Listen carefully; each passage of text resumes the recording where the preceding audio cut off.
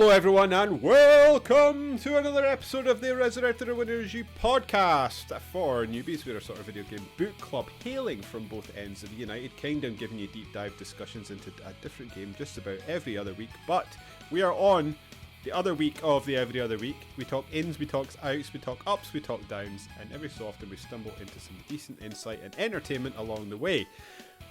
This week, this is a doozy, folks. I guess I'm not even wearing a Christmas jumper. I should have been wearing a Christmas jumper. Because so should I. This is... Oh, well, I've got this on. Yeah, okay. You've nailed that. I've failed. Single all the way shirt. I guess... Which came with a Turbo Man voucher, by the way. Oh, fantastic. Yeah, well, I guess this is our Christmas episode, right? Or as good as it gets for us. I mean, there's one... Well, I was going to say there's two beards on the go. I don't like calling mine a beard. I feel like mine's glorified stubble. You've got a beard. I have got longer... I've got, like, unkempt facial hair. That's just not been tended to in a while. I bought some more just for men, so I don't look like Santa Claus as much as I did, like, 2 days ago. Oh, are you giving that the old brush-through dye job, are you? Yeah. Yeah, I've got no hair. I've got to try and pretend I'm young somehow. At least my dad does that. But my dad is got, like... He has got... how do I put this? He has got the haircut of a 60-year-old Glaswegian lesbian, I would say. Ooh. So if you imagine what that is, that he has got that hair, and he tries to do it, but his just sort of looks like...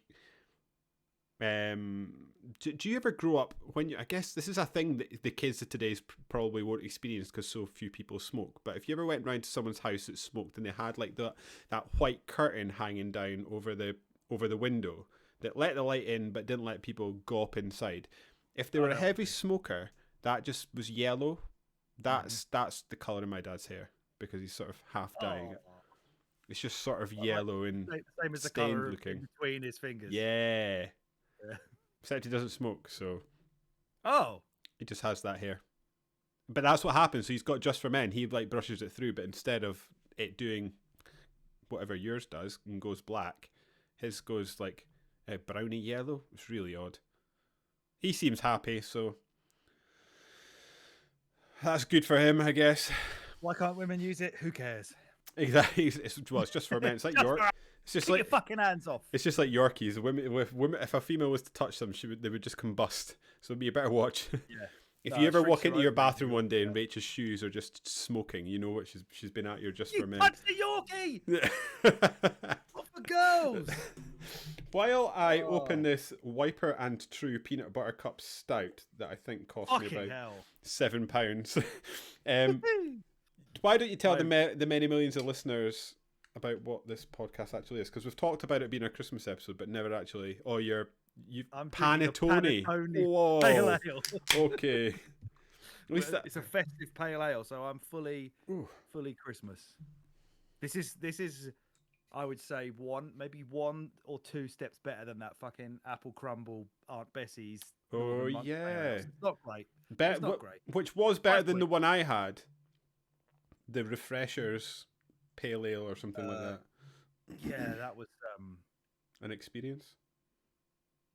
Yeah, that was an injustice against mankind. I said this to you at the time. It was horrific when it went in your mouth, but the aftertaste was perfectly nice. That was really odd. I've had it the other way around. Yeah, I don't know if I've ever had it that way around. Yeah, they biffed the order on that one, but they did.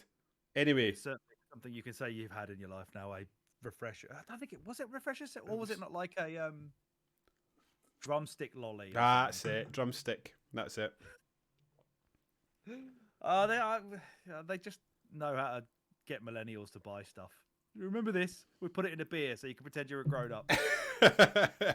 You're not though. You're buying Refreshers flavored fucking drumstick flavored beer. Right. Today, this is an epic, everybody. This could go our longest podcast in a very, very long time, probably since we started with those. What the hell was our first 2 episodes again?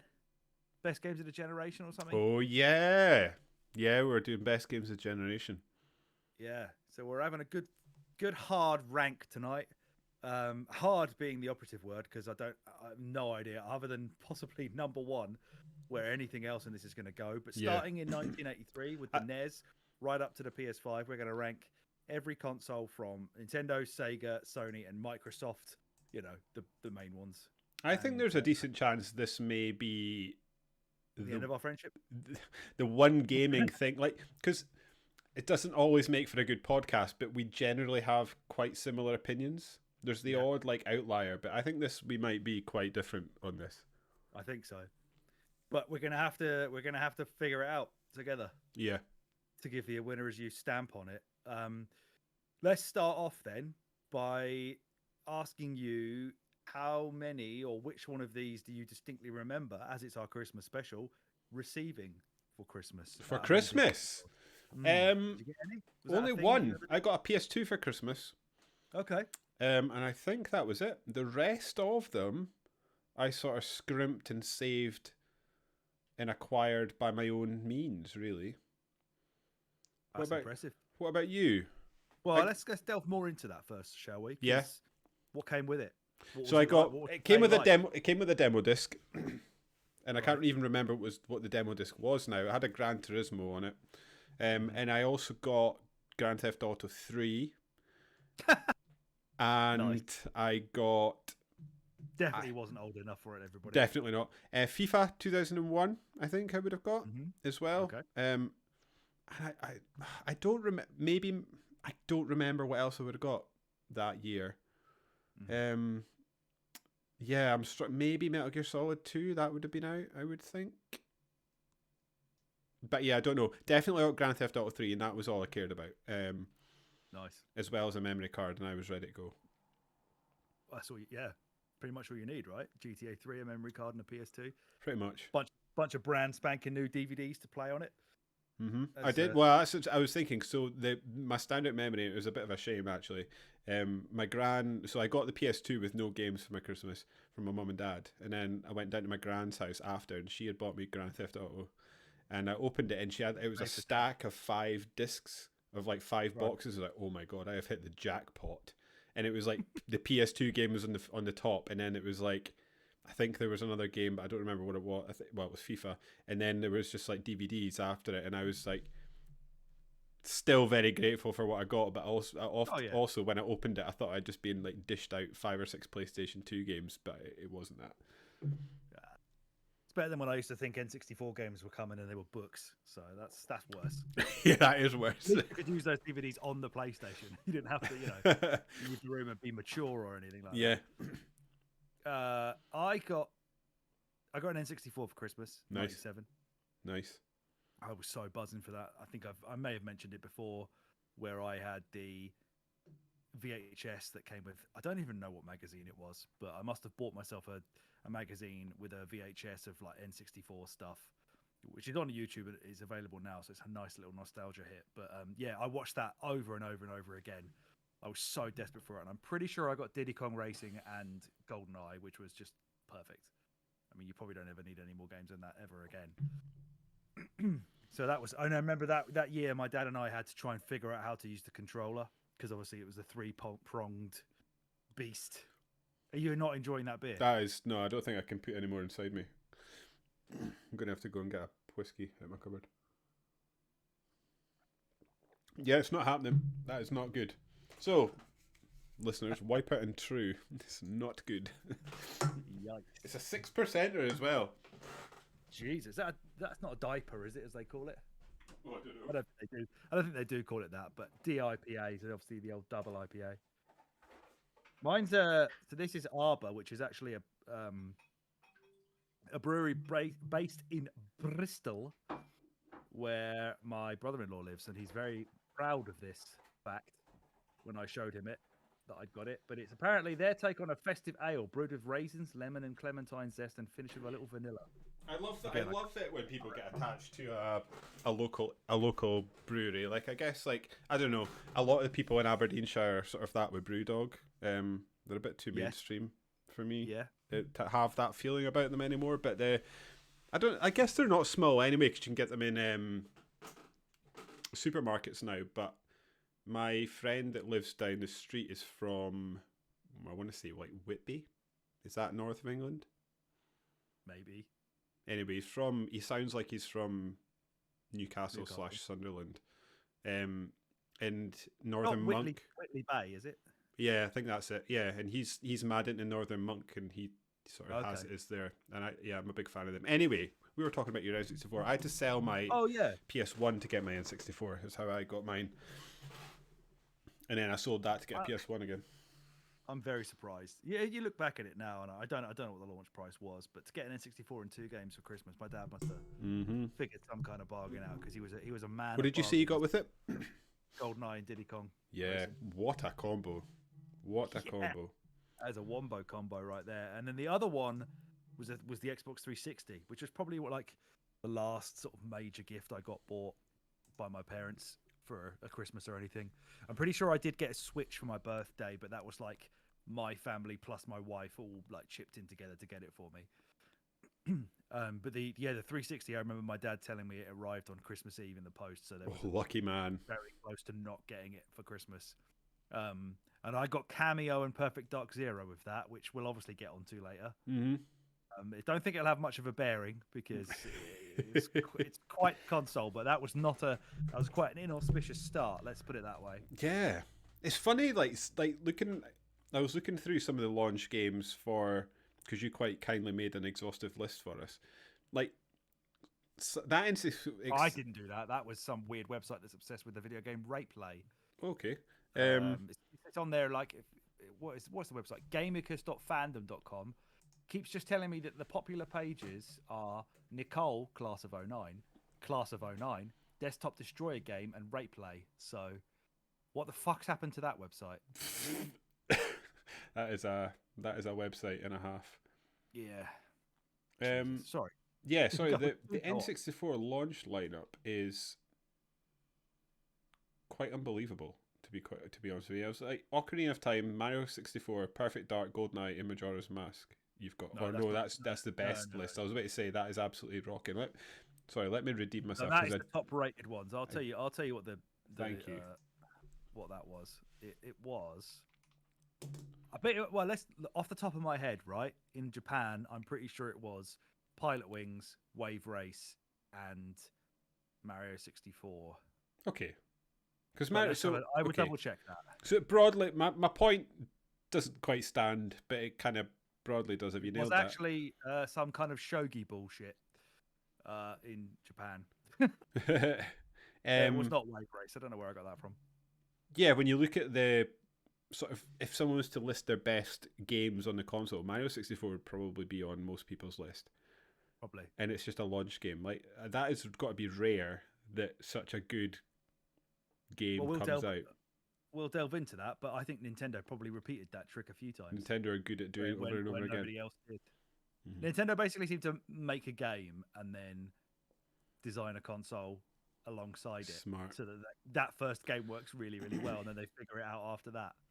Except for when the Wii U came out. I tell you what, this is ping-ponging about a bit.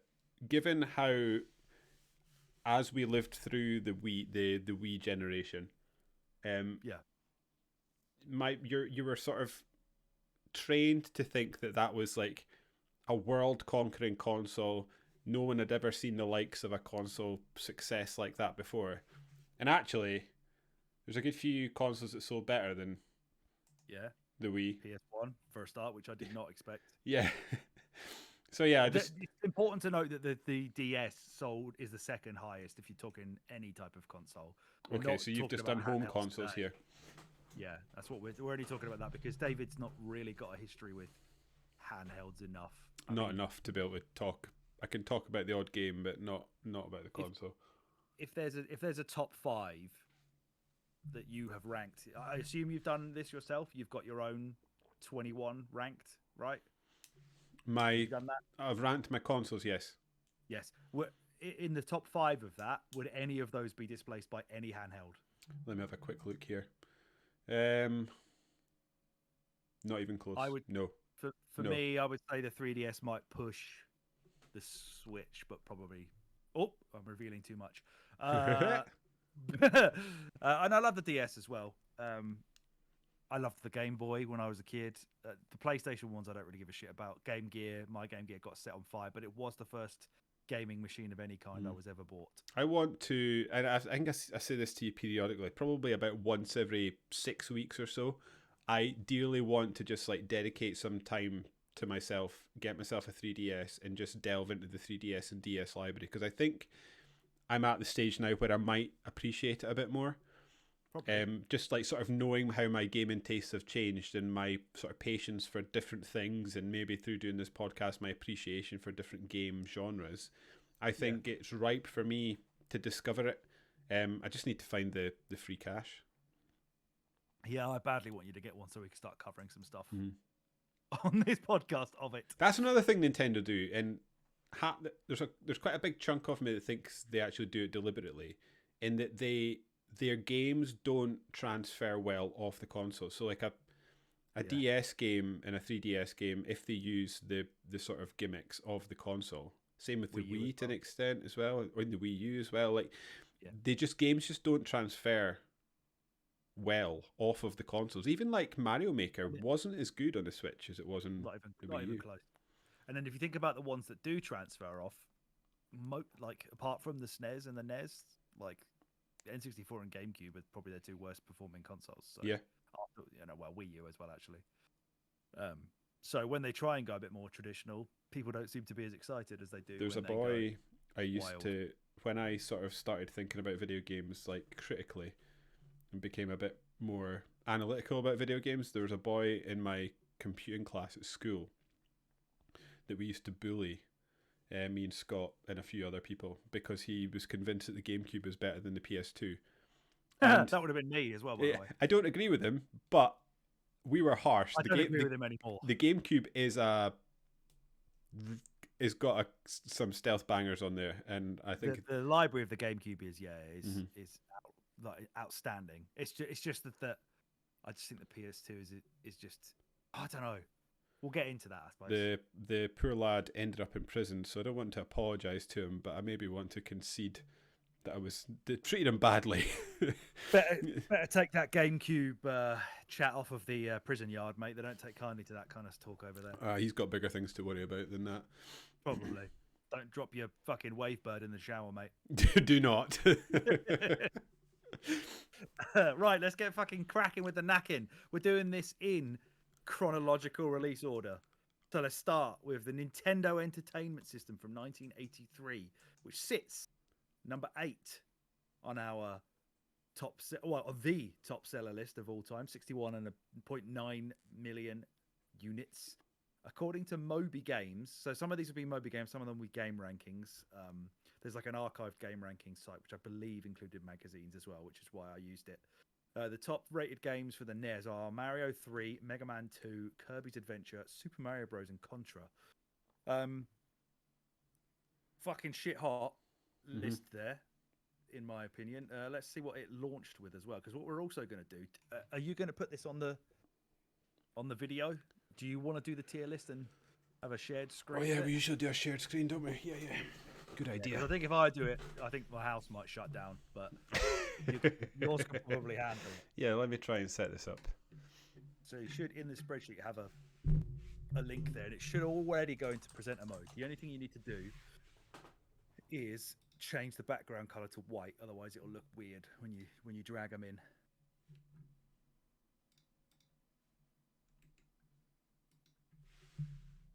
Tiermaker.com, is that it?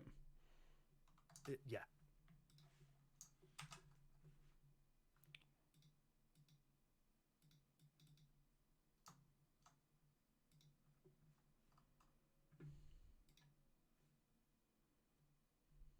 Okay. Share my screen. And then we'll go.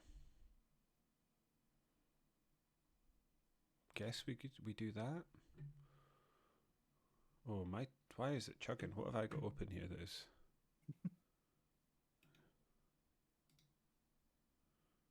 Discord, need that. Let's just see how that works. And we'll click better text readability.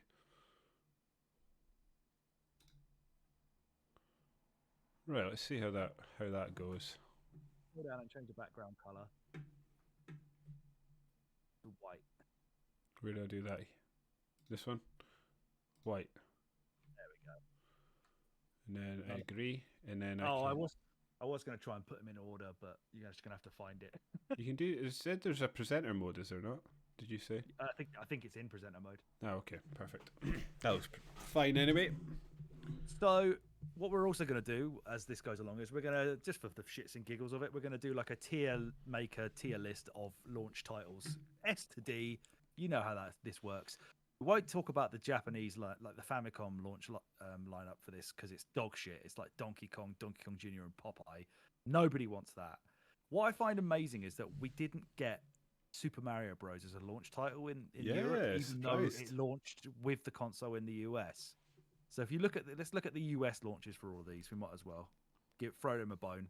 They've had a rough time of it. Yep. So they've got stuff like Duck Hunt, Excite Bike, Ice Climber, Super Mario Bros, Wild Gum, and Tennis Wrecking Crew. I mean, they've probably got the most important video game of all time on there. So for me, let's go A. I reckon. A?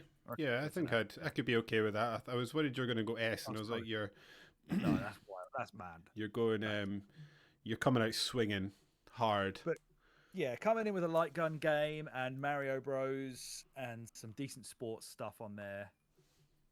That's pretty good. And I think after that as well, of course, this console saved or reignited the industry after the crash in '83. It's responsible basically for what we're doing right now. If it didn't exist, we wouldn't be here talking about this. There probably wouldn't be an industry, or it would have taken a lot longer to come back again. There are some incredible games on the NES. We're gonna move on to the Master System in a minute, but like that just doesn't compare for me anywhere near the quality of what's on the NES. Yeah. Stuff like Punch Out, the Mega Man games, Mario 3. I'm not a massive fan of Metroid. Kirby's Adventure, as I said earlier as well, was rated highly. Contra's really, really good. Had like probably the best arcade ports at the time of any console as well. In my ranking, I had this number 16 just because for the number of games that are on it, the ratio of good to absolute wank that is just unplayable and unfair and bullshit is like 1 to 10. It's low if you go back and play it now. I actually had mine sitting. I've got the NES. Interesting to see how it shakes out. Good, interesting start. It's sitting at 17 for me. Okay. So what have you ever owned one? Not at the time. Retrospectively, I own one now. So I do. I didn't realise that. Oh no, I think I lost that in the Great Flood. No, I don't own. I did own one, and then I lost it in the Great Flood of 2020 or whatever that was. Now 21 maybe. Yeah. So I used to own one. My memories chiefly of the NES are playing at a friend's house. There'd be a family friends who we used to always go around to. And the games I remember playing are Super Mario Brothers 3. Played that a lot. Yes. And I also played. There was a DuckTales game that I remember. Yes. But it wasn't. It maybe wasn't called DuckTales though. There were quite a lot of like. There was DuckTales. I remember that. Sort of Saturday morning cartoon games. It was like Alvin and the Chipmunks type game. Yes. Yeah, a Chipmunks game.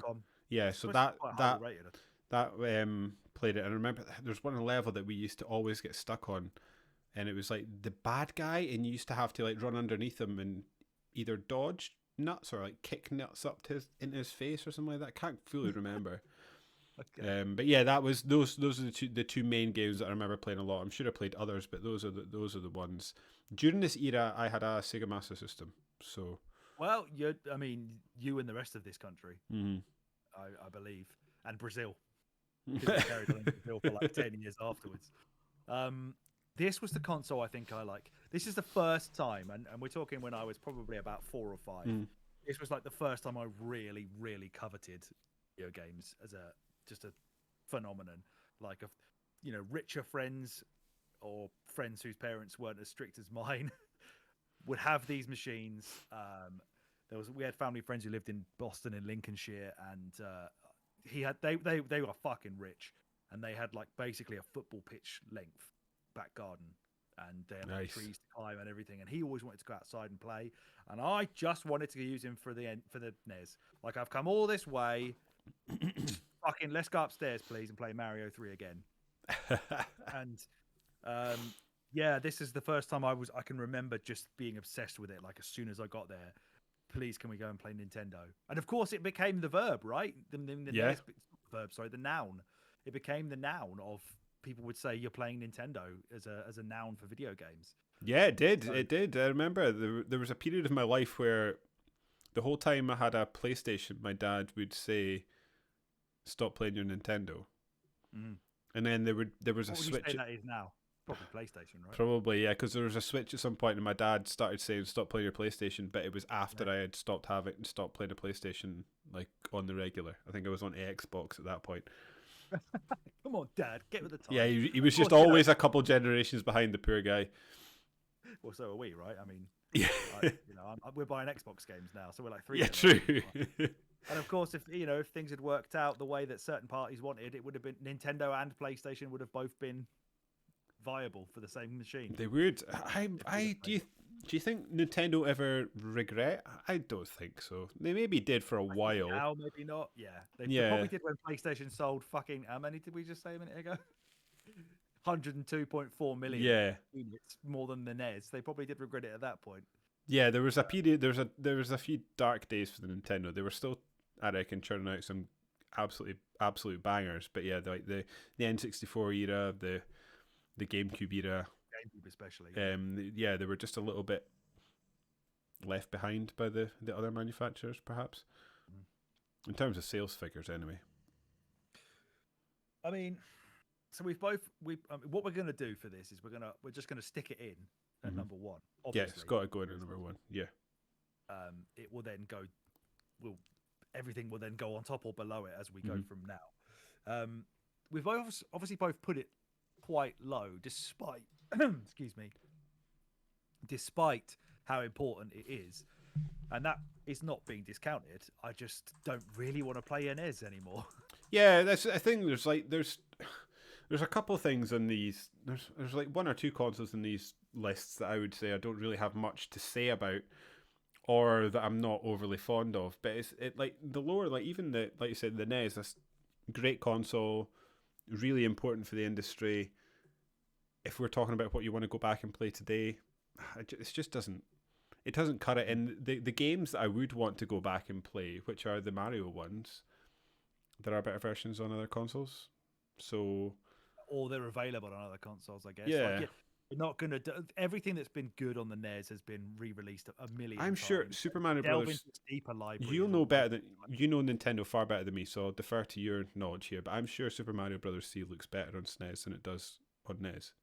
I'm sure it doesn't look the same. What, on the All Stars? Yes. Yeah, they're all different. They all look better. So and I'd rather play the SNES All Stars version. One on that. Yeah. Still think, obviously, for the NES, that and Kirby's Adventure are like astonishing technical achievements. Yeah, I'd to agree. Make them look that good on that console. Yeah.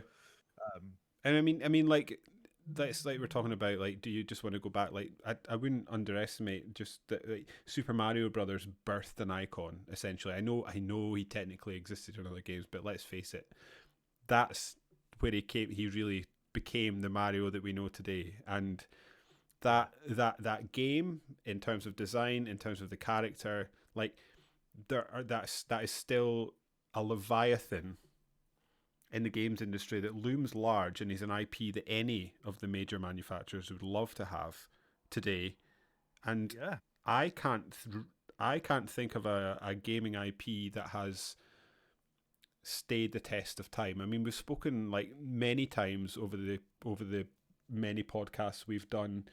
Like think of the rise and fall of Lara Croft, the rise, fall, rise again, and she's never really hit the heights that Mario did. But like Halo as well is not the thing it used to be. Call of Duty, as I seen a news story today, is the sales are down something like 40% in the UK between this year and last year.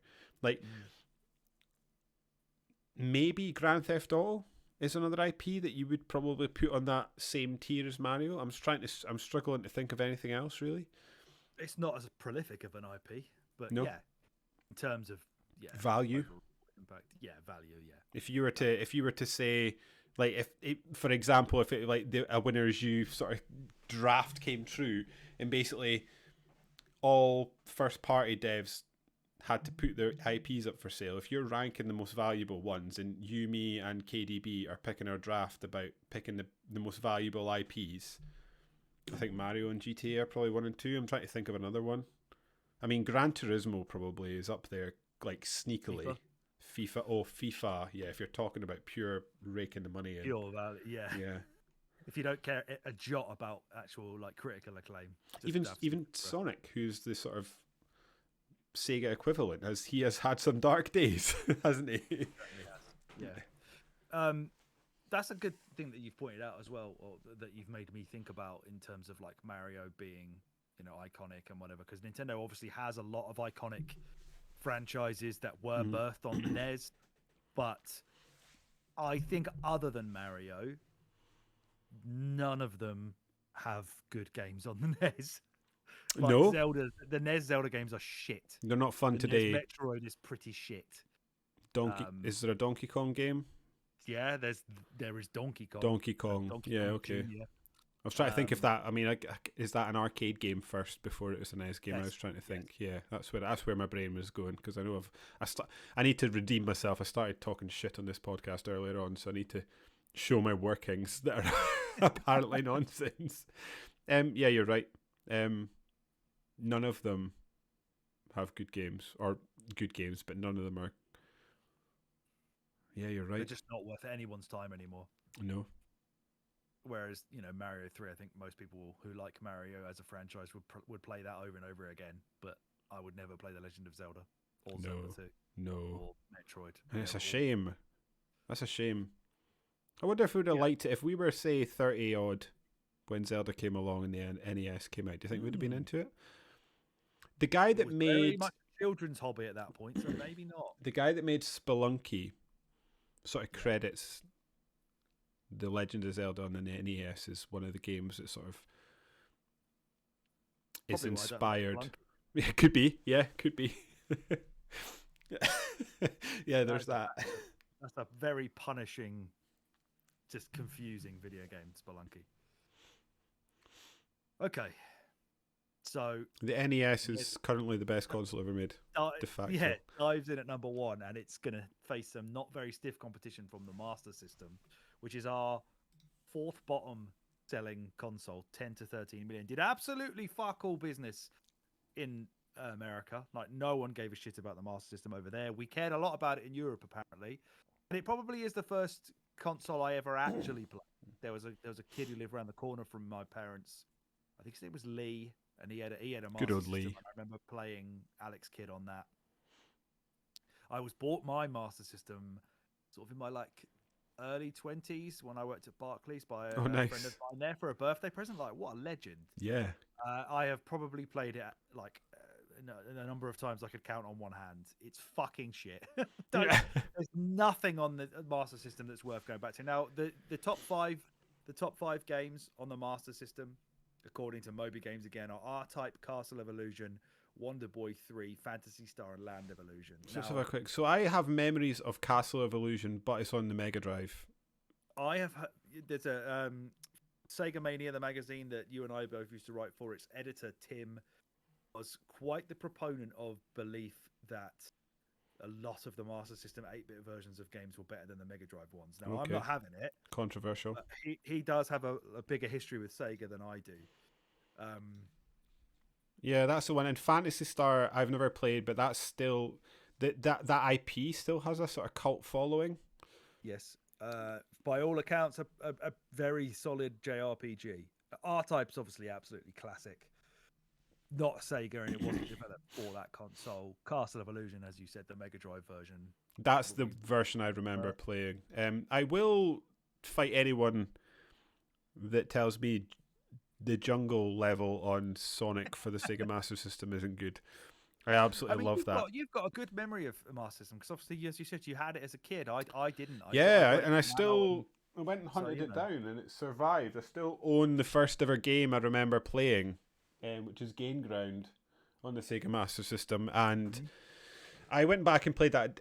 It hasn't aged well at all, but that's a game that I would love to have like a party remake because there was couch co-op. It was just it was great fun. That game. Actually, just thinking about the Master System now, I two like the things. box art on the Master System. Okay, Big fan of that. that is fair. I like the little white Yeah. background with like the checkerboard shit. But that is weirdly kind of similar to what I was just about to say. In that I actually think if you think of like aesthetically, like I know that the NES is supposed to look like a VCR. Yeah, okay, and it loads like a VCR. That makes sense. Yeah. Yeah, but I really like that, and I like the big NES cartridges, and I prefer the controller on the NES. It felt you're right. It felt like it feels like an event, like chucking that cartridge in, pushing it down, and closing the lid. Yeah, it feels like an event. Whereas the Master System, you sort of smashing this like uniform oblong cart. Every cart looks the same. Yeah, I think, and from a retro perspective, retrospectively appreciate the uniform nature of the boxes and the carts. I think I kind of like that. On the flip of that, I do also like the Japanese NES carts that are like all different colors and stuff like that, and so I can see both sides of the coin. I think at the time I would have been much more drawn to the actual like feeling like you're like maneuvering a spaceship into position, or just like like loading up a space. It just felt like an event. Like that's it. And it's the thing that Nintendo have never not been good at is the console is as much of the experiences as the games are in many cases. Yeah, absolutely. But yeah, the D-pad on the Master System is like horrible. Nintendo obviously. Oh, it's not good. It's so spongy. Yeah. Yeah. The Master System was more of like a circle with like indents in it for the corners. Interestingly, you said that the Master System didn't sell well in the States because like they are there's obviously the Master System 2, but the OG Master System design is very like, I'm reading Retro Gamer at the moment and they've got an Atari special. There's a lot of like British in like Atari, Jaguar, like just it's like a wooden box that you have just like craned into your living room under your TV. Like the design is quite British, isn't it? I don't know why that came in my head. The launch lineup, if we go back to our tier list for the Master System, I mean, it had 2 games in the States. Hang On and Safari Hunt. I don't even know what Safari Hunt is. In the UK, we got Hang On, and we got Action Fighter, Black Belt, Choplifter, Fantasy Zone, World Grand Prix, and Transbot, which sounds ahead of its time. I'm sure Fantasy Zone is Fantasy Zone's good. Yeah. Fantasy Zone is good. There's a lot of that in the Yakuza games, so I've dipped my toe into the Fantasy Zone world. But as far as our tier list goes, which David's going to open now, and we'll make it D big for me. I don't know about you. I think yes. What more is it? Says 2 fucking games. I agree with D because like if I feel like this is spoilers, but if I was making my list and Master System's at the bottom, well, there's 2 things at the bottom that I would care about, but one because I just have I have no experience of it. But in terms of consoles I've got an experience of, it's the bottom of my list, and so in the game like.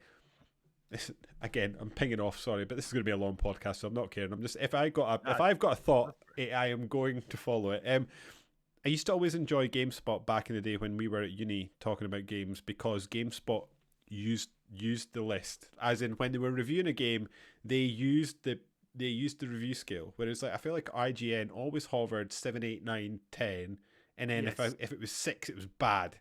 And GameSpot would dish out 4s, 3s, 2s, and I like that they used the breadth of the list. So if we're going to use the breadth of the list, it has to be a D because there's not much worse on this list, to be honest. No, the Master System, it was a good solid foundation for Sega, who would obviously go on to bigger and better things. It was graphically probably better than the NES. Certainly had more power in it because it was a couple of years after. So I guess you can we'll go back get and to it. find I some think. pretty nice looking games, but they're I just think, I just yeah. there's nothing I would ever want to play from a Master To me, System. the interesting thing always about Sega though is that like, I think in a lot of cases, perhaps Nintendo ended up with the better libraries. Maybe people that disagree with that, but there are bits that Sega I think were consistently better at. You were talking about the power there. I think the sort of sound chips in the Sega consoles are consistently better than anything Nintendo did when they were vying against each other. I agree with that from the Mega Drive perspective, but I don't know. I don't know if that's the general. I think if you're like a Sega nut, then you're well into that Yamaha sound chip and the way that it sounded because it was just thick and bassy. But you don't think that's a general consensus? I'm happy to be an outlier. It was like games had to be compromised to actually, like sound wise, come out of that. I think maybe from a creating music that sounds cool. The Mega Drive that's actually sound capabilities. The SNES probably had better sound effects. You might well be onto something there because the one that always jumps out in my head is that Power Rangers game I reviewed for Sega Mania magazine. That Power Rangers Mega Drive theme music is almost better than the actual theme music. It is so good. Yeah. So you might be right. Make an actual. Although Mega Rand might disagree with you because he makes music from SNES sound chips, doesn't he? Does he? Yeah. Well, yeah. I think music. I prefer the way that the Yamaha stuff worked out, but I think the one I always remember is like Street Fighter. A lot of this, like the voices and like the sound effects on that are all like really kind of compressed and sort of crushed up, whereas the SNES is a lot more like crisp. You might be right. I prefer the way the music sounds on a. Do you think that's, and this is me knowing nothing about sound design and nothing about music, I think, like, for example, is it just our personal music tastes? Because maybe I think the Mega Drive, that Yamaha chip, like, will nail an electric guitar sound. And a bass. Right bass. Yeah. Maybe it's just our music taste. I don't know. But yeah, I'll ride or die with that Mega Drive sound chip. I think it's so good. I'm totally with you. I don't have anything else to say about the Master System really. I didn't have it as a kid. It's mostly just like worse versions of Mega Drive games. Yeah, I did have it as a kid. Trying to get into the industry. I agree. Because Nintendo were kicking ass. They're like, "Fuck it, put this out." I remember my dad buying it from a shop in Aberdeen. And then he took it home, and it was on the living room TV for a while. I spent a long time playing Game Ground, Duck Hunt, and the only time I ever played Duck Hunt was with the light gun pressed right up against the television. I never ever aimed. No, on my Master System. That wasn't Duck Hunt. What was it then? There was a Duck Hunt equivalent. So and on the Master System I owned, there were 2 games that came built into. 3 games, perhaps, that came built into the system. There was a maze game where you pretended to be you were a snail completing a maze. Played a lot of that. There was a game where you were a motorbike rider racing. Played a lot of that. Safari Hunt? Could have been Safari Hunt. It must have been their version of Duck Hunt, because you would shoot a duck and it would turn into a fried chicken with a plaster on it. Yes, Safari Hunt. Yeah, that's the one then. I have that Master System light gun, but I've never fucking used it because I can't. I know. If I'm now taking it upon myself, every single opportunity that I ever get to say this, I wish they would bring back light gun games. Yeah, they just can't. We're just gonna have to get ourselves proper CRTs and play the old ones. Yeah. Not this fucking stupid one I got that's 120 hertz and can't play them. I just want to play Time Crisis, man. Me too. In House of the Dead. I own all these games and the gun. Just can't play any of them. And even that, I did the PlayStation version of Die Hard Trilogy with that PlayStation light gun. Oh man, I love a light gun game. Yeah, it's because we're middle aged, mate. That's yeah, apparently what we do these days. From what I've heard. Okay, Master System goes in at number 2 for now. It's probably going to dive right to the bottom. Enjoy your time there, Master System. Yes, don't get a nosebleed.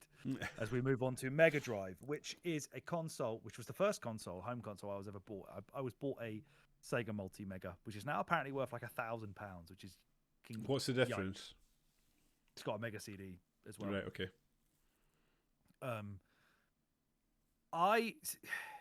I liked my Mega Drive a lot when I was a kid. I was given the option by my dad, which I believe I've also said in this podcast before, of it was sort of like when Lionel Hutz says to Marge, "There's the truth," and the truth it was, would you like a SNES with Mario shaking his head, or would you like a multi-mega with fucking, what did I get with it? FIFA International Soccer and Road Avenger and Jaguar XJ220 and NBA Jam and Earthworm Jim. It's like, yes, Dad, I'll get the one that you think is the better bargain. What a library, though, by the way. Just like absolutely churn some of those off.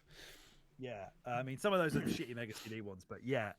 Since I started writing for Sega Mania and having taking the time out to go and play games on it that I've always wanted to try, to when the reviews came up for the magazine, there are so many hidden fantastic video games on the Mega Drive that I genuinely I absolutely love this console. I think it's the fucking bomb. I don't know if I prefer it to the SNES. I can't remember if I ranked it higher than the SNES. I did, because in recent years I think so many of the games on it absolutely hold up. Whereas maybe I'm just kind of, it's recency bias perhaps, in terms of I discovered Rocket Knight Adventures, I discovered Contra Hardcore, I discovered Alien Storm, some fucking shit hot video games that play so well. And then I've SNES, it's like, oh yeah, I know, but I played Super Metroid years ago.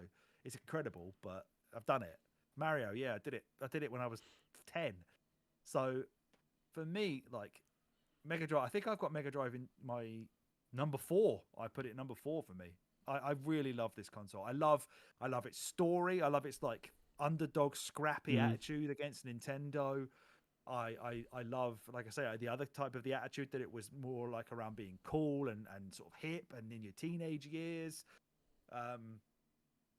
It was just punching way above its weight, and I really respect that. And there are so many games on that system that I think you especially probably haven't ever played before, and if you pick them up now, you'd fucking love them. So for me, it's super, super high. What did it sell?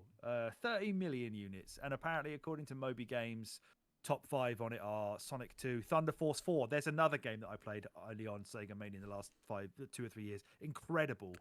Sonic 1, Shinobi 3, another one, incredible. Aladdin, fucking hate that game.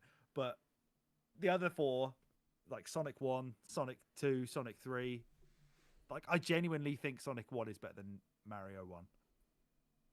Oh, okay. No, I'd agree with that. I don't think any of them are better than Mario 3, but I think Sonic 1, 2, and 3 are all better than Mario 1, 2. I'd agree with Mario 1, yeah, for sure, actually, because I think, as much as we're saying, Mario 1, we played Mario 1 recently for a podcast. Mario 1 is great fun, but I think the way that Mario is sort of floaty in the jump, I think it's much more fun to run about with Sonic. I would agree with that. And Sonic 2 specifically, I absolutely love the arse off of. That's the one that's got the early minecart levels, right? Where you jump on a sort of you're thinking Master System again. Am I back to Master System again? Oh my god! Oh. I love that your Sonic memories get mixed together, and you actually don't realize how much you like the Master System. I know. Yeah. I sort of retrospectively, I don't think I've got quite the appreciation of you, but I fully appreciate that. I'm saying appreciate a lot. Fully appreciate that my appreciation lacks just from lack of exposure to it. I have sort of retrospectively gone back and played a lot of the Sonic games. I had a friend that lived across the road from me as a kid growing up that used to own a Mega Drive, and I just have memories of playing. I definitely used to play Shinobi 3 with him a lot. Sonic 2, I'm convinced I played that. I think Sonic 1 was the first video game I ever completed. A lad. Oh wow, that's a tough game. Yeah. Well done. We were just playing past the controller for 2 days solid.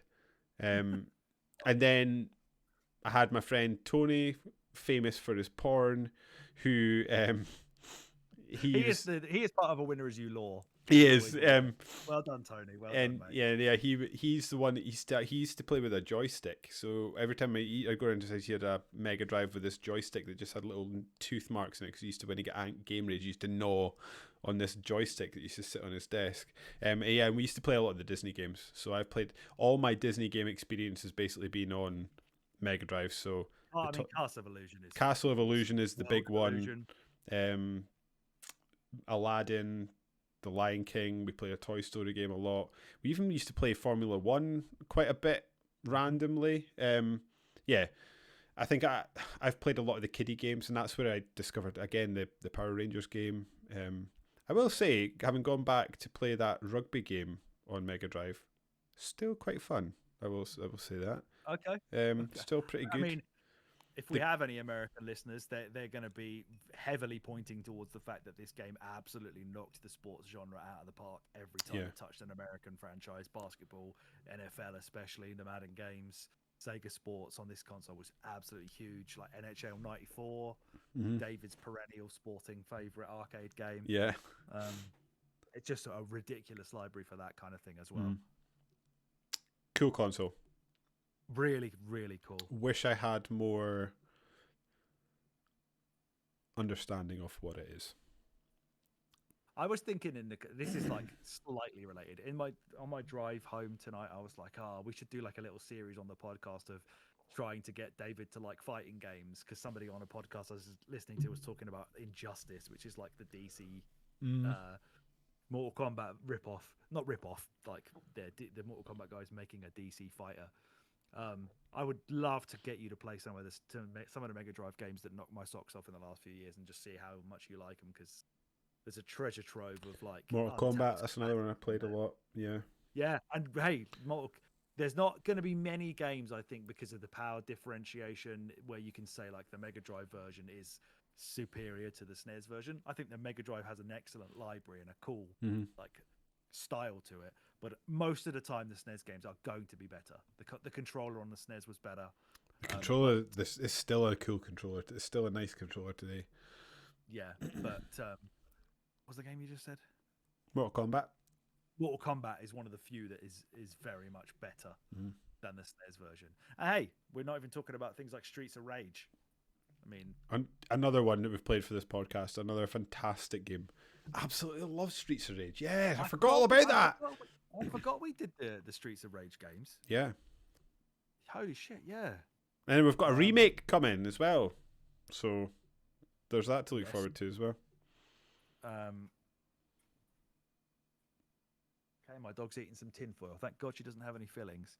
But just, I mean, Streets of Rage 2, that's one of my favourite games of the era. Streets of Rage 2, I just like all the Streets of Rage games, to be honest. So good. Gunstar Heroes is absolutely like ridiculously good. Shining Force and Shining Force 2, really, really good. Sort of strategy, tactical, turn-based RPGs. What else do we have on the Mega Drive that's worth bringing? Like I said, Alien Storm, absolute like hidden gem. The Shinobi games, as we've already said.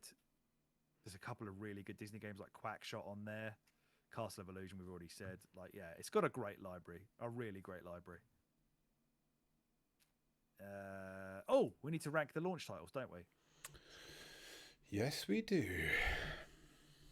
Let's go with the UK one this time, because it's got the most. So the UK one's actually pretty shit hot, I think, if you're into these types of games. Alex Kidd and the Enchanted Castle, not a good game. Altered Beast, Columns, Golden Axe, Space Harrier 2, Super Thunderblade, Thunder Force 2. Go tell me that again.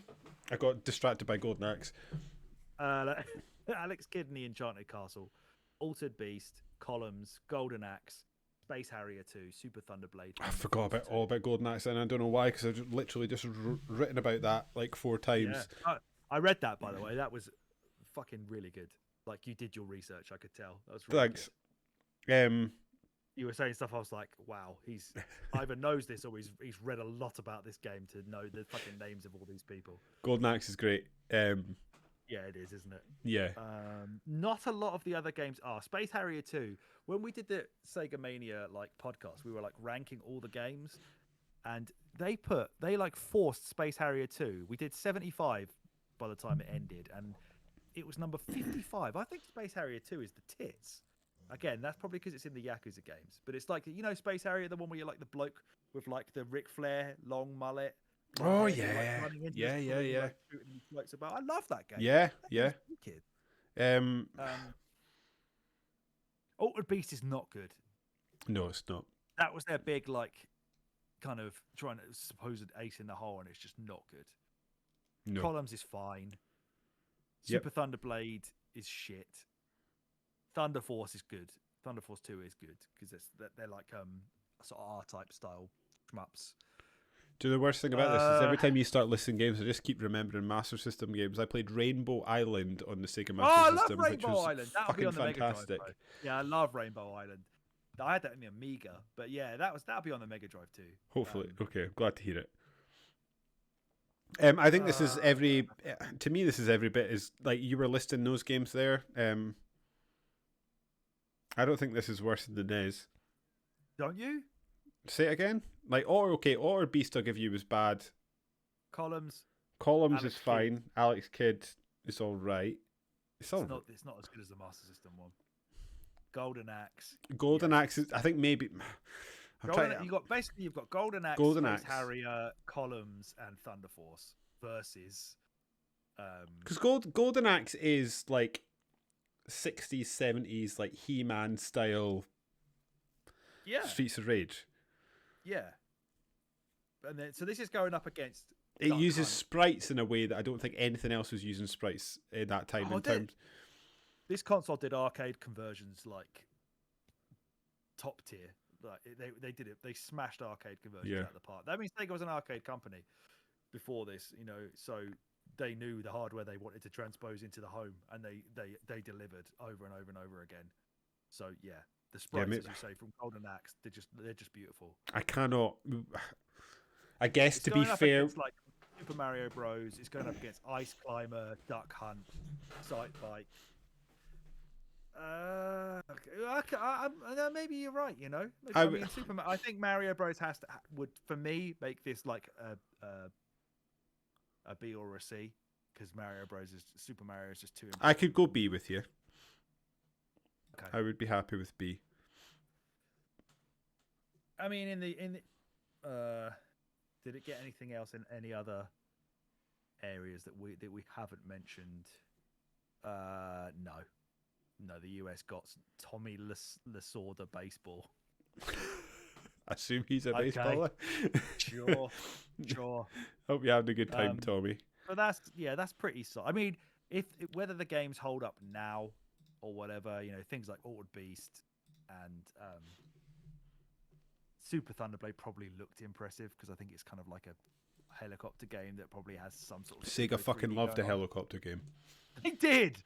That's the one thing that probably drags this console down because it's got some real shit in that regard. But yeah.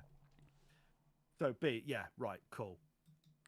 For me, this obviously goes into our ranking list straight in the number one. Yeah, I'm happy with that. Yep, has to be. Of the three consoles we've got there. This is probably going to ruin this now, isn't it? Yeah, I thought it would. Hang on a minute then. So let's just type it.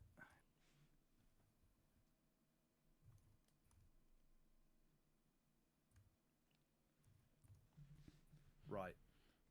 1990, the next year, Sega have been shitting all over Nintendo with talking about how slow their console and old it was because they had this beautiful 16-bit thing, and then Bam. the SNES finally drops, and what's the thing they claim to have? Behemoth was born. Blast processing. That's it. Yeah, that's fuck all. But they genuinely used it to try and make them sound better. They had that advert where Sonic there's a TV tied to the back of an F1 racing car, and they're playing Sonic on it, and then there's like some fucking ice cream van or something with Mario World on the back, which is like, that's outrageous naivety. Like you genuinely think Mario World is worth shitting on, or maybe it was Mario Kart actually. That might be what it was, which I kind of agree with. But Mario World is better than every Sonic game, every single one of them. The game rankings says that the top 5 games for the SNES ratings wise were Super Metroid, Chrono Trigger, Yoshi's Island, Final Fantasy 3, which is Final Fantasy 6 in Japan, and Mario World. I would say there aren't many better games than Mario World. Full stop. Mm-hmm. I do adore the SNES, and between the SNES and the Mega Drive, like how lucky kids were. If you had both these consoles in 1990s, early 90s, then you know. Mate, the 90s, you see, like, looking back, there's the odd thing. Like, see, if you're into wrestling, if you're into video games, like, they had just had absolute heavyweights just fucking belting each other. Like, yeah, just going blow for blow to see who could do better than one another. What an amazing time. Yeah. This, there was, you could keep going for hours with. You had Michael Jordan tearing up the NBA. Yeah. I mean, if you're a Man United fan, then yeah. Man United, yeah. Trying to think, like Michael Jackson. I mean, like, okay, he's controversial now, but at the time, yeah. What Alan a time. Shearer still had hair. Oh, we had everything. Euro '96. Oh no, not for you actually. So I don't even know how long ago we did this. We were at some point, I guess, trying to do like top 5 of every console, and we have like a tab on our spreadsheet that has what we listed. Your top 5 for the SNES, you said, was Link to the Past, Super Mario Kart, Donkey Kong Country, Killer Instinct, and Mario All Stars. I said Mario World, Super Metroid, Street Fighter 2, Turbo, Castlevania 4, Donkey Kong Country. We also had things like Yoshi's Island, Donkey Kong Country 2, Mega Man X, Chrono Trigger. Fuck the SNES. I mean, from all I just said about the Mega Drive, like if I actually look at the big hitters of the SNES, they probably are better. The Mega Drive has some lovely games that I've played in recent years that are really, really fun, and I'm so glad I got to try them. Mm-hmm. But the SNES has some fucking like all-timers on it. The SNES is unbelievable. Yes, absolutely an unbelievable console. Where did you rank it? Let's have a look. I've got it at number 5. Number 5, okay. Did you ever own a SNES? Like, what's your? Yeah, I owned a SNES. So, like, I'd say probably the most of my memories are of playing it around at friends' houses and things like that. But I did get a SNES towards the sort of end of its life. That was endless hours playing Link to the Past and Super Mario All Stars and Donkey Kong. I'm trying to think what else I was obsessed with. I'm sure I played an NFL game in there, but I can't remember which one it would have been. But yeah, those are the ones that jump out to me. All Stars, Link to the Past, and Donkey Kong. I was just obsessed with on the SNES. I absolutely loved them. I thought I had entered like Narnia when I got my own SNES. Just unbelievable console.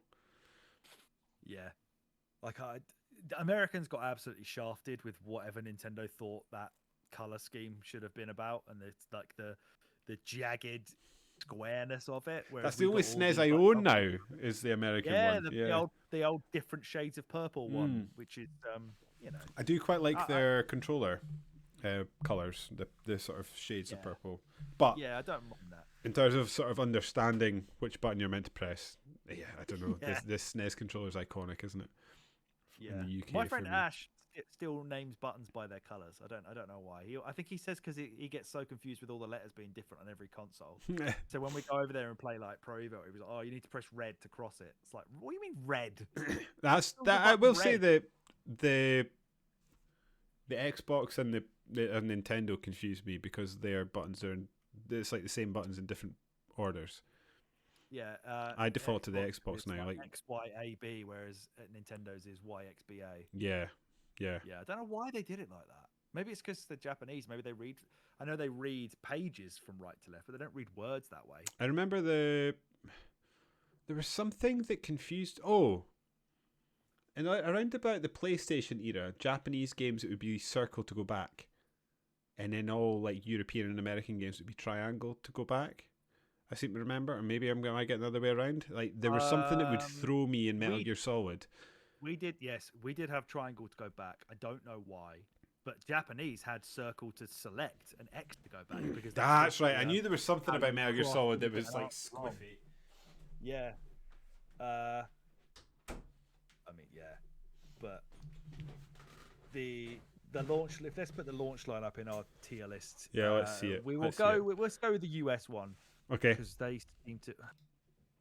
We got Super Tennis in April 1992, but in August 91, when it came out in the States, they got F-Zero, Radius 3, Pilot Wings, Sim City, and Super Mario World. We only got 3 games. I mean, as good as that console was, that's not amazing, I will say. I mean, it's got one of the greatest games ever made, like in my top 3 of all time. But then, other than that, it's got stuff I would never want to play. Yeah, ever. I don't like Zero on the SNES. I don't like Pilot Wings on the SNES. If we're talking SimCity, I don't know how high for you does an all-timer, yeah, pull it up? Because to me, like, I'm looking at C for that, what that console became. But I'm also happy to compromise given there's a goat in there. What did we say for the Mega Drive? We've given the Mega Drive a B. And that was because of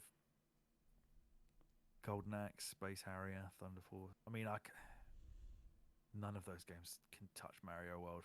No, I'm fully on board with that. Yep. I mean, do we just need to make this a live list? Yeah, maybe. Does Mega Drive drop to C and we put SNES in at B? Yes, I'd be happy with that. Because I cannot in good I agree with you that the launch lineup's probably better than Mega Drive's. But I cannot in good conscience give it an A rating. I just don't think it's that good. No, I don't think so either. As we've both said, it drastically improved, and it has one of the most solid. Like, if you want to rank like the top 30 games on the SNES, you might be up against anything ever. But yeah, oh yeah. I mean, like if we're talking about the best games on the console ever, I think the SNES is in a different category. But we're talking launch lineups. Yes, I think there's one good game in there. Or one, no, that's a lie. There's a few good games in there. There's one outstanding game in there, and we've got a long old bunch of games coming. Consoles coming with some good games. Yeah, I think having sort of taken a step back and looked at this more objectively than with recency bias of how much I enjoyed the Mega Drive in the last few years, I think the SNES is the better console. I mean, the fact that it's got Chrono Trigger on it, which is for me my favourite JRPG ever made. Yeah. Super Metroid probably in my top 15 ever. Mario World's definitely top 5. Yep, agree with Mario World. I mean, Street Fighter 2 on the SNES is incredible. Yeah, like absolutely incredible. I think, yeah, to me, I guess it has to go in at number 1 above the Mega Drive and everything else at the moment. Yeah. Whether I ranked it that way or not, having thought yeah, I think now we're actually discussing these consoles, I think my rankings are going to be squiffing all over the place. But yeah, I think it's I'd say number 1 for me. Okay. Why did I have to color code these? This was really stupid. What I'm going to do is I'm going to just type it next to those top 3 boxes. And then we can copy and paste them later.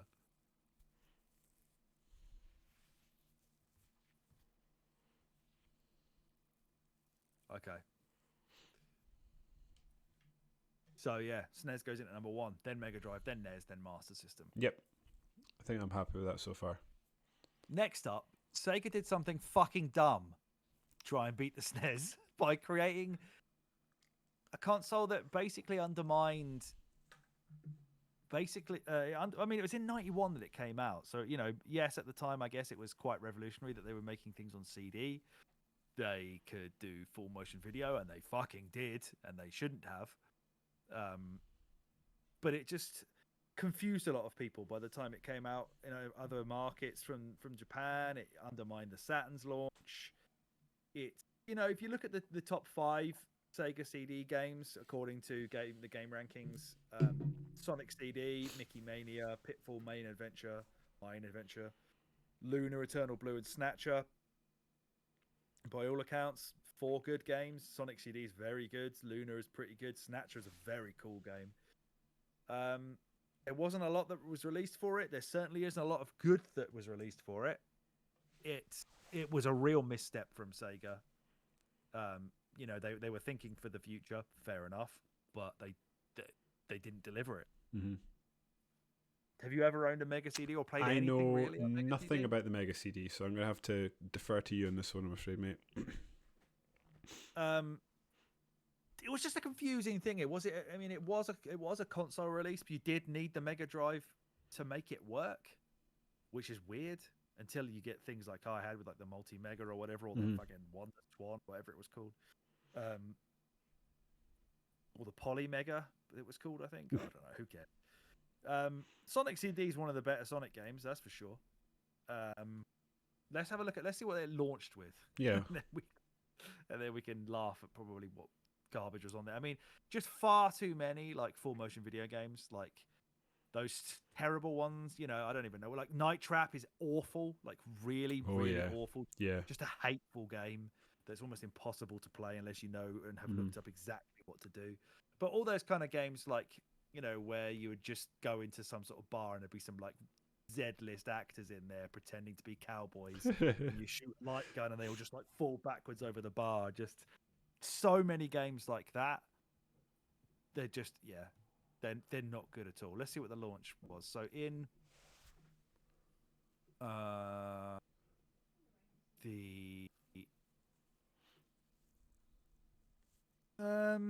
so we look at the US launch. They had things like Chuck Rock, Night Trap, Soul Feast, which apparently is an okay shoot 'em up. We had Afterburner 3, which is really good. Cobra Command, Road Avenger, Sonic Classics Arcade Collection, and Soul Feast. Yeah, I have Road Avenger. It's like an anime game. Which is it? It's like you're in a car, but it's basically just a full-on like QTE game. And it just like you just have to slam the left or right button to turn corners and stuff. It's like, but it flashes on screen at the time, and for the rest of it, you're just watching like an anime film. It's really wild. That launch lineup is god awful.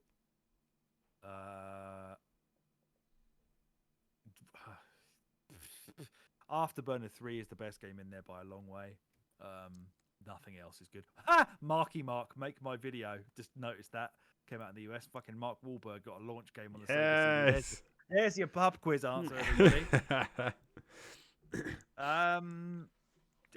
We don't really need to spend too long on the Mega CD. There are some good games on there that I have found out in recent years. The Terminator game. It's on the Master System. I used to play a Terminator game on the Mega Drive. Yeah, the Mega CD one is miles better. Is it? Like, okay. They read the whole thing like it's really, really good. There is probably the 5 games they mentioned there, and like maybe 5 more on the Mega CD ever that are any good.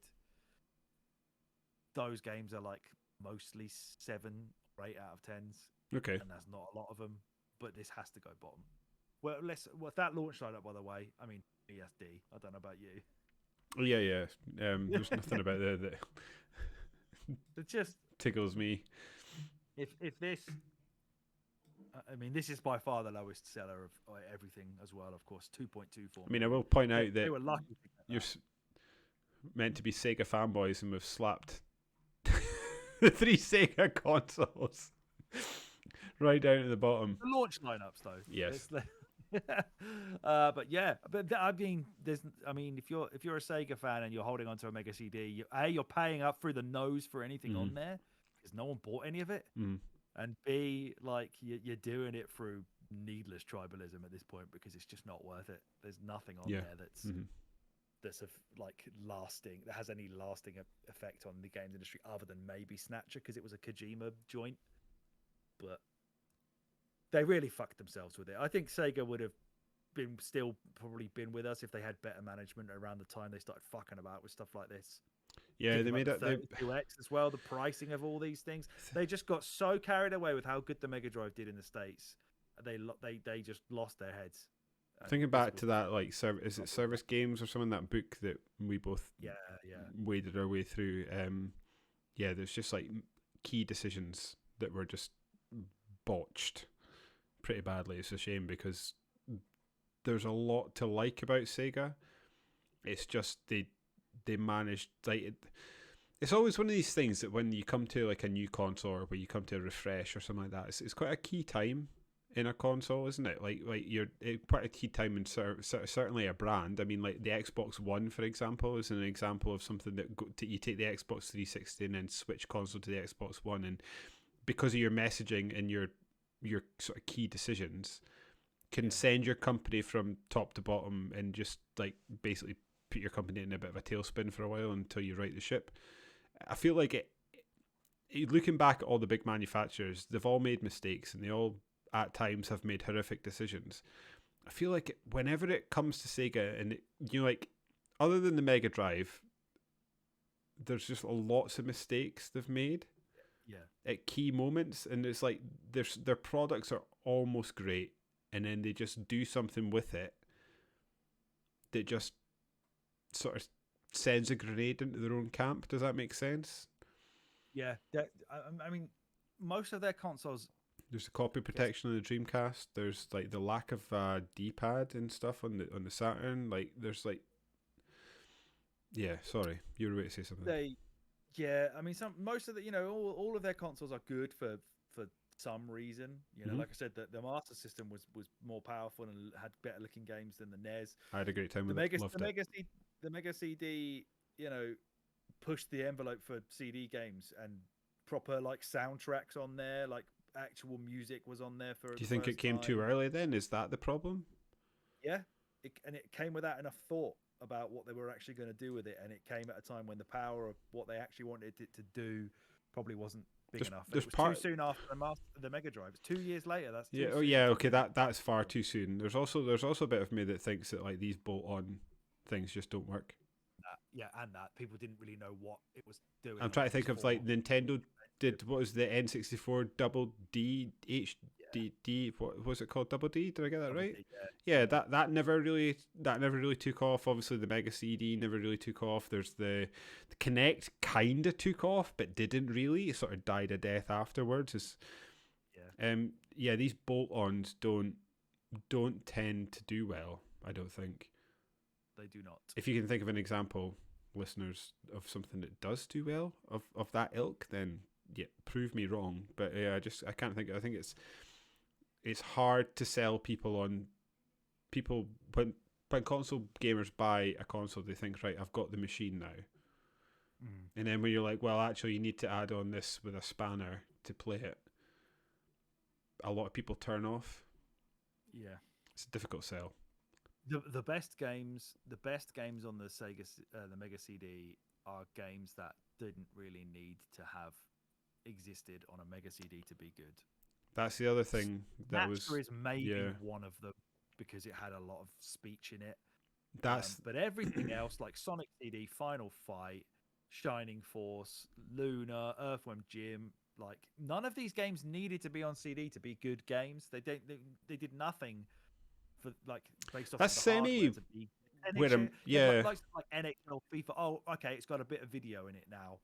So semi where I'm trying to drive my point towards, in that like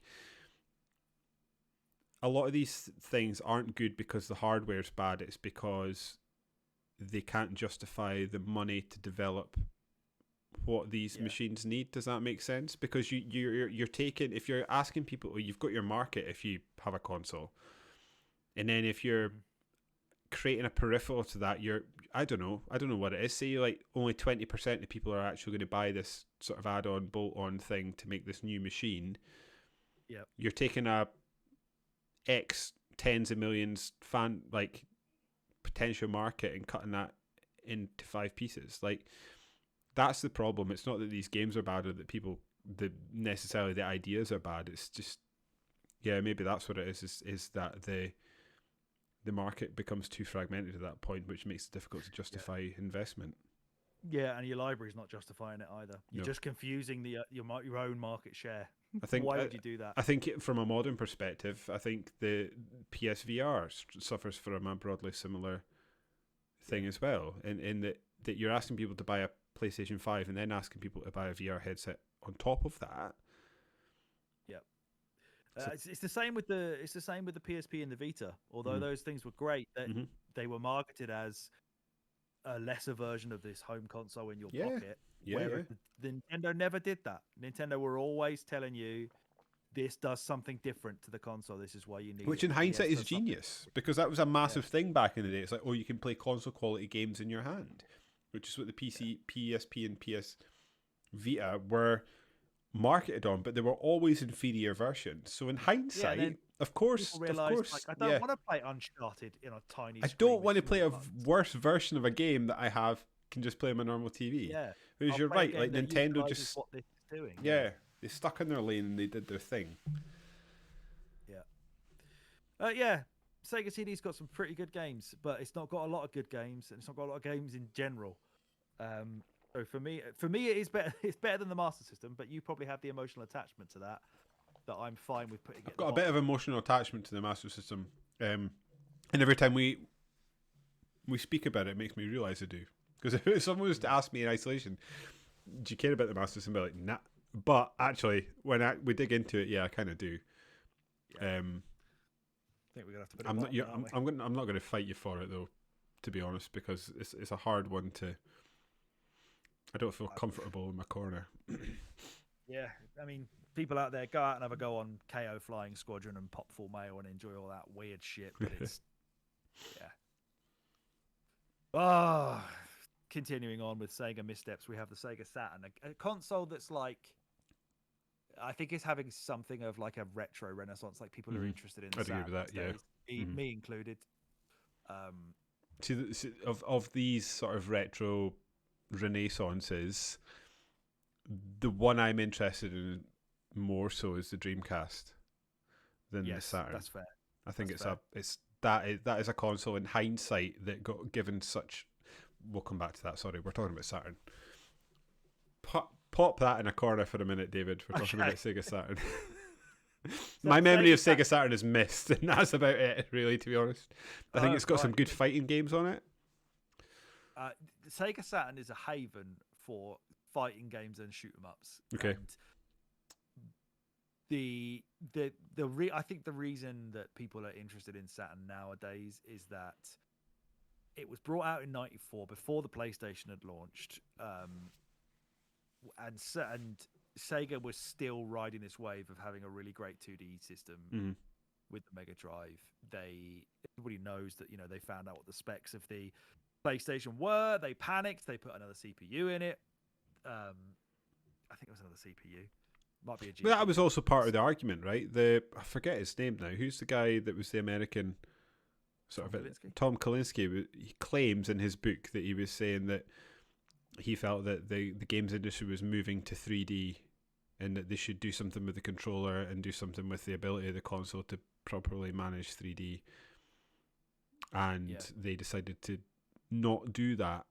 And this is this powerhouse. Yeah, basically. It's a 2D powerhouse that has got like 3D stuff in it, but the control input isn't really friendly for 3D games. So you've got like a sort of 2D controller with a 3D console. Does that make sense? Am I butchering that? Yeah. So if you look at it now and you want to go back and play some like incredibly beautiful 2D video games, like the Saturn will cater for that big time. If you want to see it play its own versions of what the PlayStation had, they're all worse. Like every single one of them is going to be the worst version because it was notoriously difficult to program for. because they stuck an extra CPU in there. They tried to panic, and Sega knew how to deal with it, but nobody else really managed it. And then inexplicably, Sega seemed to sort of abandon or produce lesser versions of their sports titles, which had propelled them to where they were with the Mega Drive. Yeah, they were. In the States. Yeah, I guess they must have made Sega a lot of their name. Yeah, at that point, it's been built on there. NFL games, but yeah. Interesting that I'm looking at the top 5 rated games list that you've made here. Not a Sonic game in sight. No, for the Sega Saturn. There are not any good Sonic games on the Saturn at all. Have Sonic's dark days? Has his emo phase begun? He's having his dark days. Well, this is where he was just off sulking and nobody wanted to talk to him. Inexplicably, they just didn't make any Sonic games really that were classic, proper mainline Sonic. Obviously, they righted that ship on launch day with the Dreamcast, but on the Saturn, like the Sonic games on there's a collection of 1, 2, and 3. There's I don't even know what else. There's Sonic R. Sonic R, again. I've heard people try and say is decent, but I was about to say is that I don't know how he's managed to pop up like 3 or 4 times on this podcast, but Tim, that was a game that he spoke to me about, was Sonic R. He was a big fan of that, right? Mad into Sonic R, yeah. There are some great games on the Saturn, and it has got like some really good JRPGs. As I said, it's got some great shooters, some great fighting games. You know, Panzer Dragoon is a very cool game. Looks disgusting these days, but stuff like Virtua Fighter was massive on the Saturn. It was what got it off to such a really good start. Okay, yeah, Virtua Fighter is a great series from what I've played of it. Very floaty, like the jumping in that is like you're on the moon. Yeah, it is a bit, yeah. Radiant Silvergun, you and I played at that arcade in Leeds. We had a great time. Like a shit hot shmup. Really good. Dragoon Saga is apparently a really good JRPG. I've wanted to play that for a long time. I have burnt that onto a CDR. I will never pay the money that people want for that game. Back and go straight in the bin. How much do they want for it? Because you're a man that's bought Pepsi, man. I did buy Pepsi Man for 130 quid. That was, there are better decisions I've made many times over in my life. It's probably worse as well. Let's have a quick, let's just bang on eBay and see what we can see the price wise. First one, 840 quid. Get fucked. My god. Seriously, just fuck off. Nothing is worth that. You could get a car for that. It'd be a pile of shit, but you could get a car for that. The one I always want is Castlevania Symphony of the Night, but it's so expensive. Yeah, there's a game that there's another game worse on the Saturn. Resident Evil, Securio, but worse on the Saturn. Like it tried, it had Tomb Raider. It had Tomb Raider first, actually. But that's where the market was. It was in 3D polygonal stuff at this point. PlayStation just absolutely turned the industry on its head, and it got a boom period that it never had before because of that. And Saturn was just early to the party, but the wrong party. They were early to a beautiful 2D party, but nobody was wanting to go to that party anymore. They were all smoking cigarettes around the back of the bike sheds with a PlayStation. That was a weird metaphor. Yeah, you nailed it. Don't worry, I've got your back. I think if you want to go back and get yourself one of these consoles, because you can burn everything onto a CDR, you've got to pay fucking penny for it. You can find a lot of games that will hold up really well because, as I said, the 2D stuff on there is gorgeous. It's just at the time, it wasn't anything worth having. Like my cousin had one. I remember watching my cousin play Saturn all the time and really wanting one. And then I guess once the N64 came out, I was like, what's he playing all this stupid shit?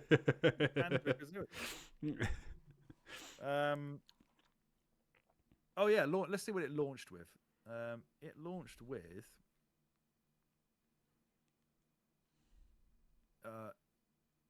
in the US, it launched with Clockwork Knight, which is solid 6 out of 10. Daytona USA. Daytona USA is a good one. Daytona USA is a great arcade game. It's horrible on the Saturn. Oh, is it a bad version? Oh, such a bad. I just watched a Digital Foundry thing about that. They're talking. Yeah, they're apparently the arcade scene in Japan is still pretty solid, and they've released a fairly recent update to the Daytona. Is it Daytona? It's like Daytona 3 USA or something like that. And you're basically just doing a bit of a breakdown, talking about the comparisons of the two games graphically. Cool game. Still. Love the colours. Uh, I love the Yeah. colour palette of this era of like Dreamcast and Yes. Sega Saturn. I think up there, perhaps like having. I know this is I'm jumping console again, but like I think the argument is largely relevant. Having been looking at like Crazy Taxi, for example, recently, I just think like that the Sega era 3D color palette in the way it stands out to me, it for my eyes, old man eyes, I guess, stands out far better and is far more sort of legible than like the PlayStation era is. Like, so like, for example, and the reason this came up in my head is like watching that Daytona game, moving at speed, you know what is happening, you can see stuff off in the distance, you can react to things that are coming up. My eyes find it difficult to like deal with like early PS1 racing games. I can't see corners coming and stuff like that. I think that the way that Sega Fogging and popping in. I think. I think the way that Sega were handling their stuff at this era in that regard was pretty strong. Yeah. Although some of those ports were just a little bit too much. Yeah, that's the thing is I can't sort of relate that back to Saturn for most examples because I haven't played it. But yeah, it's a shame that these versions are worse. Yeah, I mean, so in terms of like worse versions, I guess you've got like Virtua Fighter was actually pretty good. But things like Sega Rally and Daytona were not. Oh, that's a shame. That's a real shame. Sega Rally's another one. Great game. Shame about the port then, I suppose. Yeah, because you can list some really cool games on the Saturn, like Saturn Bomberman, X-Men versus Street Fighter is a really good beat 'em up, like sort of the progenitor to Marvel versus Capcom. Mhm. You've got the Virtual Cop games were brought over, House of the Dead. Dragon Force is supposed to be a really good JRPG that people are really keen on these days. Guardian Heroes is a really good beat 'em up from, I think that's Treasure. Is that Treasure? Yes. And as we said, Radiant Silvergun, Die Hard Arcade is absolutely hilarious. That is yes, very fun. And then yeah, you've just got some, disappointing lesser versions of things like Duke Nukem 3D and, as we said, Symphony of the Night. It's got a library full of like, kind of like I said with the Mega Drive, but to a lesser extent, like some really interesting curios that are worth playing now. But to me, the Saturn has to go below the NES. Yep, that's where I was eyeballing it. Oh, we need to rank the launch titles as well, didn't we? And we've got to rank the launch titles. In the US, it launched with Clockwork Knight, Daytona USA, Pebble Beach Golf Links, Panzer Dragoon, Virtua Fighter, and Worldwide Soccer Sega International Victory Goal Edition. What the fuck is that? God, what a name! Worldwide Soccer, Peter fucking Jackson's video game with the King Kong film Victory Goal Superstars. That's actually not bad. That's not bad. Like Clockwork Knight is fine. Daytona, that was an arcade port people will probably be psyched for. Panzer Dragoon's great. Virtua Fighter was like the system seller at the time. Virtua Fighter is the standout for me. It's for me, it's probably SNES level. Okay, I'm not going to argue with that. I was thinking I would have plopped it C if this is my list, but I'm not going to argue B or C. So not that much different. For C, which is currently inhabited by the Mega Drive. As a reminder, the Mega Drive launched with Altered Beast, Space Harrier 2, Super Thunderblade, Thunder Force 2, Columns, Golden Axe.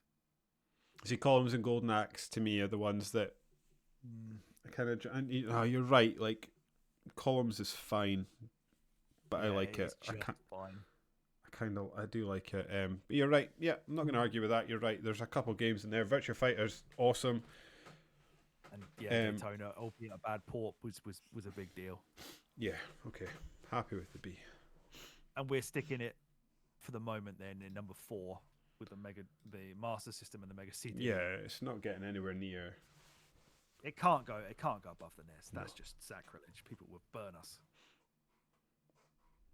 PlayStation, holy shit! Right, David, you talk us through it because you've historically been a PlayStation guy. It's just PS2. You said was the one you got for Christmas. Did you have a PS1 before that? Yeah, I had a PS1. I had multiple PS1s because I kept selling consoles to get. So I think I had a PS1 after my SNES, and then I sold my PS1 to get my N64, then sold my N64 again to get the PS1, the PS1, the smaller version. Yep. Yeah. Yeah, absolutely love this console. The Tekken was a game that blew my mind when it came along. I remember my first interaction with the PlayStation was there was like a Monday night youth club called Cheers that we used to go to. Right. It was where I would have been like, primary 6, primary 6, primary 7. There was a PlayStation in there, and we used to go and play that every Monday, and then go to the chippy, buy some chips, and then annoy the poor girl in the video drive-in, give her a shit chat, and we used to go in there and ask for posters all the time. Okay. I'm trying to think of the games I used to play in Cheers. I can remember the game, but I can't remember the name.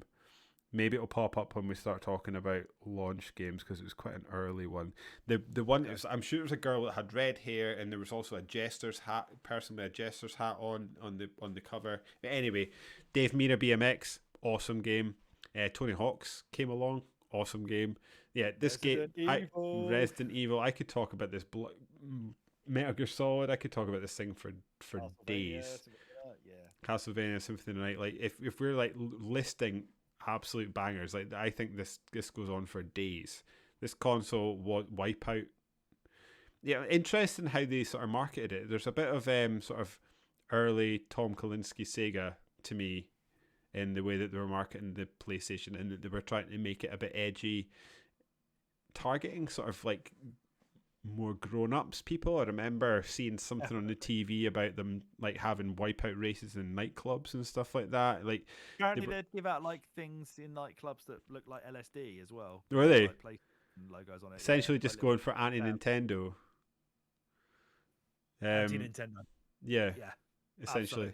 I've got a bunch of PS1 games behind me, and I have got such a soft spot for that box. I think that box is great. I love the way the art looks. I love the what is it, the shell, what do you call it, like the crystal clam shell? I don't know what they call it anyway. Yeah, clam shell, yeah. Absolutely adored this console. It was so good. So good. In all regards, I think there's like there's decent JRPGs, there's good single player games, there's good platformers, like same Symphony of the Night, there's good multiplayer games, like it birthed many genres. The Tony Hawk game, man. Oh my god. I mean, growing up being a Nintendo kid at this point, wanting an N64 and playing it, having an N64 for ages. My sister got the PlayStation in the house, and I was always I've got Spice Girls somewhere. Did she have that? She did have that. Yes. Yeah. She also had like Dance Dance Revolution and all that kind of shit. There was a part of me growing up that just looked down on the PlayStation as it was, it was less powerful. It had loading times. It didn't have a 4-player support. It didn't have an analog stick. Blah blah blah. It did have voice acting. It had proper music as well. Yeah. And it was easy to develop for, which is why it has a massive library of like games by publishers who decided to fuck Nintendo over.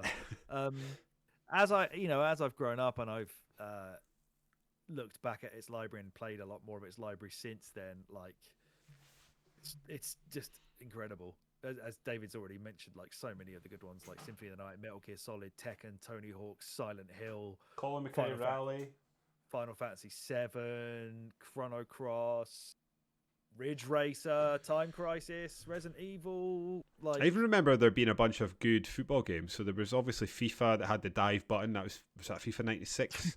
That had the dive button. Then there was like This Is Football came along on the PS1. Is my first memory of it anyway. There was also that Ronaldo v Football game. I'm sure there's a Steven Gerrard football game as well. Like football games were good on the PlayStation. This sort of took Sega's, in my mind at least anyway, took Sega's sports mantle from them and sort of ran with it. I would say you're probably right, yeah. Certainly it wasn't Nintendo doing that, so yeah, you're right, absolutely. Crash Bandicoot is hateful, and I don't like it anymore. This day, and I was just playing a game recently. I think I've not really mentioned it. Maybe I have. Just played through the two A Plague Tale games, so A Plague Tale Innocence and A Plague Tale Requiem. They do the fucking Crash Bandicoot thing where you got to run towards the screen. Stop doing that, video games. Stop making me run towards. Stop making me run in a direction I can't see. I don't like. Unless I just got to hold forward. Stop it. Bizarre, really bizarre. We could just go on and on, right? Suikoden, Medal of Honor, Parasite Eve. Yeah. Odd Dino World, Crisis, Oddworld. Dino Oh, I'm a Crisis. massive fan of Oddworld games. That's one that, I just don't think you're into, so it'll probably never get the airtime. But huge fan. 2D as well on a 3D console. It's essentially a puzzle game for the most part. These things, those games are ace. They have got a style to them that I don't remember seeing either previous to or Heather since, other than an Oddworld game. Like they have just got they are unique in a way that, I don't know, they'll never be mainstream, but they deserve to be loved. Those games, the Oddworld games. Did they remaster that recently?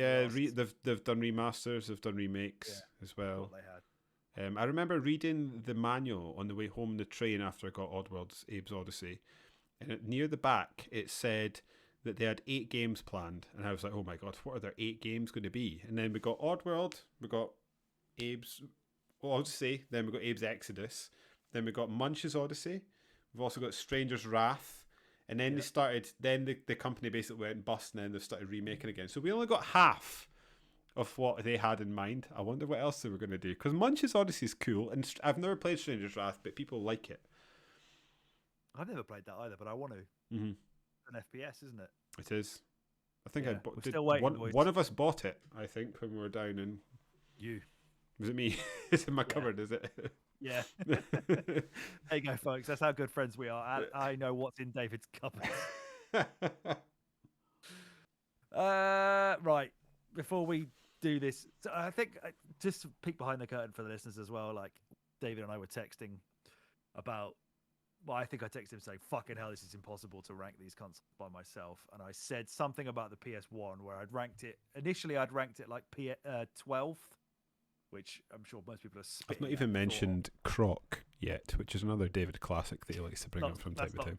That's not swinging me in the direction of the Alien PS1. Trilogy, is that grabbing you in any way? Well, Battle Arena to Shinden. Bishy bashy special.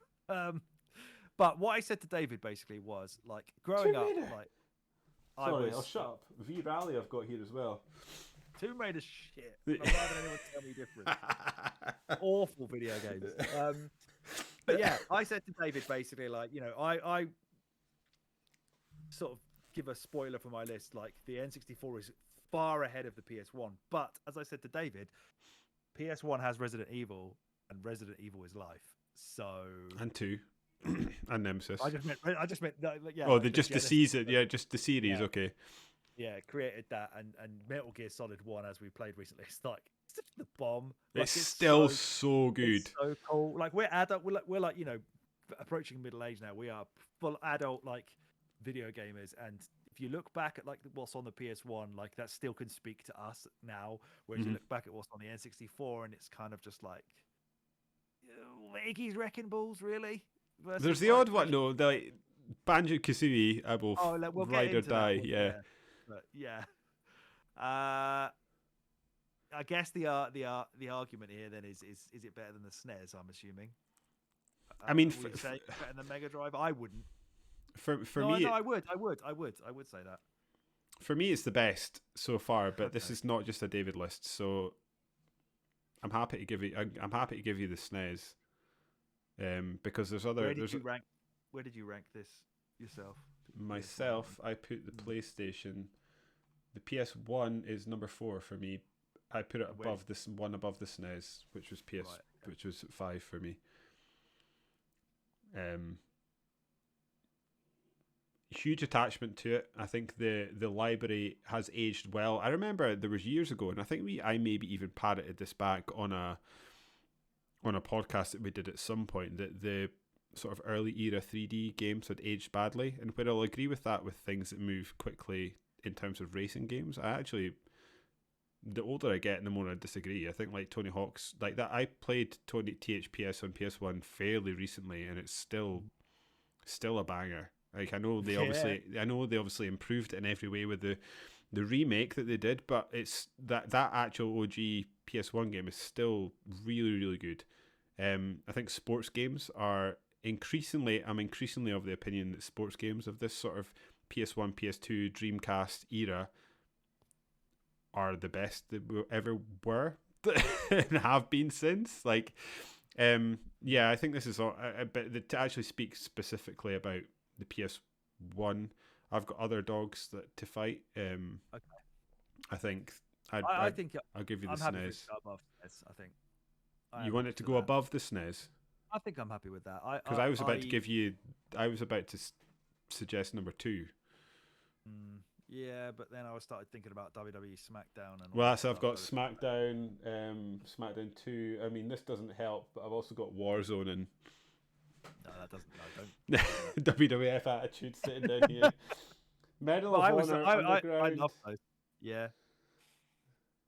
No, I think it has to go above the SNES. I think if we're talking about SNES, like the top 5 SNES games are probably better than. Oh no, because Resident Evil's life. Sorry. Oh, what have I done?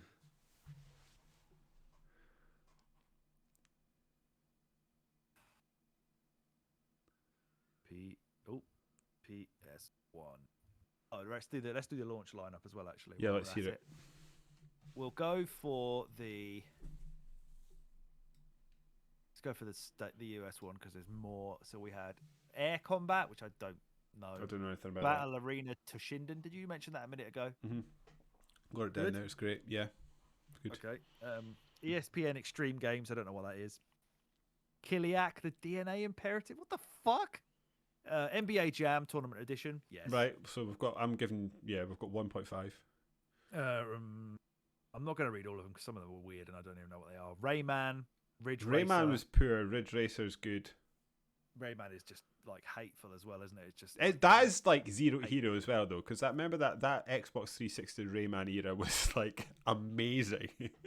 Yeah. So not great, really. No, I'm not into that. As much as I love the PS1, that is a bad launch lineup. Yeah. So what did we say? It's not even better than Mega Drive. It's worse than Mega Drive. It's worse than Mega. I was going to say D, and I was like, am I being harsh? Am I just being harsh? We've just put it number 1, so let's not worry about it. It's a D for me. That's bad. From what the console became. Yeah. We got Wipeout when it launched over here, but I've never really played or liked Wipeout. It is a poor man's F-Zero, and I'd agree with that. It is a poor man's F-Zero. Yeah, Joel, another friend of the show, he will fight you for a Wipeout game, but you're not going to get me going to the mat for a Wipeout. Right, 2 years later. Was it Sony Liverpool that made them? They were. It was a British company, certainly. Yeah, you're right. They were based in Liverpool. Yeah. Then they closed them during I worked as a lifeguard when they closed the studio, which means it would have been closed pre-2012. So it would have been about the PS3 era. They closed that down. Anyway, random stat for you. It's important as well to remember today, of course, being the day that E3 officially died, the PlayStation E3, where that guy walked up. Yeah, the guy walked up and just undercut the Saturn that just surprise launched at the show by $100. Oh my God. Killed it dead.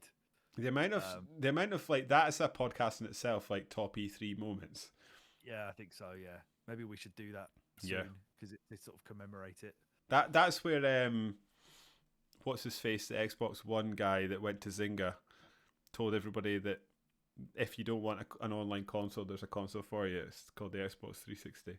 Was that where Sony told you to get a second job for the PS3? Yes, the same year they told you that they had an historically accurate Japanese game, and then there was a giant crab. That's Reggie Fils-Aimé said ass on a Nintendo stage. Yeah, he did. There was another thing I was going to talk about then. What was it? The PlayStation? No, I don't know. Okay. But that E3 where they destroyed Saturn, like just by saying 499 was like ludicrous. So savage. It's so funny to think back, like, and this is one thing that like younger gamers will never get. Like, there used to be debate about who went first, as in like, is there basically Microsoft are shooting before Sony? They're either confident or they're making a mistake showing their hand. Yeah, but I guess just because like technological advancement was at such a rapid pace then, but that it's slowed down now that it doesn't matter as much. Doesn't matter so much, yeah. Because I mean, like, for example, the repercussions of that was the whole videos that Sony were going about making with their execs, showing you how to share games, and they were just like handing over physical copies of games. That's what I was going to say. That's fucking 10 years ago. That makes me sick in my mouth. They made a video. It's like, how you share games, like, and then I remember that like it was bloody yesterday. And that was like a year out of uni. That's wild. That is wild. Right, so yeah, 2 years after the PlayStation, then we had the Nintendo 64, which, as I mentioned earlier, was my Christmas present, and the VHS Dream Edition. Look at the top 5 rated games: Ocarina of Time, Mario 64, Perfect Dark, GoldenEye, Majora's Mask. That doesn't even bring in like Diddy Kong Racing and Banjo-Kazooie. Like this was where I really started to like become obsessed with video games, and so many of these have just like ridden with me throughout my life as I've grown up, just loving and having so many fun. I feel like you've got your N64 to use what I had for the PlayStation. But in fairness, I do love the N64. I do love it. Like, that GoldenEye was for a long time one of my favorite games of all time. Ocarina of Time is a top 10 certainly. Mario 64 I've cooled on, but for its time and what it did, is incredibly important to the mind blowing. Yeah, what it did. The games industry. Yeah, and then there's just so many other little sort of great games on there that we haven't even mentioned as well. F-Zero X, WCW versus NWO Revenge, wrestling games. Yeah, ISS 64. First Mario, Paper Mario is really, really good. ISS 64, what a game. I mean, to be fair, PlayStation had ISS Pro Evolution Soccer as well, which is also really good. Mm-hmm. As you said earlier, like, just sports games and the like wrestling games in that era were just untouchable. Oh, the Star Wars, like Rogue Squadron. Squadron, yeah. Star Fox 64 is great. Mario Golf's really good. Mm-hmm. And then lesser stuff: Smash Bros, Sin and Punishment, Doom 64. Doom 64 is fucking great. Yeah, I just adore the N64. Is that a controversial take these days? I think Doom 64 is maybe one of my favourite Doom games. No, I don't think so. I think when they re-released that on Xbox, I think everybody had a real wake-up call of how good that game actually is. Okay. Because I always feel like, do I just not get Doom? Because I'm like, I like Doom 2016. That is probably the best one. But Doom 64 under that is probably, that's probably it.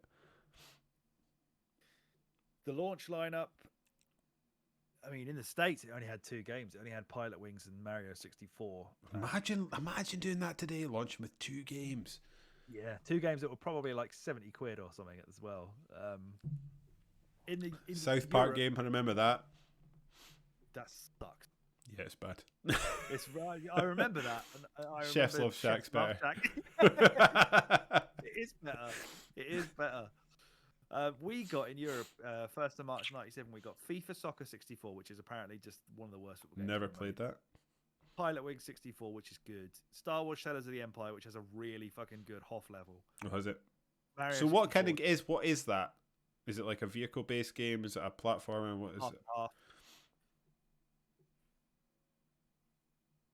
It's like half sort of Rogue Squadron and then half kind of like a third-person shooter that's clunky as all hell. Okay. The Hoth level where you're in like the snow speeders and you've got to do the tow cable round the feet of the AT-ATs is fucking awesome. Yeah. Then you got Mario 64, Turok, and Wayne Gretzky's 3D Hockey. Wayne Gretzky's 3D Hockey is one of my favourite sports games of all time, which people remember from the sports draft that we did. That's an A lineup, I would say. I think I mean, yeah, it's I don't great. like necessarily all of them now, but Mario 64, Wayne Gretzky, Pilot Wings is good because that was again a really good showcase for what the console could do and how games were going to look. Star Wars is okay. Turok at the time people thought was amazing. I don't think Turok, that. people loved Turok at the time.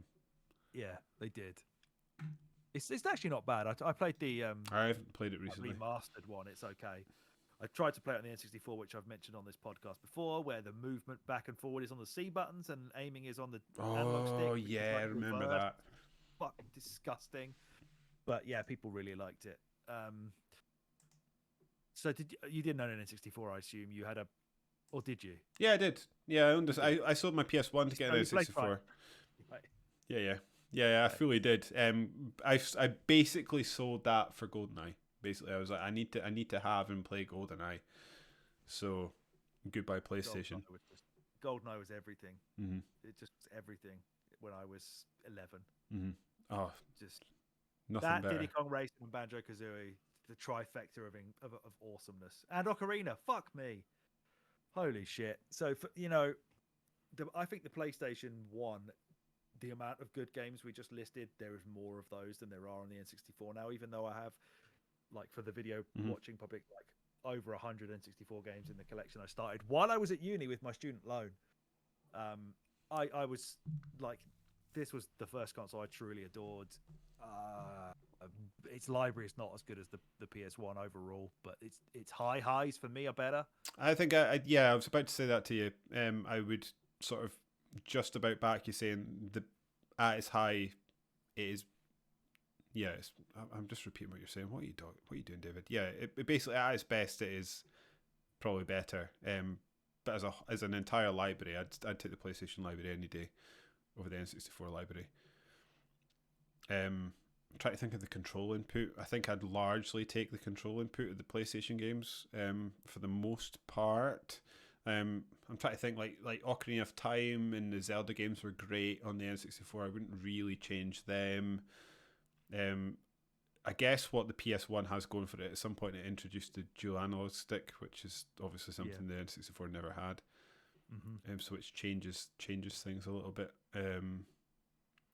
Yeah, great console. Where do you want to put it? It's just mad how it sold compared to the PS1. It didn't even sell a third of what the PS1 did, which is crazy. But that again, lack of third-party support, lack of JRPGs, absolutely fucked it in Japan. Cartridges meant that you couldn't. It was harder to develop for, more expensive, soundtracks, more expensive. They were fucking taken to court over how much they were charging for the games they were selling to people, especially during Christmas periods, which, if you want to believe certain people, is part of the reason they had to sell Rare to Microsoft because they got hammered so hard. I would concede to put it second. Okay, happy with that. I'm not going to fight you there at all. Quite happy with that. I think there's an inner me, like a child me, being like, "What the fuck are you doing, letting the PS1 that?" Resident Evil's life, baby.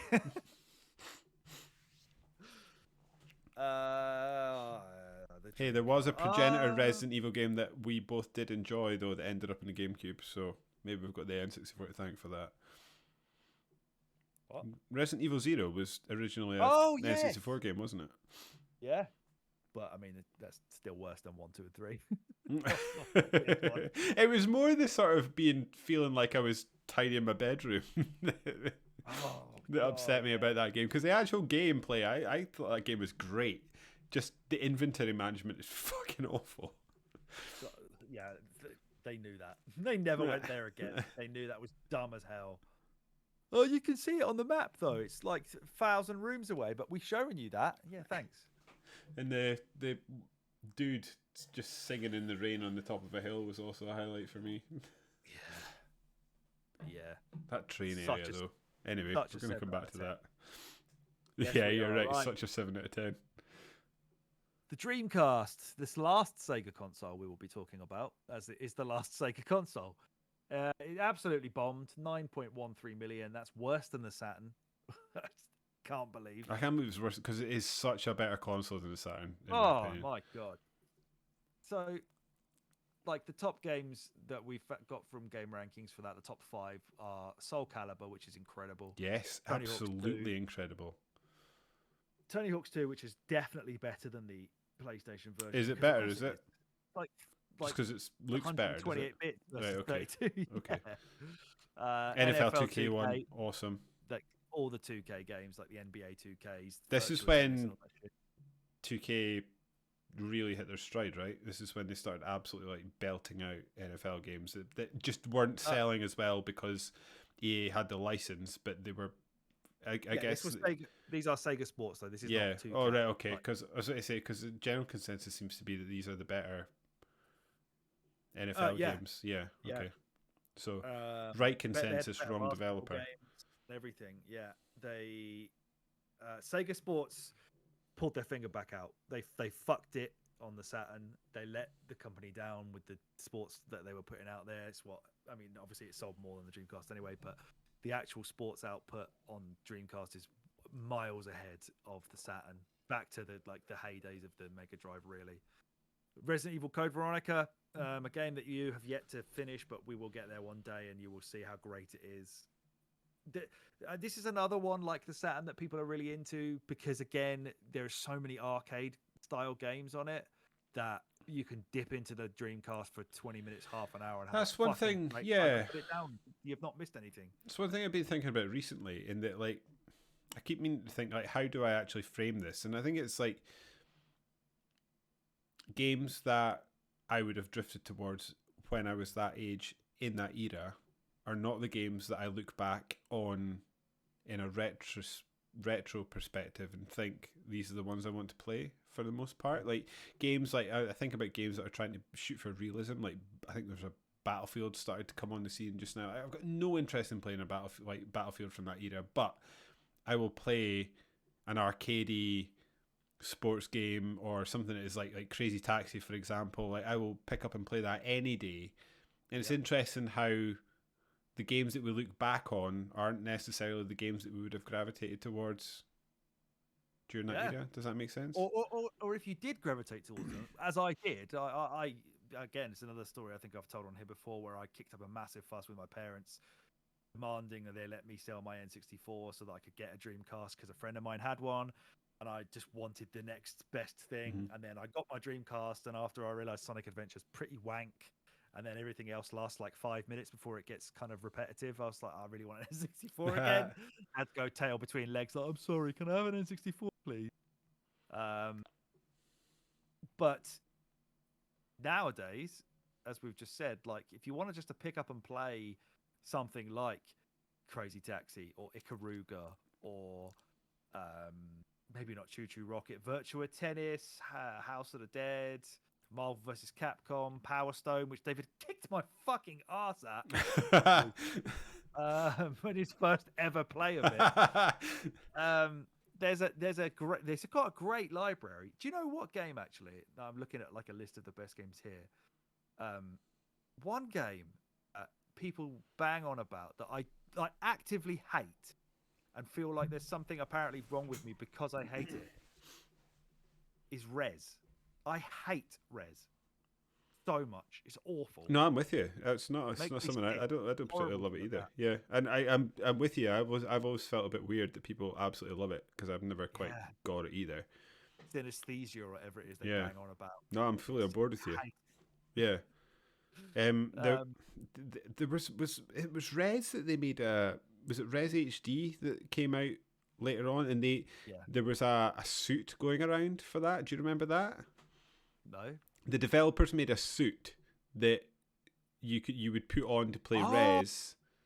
Really? Yeah, and you would feel basically they basically had these like rumble points throughout the whole suit. It was like this lycra suit that had all these like little pads on it that would sort of interact as you played the game. Apparently, it was really bizarre. Rez right in the dick. Yeah, I just imagine all these like fat, out of shape video game critics just pot bellies out, putting on the skin tight suit. Yeah. Oh, God.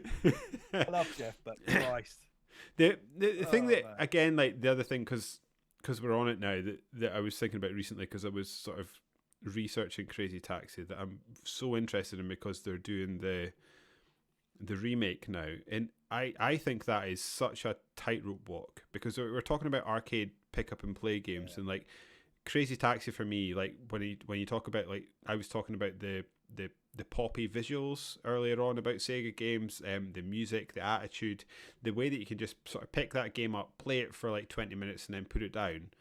How do you remake that game in 2023 to justify its price point, keep players engaged, and that's it. keep the magic sauce that makes Crazy Taxi what it is there? So I was like freeze framing the reveal trailer and stuff like that, and there's no timer on the gameplay bits on Crazy Taxi, which makes me think, like, so have they removed it for a marketing perspective because it looks better moving fast, or have they made the decision that thought, right, we need to keep players playing for a significantly longer period of time than you might have played Crazy Taxi back in the day? Then it's not a Crazy Taxi game to me that you're making. You're just making a game with a Crazy Taxi sort of art style. How do you make a Crazy Taxi game, justify its price, and keep players engaged? It's such a hard sell. Like, to look at it, you go, oh yeah, I remember that. Of all the announcements that Sega made, that's the danger point to me. That game is there's problems afoot here.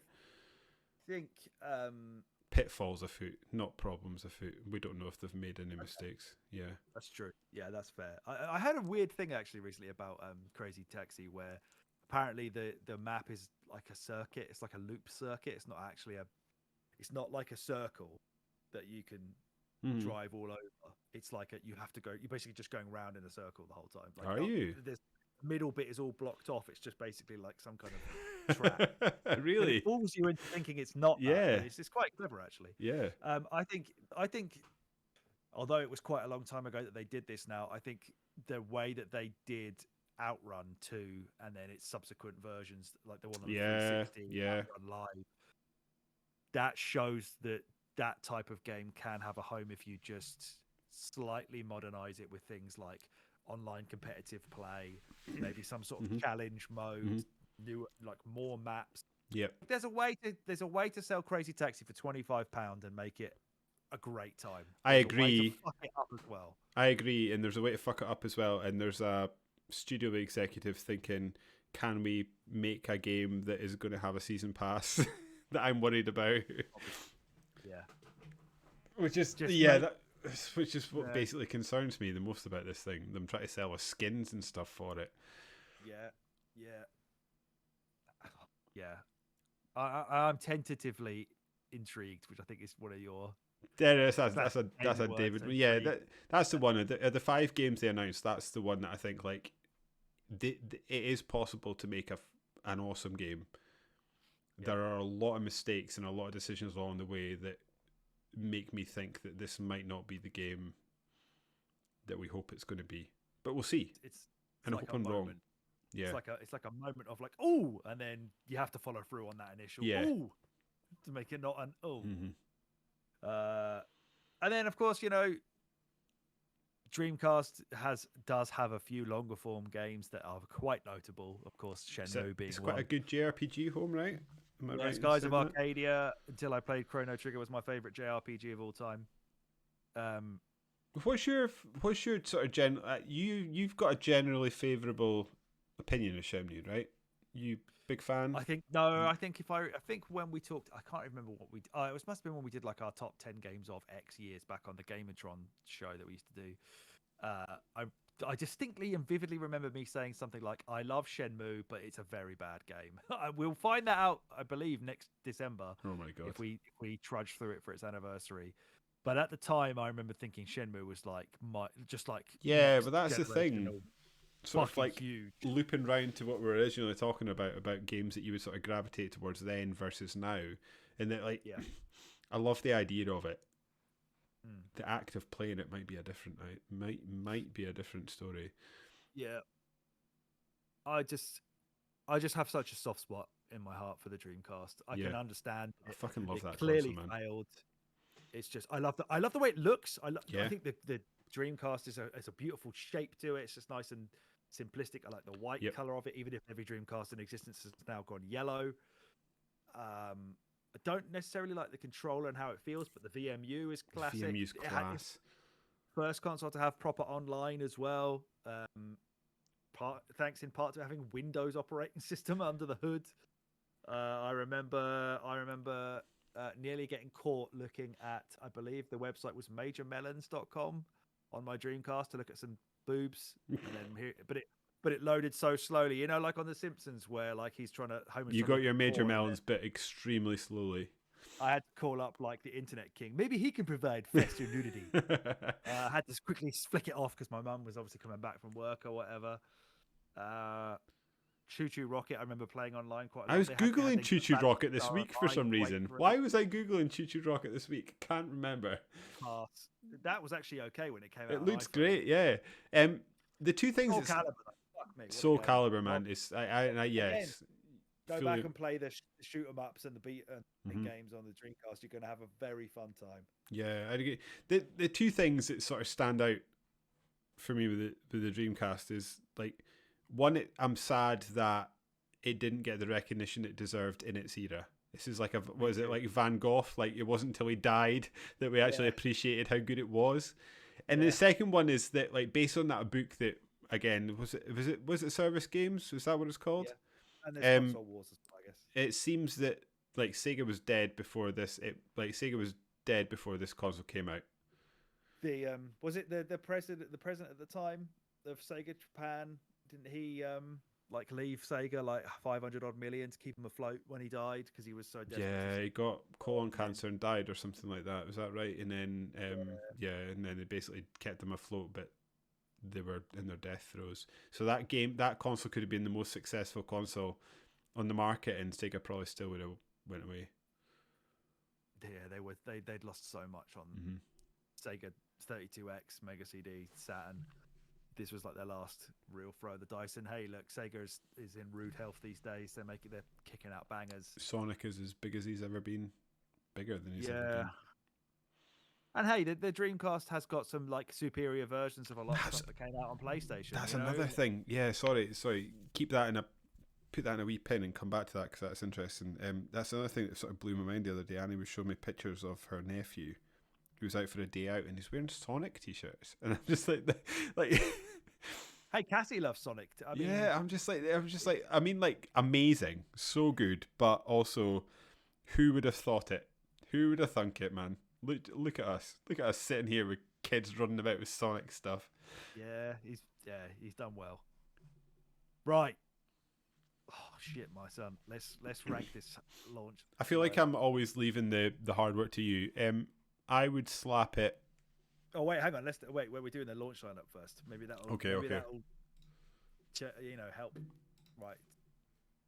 I know where I'm putting this off the bat already, but we'll see. So you've got, there's fucking loads. It came out in Japan with fuck all. No. Here's your console. Nay games. But it took a year to come out in the US, where it had so many launch titles. We had. Again, I'm not going to go through all of them. No, what I'll do is I'm sitting at D just now because I've got no games, and every time I think it deserves to go up a notch, I'll go up a notch, and then at the end you can say whether you think I've gone too high, and we can drag it back down again. I think we could probably get away with just, I don't know. Right, here's the US one, right? So the US one had House of the Dead 2. It had Hydro Thunder. It had Mortal Kombat Gold, which I don't know whether that's good or not. NFL 2K, NFL Blitz 2000, Power Stone, Ready to Rumble Boxing, Sonic Adventure, Soul Calibur, and Tokyo Extreme Racer. In the European launch, we also got Sega Bass Fishing, baby. Yes. And Toy Commander, which is that your? I like Toy Commander. It's like one of my favorite games on the Dreamcast. If we look at this straight up from like a European launch, then we'll condense it down. We had Blue Stinger, which I don't actually know what that is, but I heard someone make a joke about that the other day. We had Dynamite Cop, which is a sequel to Die Hard Arcade, so that's a win. Mm. Is that what that is? Yes. Dynamite Cop. We had Sega Rally 2, Sega Bass Fishing, Sonic Adventure, Toy Commander, and Virtua Fighter 3 TB. And then, of course, the other ones that I said that we had in the States, which are House of the Dead 2 and NFL 2K and Power Stone. I think that's is that S? I think it is. If we're taking the American launch lineup, yeah, it's an S to me. It's not even close. I mean, Soul Calibur, Power Stone, Sonic Adventure, House of the Dead. Yeah, that's fucking shit hot. That is. They came out guns blazing. I think we might actually be pushed to struggle to find a better launch lineup. We'll see, I guess, as we go on. I think you're probably right. Alex, we're not even halfway through. Yeah, I know, right. Dreamcast. This is so tough.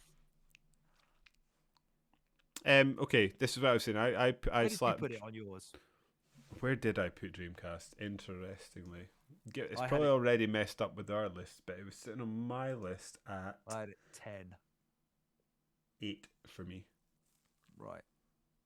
I had it, What was it above that's currently in the list? Was it above the NES? I had it above. I had it above the NES. I had it. Where was PS1? It wasn't above the PS1. It was leaning above towards the N64. Did I have it? Wait. Where have I put the N64? I had it above the N64 as a first pass. I had it above the Meg. Yeah, basically it would. I'm happy to have it above the Mega Drive, below the SNES. That's what I was gonna. Yeah, that's what I was gonna suggest. It based on how my feel of the list that we're curating. That's what it feels like it goes for me. I agree. Oh, I've called it Dreamcast. Yeah, so on the list that we've got just now, the only games I had above the Dreamcast I had the SNES above the Dreamcast, and I had the PS1 above the Dreamcast. Yeah, that's Okay. fine with that. Right, let's get to 10 and then we'll have a quick. I need a piss after that. Yep. And we're on to Jesus Christ. They don't get any smaller from here on in. PS2. Holy shit. My god. If you look at the top ranked games on game rankings on this, most of them are Grand Theft Auto games, which kind of upsets me a little bit. Because I'm not that hot on them. Okay, back. so I was, which I guess Yeah. is probably what is skewing a lot of my list. But yeah, However, you would like a bit of. Do you know what the thing that's a shame about that is that there's so much more to this console than Grand Theft Auto. oh, this. And we said about the DVD player earlier, but that was huge, utterly huge. Oh, massive! I remember laughing as a like a Nintendo. Oh, I'm gonna wait for the GameCube. Laughing at how no one could get hold of a PS2 back in the day. Why that's not changed? Why has that not changed? But this 155 million units, by the way, and given what we were speaking about before, it sold 50% more than the Wii did. Yeah.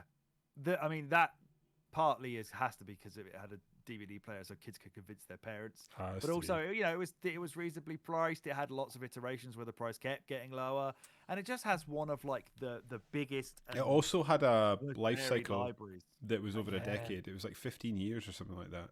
That's true. That's true. I mean, with the PS3 being so expensive, no wonder. Trying to market it at $600, which does actually makes these units sold things to me at least slightly skewed. It's you and I spoke about this I think privately about the 360 and the PS3. Although if you looked at these units sold, the PS3 sold better than the 360. If you're talking about attachment rates and while the console was relevant, the 360 was always outselling the PS3 really until basically the end of the life cycle, when everything was sort of said and done. So when games were coming out, like BioShock, for example, there was far more 360s in the market than there were PS3s. So I would hazard a guess that if you were to look at console, like game sales, there'd be more Xbox 360 BioShocks floating about than there would be PS3 BioShocks.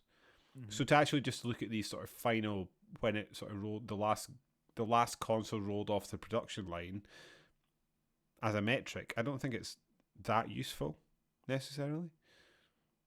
Fair. Yeah, that's fair. Tell us about PS2. This is what you got for your Christmas. This must be very close to the top for you. I would. Yeah, I imagine. mean, it's in my list, it's sitting at number 3. Okay, I had it at number 6. Yeah, so I think we're obviously very different with that. Yeah, PS2, it just took what Sony were riding away from the PS1, and I don't think that it's a worse console than the PS1. It's almost like the PS1 came along, they hit a really high bar straight out of the gate, and then they elevated again. This is like this. We got series like God of War came along at this point. Obviously, GTA wasn't a new series, but this is when it really hit its stride. Like, because there's a GTA game on the PS1, but let's face it, that's not the two GTA games that I can think of. What is it? GTA and GTA London would be on the PS1. Those are not what you remember when you think about Grand Theft Auto games. What you remember is GTA 3, Vice City for most people, and San Andreas. Gran Turismo was fantastic. Metal Gear Solid 2 took what was fantastic about Metal Gear Solid 1 and just ratcheted up about 10 notches. I just think I am pleasantly surprised when we're going through these consoles, given that each of the manufacturers have had ups and downs, that they had such a strong showing, and then they elevated it, in my mind, with the PS2. It is the de facto console of this era. There is no other console or console manufacturer that you can say had like a smash hit and then followed it up with a bigger smash hit. Mm-hmm. That's exactly what I'm getting at badly, yeah. Like, the closest things to that, I guess, would be the NES was a smash hit, but then the SNES sold fewer. The 360 was a smash hit, but the original Xbox wasn't. Mm-hmm. And then every time Nintendo's had a smash hit, they absolutely shit the bed afterwards. Yeah. The N64 came after the SNES. The Wii U came after the Wii. The only I was as it was sort of chatting from there. 102 million to 155, like that is domination. The only one I can think of as an example is the NES was great and the SNES was greater, but then they didn't have the competition that sort of. Yeah, but it sold came. This. Yeah. But you're right, it is obviously better, yeah. I think we've spoken about this before, and like if you were to ask me, I would consider I'm not a fanboy of anything when it comes to private companies. But if you were to ask me, like, so for want of a better word, I've sort of grown to become a bit of an Xbox fanboy over the last 10, 15 years, and I sort of love that company. But my sort of what's the word, like epiphany for gaming came along at the PlayStation, and then the PlayStation 2 is the game that built on that, or the sort of the platform that built on that. And around this era, just like Sony just looked unbeatable in my sort of childhood mind, and everything they did just turned to gold. And this console, like you're saying, with the DVD player, and then like the massive game franchises that spawned during this era. God of War, Devil May Cry. The industry would not be what it is today if it wasn't for the PS2. No, this is like it mainstreamed. Yeah, this is the mainstream moment. Yeah, absolutely to me. it is. Absolutely it is. Built on, or built. Built upon all the blocks that came before it. Yeah. From PS1, of course. Yeah. And I would also argue that like the PS2 isn't what it is if the Nintendo hadn't done what they had done before that. Yeah. Of course not. And even the stuff that Sega were getting up to, and the Sega were the first company to actually start targeting an older audience and like more adult people looking for something a bit more edgy, in quotation marks, if you're listening to this rather than watching this. But PlayStation is the sort of maturation of that, to me at least. And like you say, like we are old enough to be from the era that we still talk about, or we still see ourselves as a niche, being a video game fan, and we think, we like video games, and we almost like we're in a team of us nerds that like are just passionate about this thing this art that people are making in the background. But actually, at some point, it's just mainstream now. and to me, PS2 is probably the start. Well, PS1's really the start of that, but PS2 is where it really goes and just sort of takes off. And the games on PS2 are, I mean, God of War's still alive and well. Grand Theft Auto is still alive and well. Tony Hawk's, Silent Hill 2, Metal Gear. Are there any good Resident? If I'm going to get you on side, are there any good Resident Evil games? Well, actually, that does bring me to a point that if you look at a lot of the games from this era, obviously this is the first one we're talking about from other than the Dreamcast. I feel like this is like, so I think PS1 is where I sort of woke up to games. Does that make sense? Yeah. I feel like I've got something to say about these consoles now. Yeah. But yeah, so obviously this one came out before GameCube and Xbox. So if you were to look at a lot of the big hitting games from this era, of those that are multi-platform, the PS2 version is almost always the worst. But okay, it's the one that everyone still associates with the PS2. Well, that's such a good point as well, because I said it before. Like Resident Evil 4, nowhere near as good as the GameCube version. Yeah. Grand Theft Auto games, they run better on Xbox. They do. Things like Burnout's better on Xbox. What else we got? Like all the Burnout was so good on Xbox. Yeah, you're right. Like, I would say though the Xbox was a powerhouse when it came out. Yeah. But people associate the big stuff from that era, like I say, with PS2. Just because everyone had it. It's the same. It's the attachment rate, right? And it's like we said, it became the noun playing. You know, you're going to go play your PlayStation. That's the one thing I will concede to you, and I think actually is probably quite an important thing when we come to ranking this. That is a point that I never considered when I was making my own list. Is that you're right? It wasn't the most powerful console. It didn't have the best version of games. It was purely that when I'm ranking it on my memory. And my memory is because I had a PS2 and all my friends had a PS2, I'm thinking, right, this is the console. When actually, if I'm going to play Medal of Honor Frontline, we're going to play the GameCube version. We're not going back to the PS2 version. If we're talking about a lot of games, you and I, for example, are probably going to go back to the OG Xbox version if at all possible, rather than go back to the PS2 version. I mean, partly because of Sony's business decisions since. Well, yeah. But also because the better version's on Xbox. Yeah. But that didn't matter. It didn't matter. Didn't matter for a lot of people looking back. How much does it matter for our list, though, I guess? So I had it at number 3. Given our conversation we have had, I am happy to negotiate. But do you want to do the launch lineup before we rank? Because that seems to be how we've been doing it. Launch lineup is not great. It's big. It's like full of stuff. You just call out the good games, the European one, and I'll start at D again. And I'll move up as I think it's worth it, and then we can negotiate. Okay. So of ones worth mentioning, or ones that I've even fucking heard of: Dynasty Warriors 2, FIFA 2001, International Superstar Soccer as well, NHL 2001, Ready to Rumble Round 2, Ridge Racer 5, Silent Scope, SSX, Tekken Tag Tournament, Time Splitters. I'm hovering between a B and a C. I want to put it a B, but I feel like it's not as good as the SNES. So it's not as good as the SNES. No, I had Mario. Do we need to move the SNES? What does the SNES got?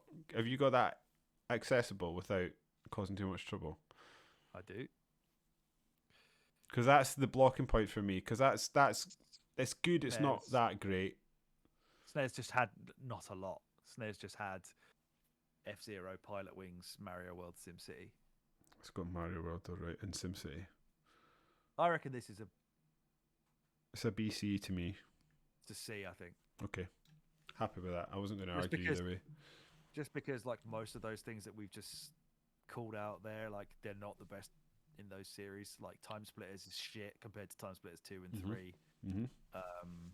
I agree. ISS, it's not it's not worth talking about till Pro Evo, No. which is talking about. No, in my brain, ISS is good on the N64. Then we'll talk about it when it becomes Pro Evo. Yeah, So there are Pro Evo games on the PS2, but not at launch. No, but again, people talk about them on that. No one talks about Pro Evo on the Xbox except me. Is it the best version? Was it Pro Evo 4 is the one that my pals always going about? Yeah. Yeah, but they'll have played it on the PS2, I assume. Definitely, yep. It had some good SmackDown games as well. The PS2. It did have some good SmackDown. I got a PS2 basically to play SmackDown and Pro Evo, and then Pro Evo ended up coming out on the Xbox anyway. Do you know what? Can I ask a question? Quick wrestling question. SmackDown. That was obviously like there's something to do with The Rock why that was invented, because that was his catchphrase, and then when it comes to AEW, there was CM Punk, and they basically made a show because he fell out with people. Yes. So we made a show to keep him away from people. Yeah. Why is SmackDown sort of seen so fondly when it's basically a show invented on a Rock? Or were they going to make the show anyway and just thought, oh, The Rock's big, let's just call it SmackDown? Yeah, I think so. And it kind of sounded like, it's got like a fighty feel to the word, which is he made up, basically. I started watching CM Punk's, I don't know, moment on WWF this week, and I got bored like 3 minutes in and just turned it off. Bored of hearing that. I just can't be arsed with him anymore. I just no interest in him. Money, and he wants to make money now. Yeah, he was like talking about how he keeps getting fucking shortchanged in whatever city he was in at that time. And I was like, you think you get shortchanged everywhere you go, mate? Fuck off. Yeah. He said something about Randy Orton kicked him in the head so he couldn't do his fight. And then so I started Googling him and Randy Orton, and there seems to be no beef whatsoever. So I was just like, oh, well, I don't understand what's going on here. So I just turned it off and moved on with my life.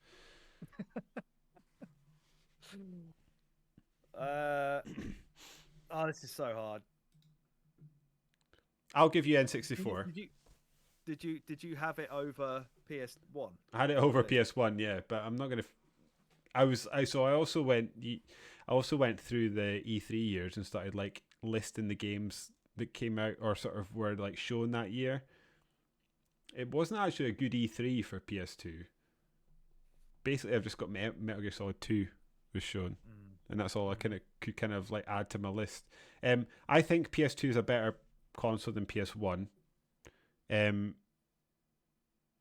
I've got other dogs in this fight here that I would rather go to ground for, and I actually think, if I'm being honest here, the chat about the best versions of the games aren't on the PS2 is actually pretty valid.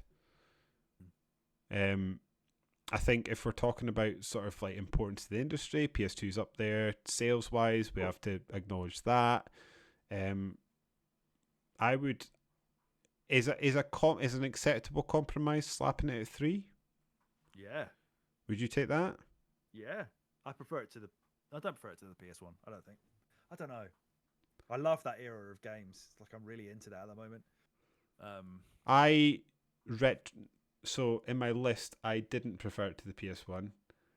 Having now discussed it with you, same for me. I would take the PS1 purely because I think PS2's got some of the best games of all time on it.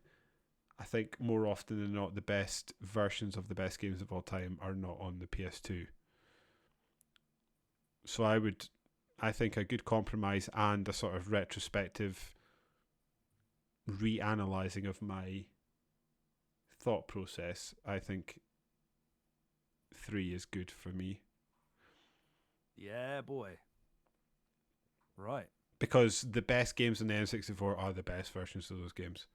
And the best games in the N64 are some of the best games that I would still play today. Mm-hmm. Happily. The only one that makes me angry looking at this list of game rankings is Mario 64.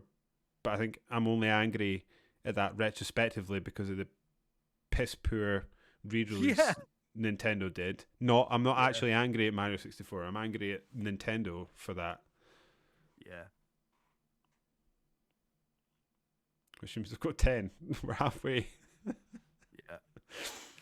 we'll speed it up once we get to the modern ones because there's not that much to talk I about. also think we'll be more in agreement as well. Yes, true. Okay. I need to go for a quick piss. Pee break. Grab another beer. Right, we're back to it.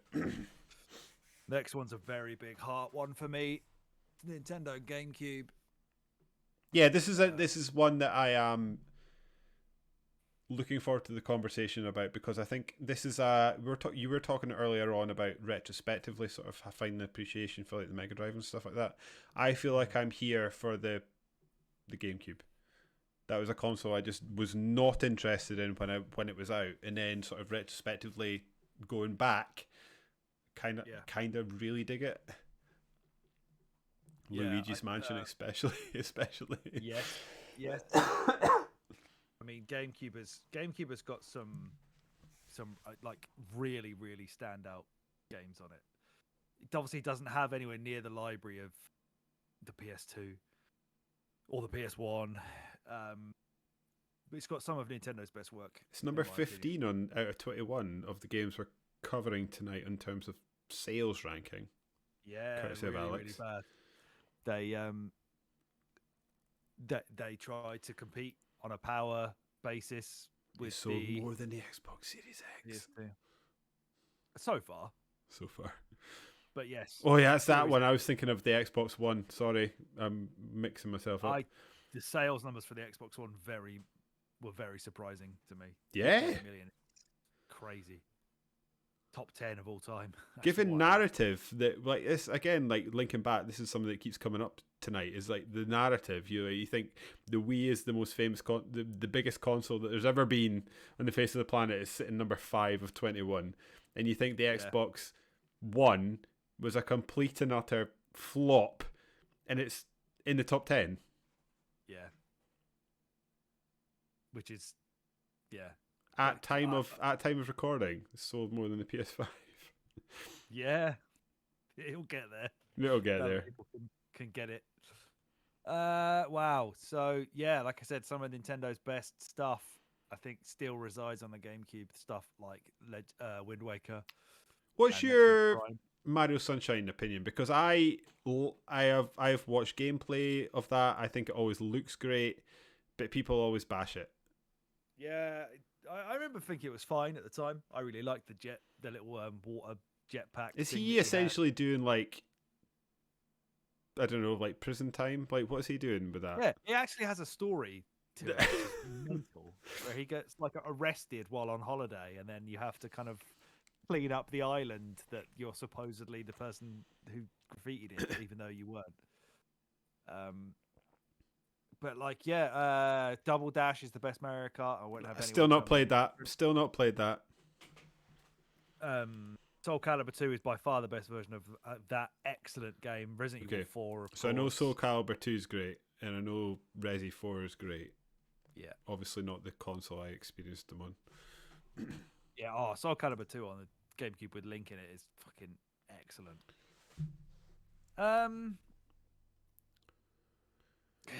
This was where I was at. I kind of went off games for like a year or two when I was getting into music, and then when I went back to games, this is what I jumped back in on, and it was my console of choice for the whole generation. I did get an Xbox as well once I started to chat to people about games again, and they're like, "Mate, why are you playing that baby shit? You want to get Xbox like a real man?" So I did, and then I got a PS2 right at the end. What do you think about the controller for the GameCube? Oh, I love it. It's one of my favorites love it. ever made. I absolutely love it. That A button is glorious. It's so fat and meaty. The A button is good, yeah. I love those as well. I really like that controller. I don't know what many people think. I don't know what the general consensus is. I don't know what the general consensus is. I find the sort of right stick, which is basically just a C button, I find that distracting. I think all the buttons are, a lot of the buttons, not all, I'm being harsh there, a lot of the buttons are different sizes and in different sort of unintuitive positions to me. Whereas like the Dreamcast, for example, is like a modern controller in my mind, other than size and shape, but in terms of like layout, triggers, buttons, sticks. Yeah. The GameCube is not that. But then in saying that, I can't ever claim to have had a hard time with the GameCube. I've got a GameCube controller I bought for the GameCube games we've been playing. I've had a perfectly good time. The only time I particularly don't like it is when I'm using it in a first-person shooter and I've got to use that C thing as a... It's weird. And in that Metroid game that we played, it's odd, but then you sort of get used to it. Yeah. No, that is fair. It is, yeah, it's quirky in a way that I appreciate. I mean, they still use it for Smash Bros. Now, which is quite, is that because Is that because of the A button? Trot it out again. Yeah, I think so. Hey, Smash Bros. Melee is everyone's favorite. Again, I'm not. That's a series I've never really. You and I played a Smash Brothers game at Gamescom. That is about the extent of my exposure to the Smash Brothers series. Playing Snake at Gamescom. Oh yeah, I wish it had better netcode and we could actually have a proper game of that, because that would be really good fun. So yeah, this is tough for me because I'm just like scroll through these and there's just some games that just fill my heart with joy, like F-Zero GX. Right, that's again maybe we need to add that to some sort of list to get to as well, because that's again F-Zero. I played the SNES one. And that's really where my until the Switch 99 version came out. That was really where my and that is just a glorified version of the SNES one with lots of people on the go. I'm almost certain that F-Zero GX is the Yakuza guy. Same as really? Super Monkey. Yeah. Super Monkey Ball is a great game. Yes, it is. Right. Well, let's do that. Let's do the launch lineup, because my heart probably is telling me this is S. I'll see how you feel.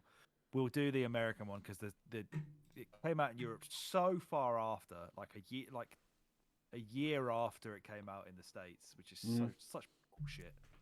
But the US launch had Crazy Taxi, a port of Crazy Taxi. Was it better than the Dreamcast version?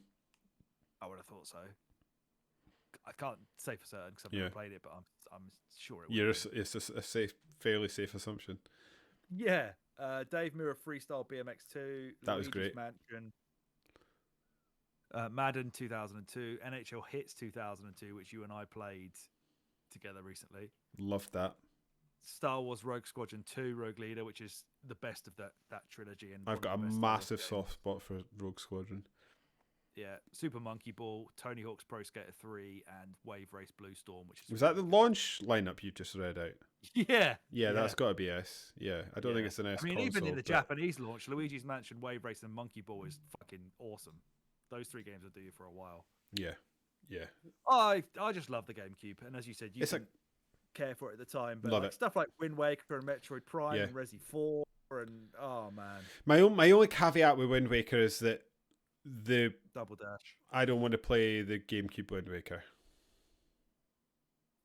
I want to play the Wii U. It wasn't for that ending. There's like it would hold up perfectly, but because the end is just, and the sailing can be a bit slow. Like they made those tweaks in the HD version that were just good enough quality of life. I totally agree with you. I just think, given how weighty, at least in my mind, that discussion became about the PS2, it's got to be at least a consideration. I mean, that's one game we're talking about. We're not talking about all the games, to be fair. It's just worth mentioning. Where does it go for you? Where did you have it on your list? I had it number 2. Do you think it's better than the N64?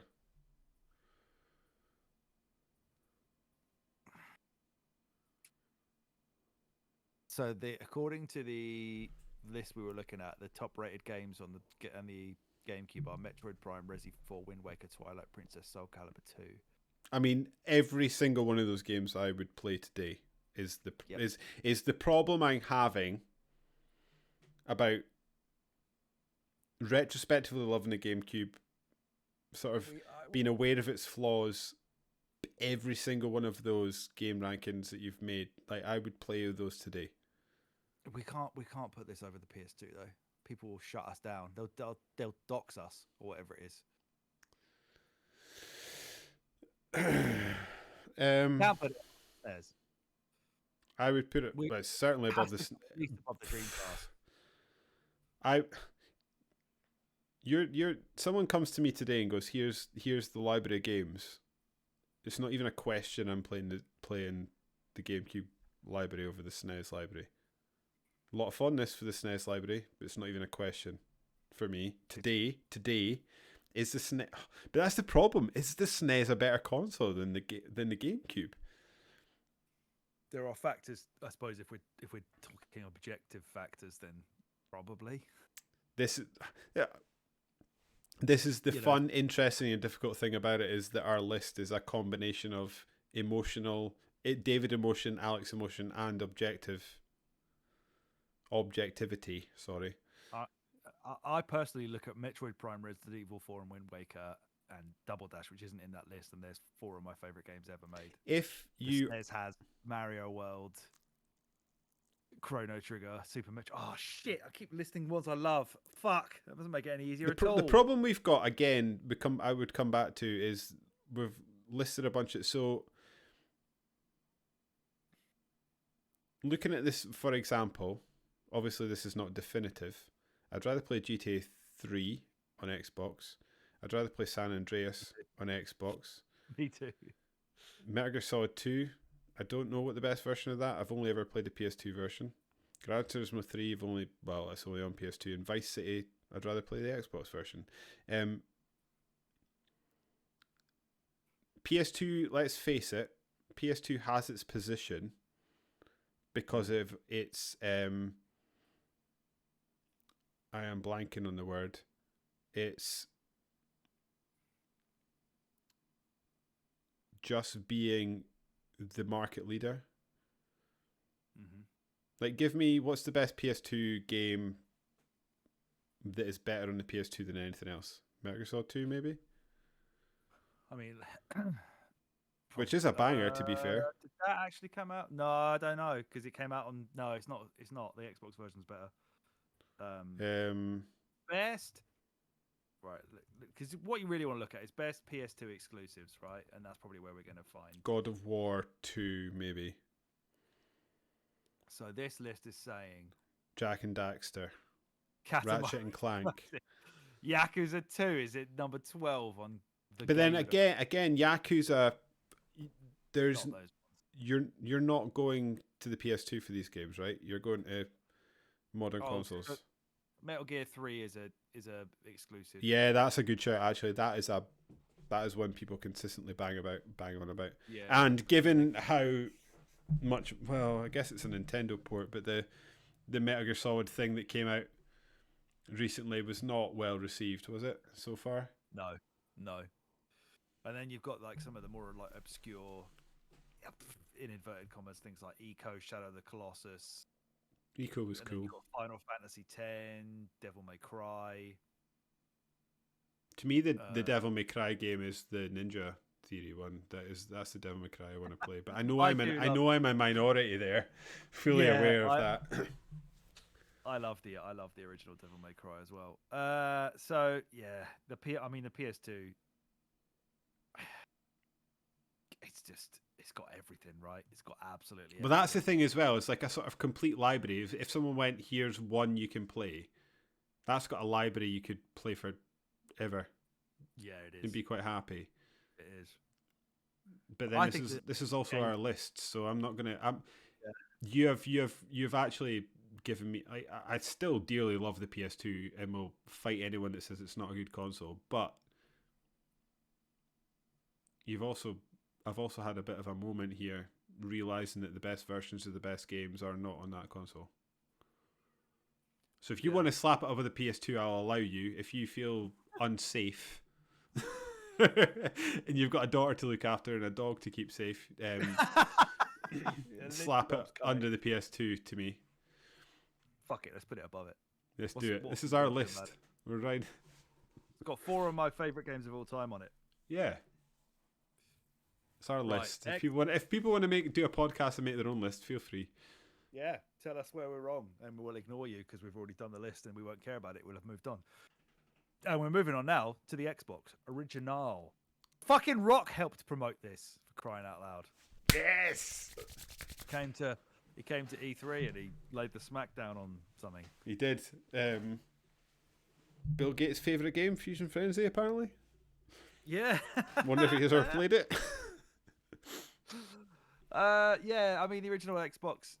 Well, we're collecting for it now. It feels like the original Xbox is a machine full of like 7 and 8 out of 10s that people don't know about. But in terms of like absolute blockbuster titles at the time, it had good versions of stuff that was on other consoles. But realistically, you're talking about things like, I guess, Ninja Gaiden Black, Halo, of course, Psychonauts, Morrowind, maybe. Morrowind is a truly impressive game. It's absolutely fantastic. It is the first time that they've done it before, but that was the first time Bethesda sort of, in my mind, had sort of dabbled in what would eventually become Oblivion, and then would really come to fruition in Skyrim. Like, I don't think you get Skyrim if you don't have a Morrowind, in my mind. Halo is a first-person shooter that I think is every bit as good today as it was when it came out. I also think that it is one of the most important first-person shooters ever made. I'm a little bit sad that, in hindsight, Halo 2 is sitting at number 2 in this game rankings list, because I think Halo 2, from a gameplay perspective, is every bit as good, if not better, than Halo 1, Combat Evolved. But from a sort of story and narrative perspective, Halo 2 is a fucking wet fart. It ends on a cliffhanger. That is like whoever decided that was a good idea, I'm not sure. Ninja Gaiden Black is meant to be amazing. I've not played it. It is. Trust me, it is. Knights of the Old Republic is yeah, epic, and one of my most dear franchises. If you are a listener of our podcast from day dot in 2008 or whenever it was we started recording, Knights of the Old Republic is a certain progenitor, which I feel like is a favourite word of our podcast over the last few weeks. But basically, Mass Effect does not exist if Knights of the Republic doesn't. And Splinter Cell is awesome, but it's just a not as good version of Metal Gear Solid, is it? If we were talking about, Chaos Theory especially is apparently it's great, and the online stuff that they did in that game was awesome. Again, important to the industry. Let's not forget that it is I know it started at the Dreamcast, but it is the sort of mainstreamification of online gaming. People were scrambling to plug their DSL modems in so they could play Halo online. That changed gaming forever in a way that's not recognised enough, I think. Yeah, and we were talking about leveling on some sort of podcast, and that like until COD came along, it was. I remember there was it had leveling. It had like 1 to 5. Then you had to win like X amount on a certain level before it would move you up and stuff like that. And it did leveling. It just didn't do it in the way that COD then moved on to. There's that game that's like a 3D speedball game. What's that called again? Do you remember? Death Row. That was awesome. And it, in the same way that the PS2 has the library but not the best versions, the Xbox a lot of the time has the best versions. It was number 2 on my list. Was it? Wow. Yeah. No, it wasn't actually. No, I'll take that back. Sorry, I've misread. It was number 14 on my list. It was number 9 on mine. So, I do have a specific reason for my number 2, which we'll get to. Okay. But yeah, it's way down on my list. I do think a lot of the best version, like the best version of GTA 3 in San Andreas, is on the Xbox. That revised version of the controller is my go-to controller of that era, personally. Yeah, agreed. It's also got the best versions of things like Silent Hill 2 and Metal Gear 2, and you said the GTAs already, and it's got some great exclusives on there as well. Like obviously, as we said, Halo games. Apparently, Jade Empire. Burnout 3. It's the best version of that. It's obviously got things like Project Gotham. Crimson Skies, Jet Set. It became something of like a de facto new Sega machine as well, which I really like. It's got like Panzer Dragoon Orta. It's got Jet Set Radio Future. It's got Shenmue 2. I like that how Sega kind of continued working its biggest franchises onto that. Neverwinter Nights has got a bit of a cult following as well to it. Yeah. Half-Life, of course, it had Half-Life 2 on there. As you said, KOTOR. It's got fucking Conker for some reason. Oh yeah. So I think Battlefront as well. Well, that was before that became the EA thing. With obviously the online to write home about. I love this console. I think this is another console that is sort of in the same, obviously not as extreme, but in the same sort of vein as the Dreamcast, in that it is a far better console than it was ever given credit for. Yeah.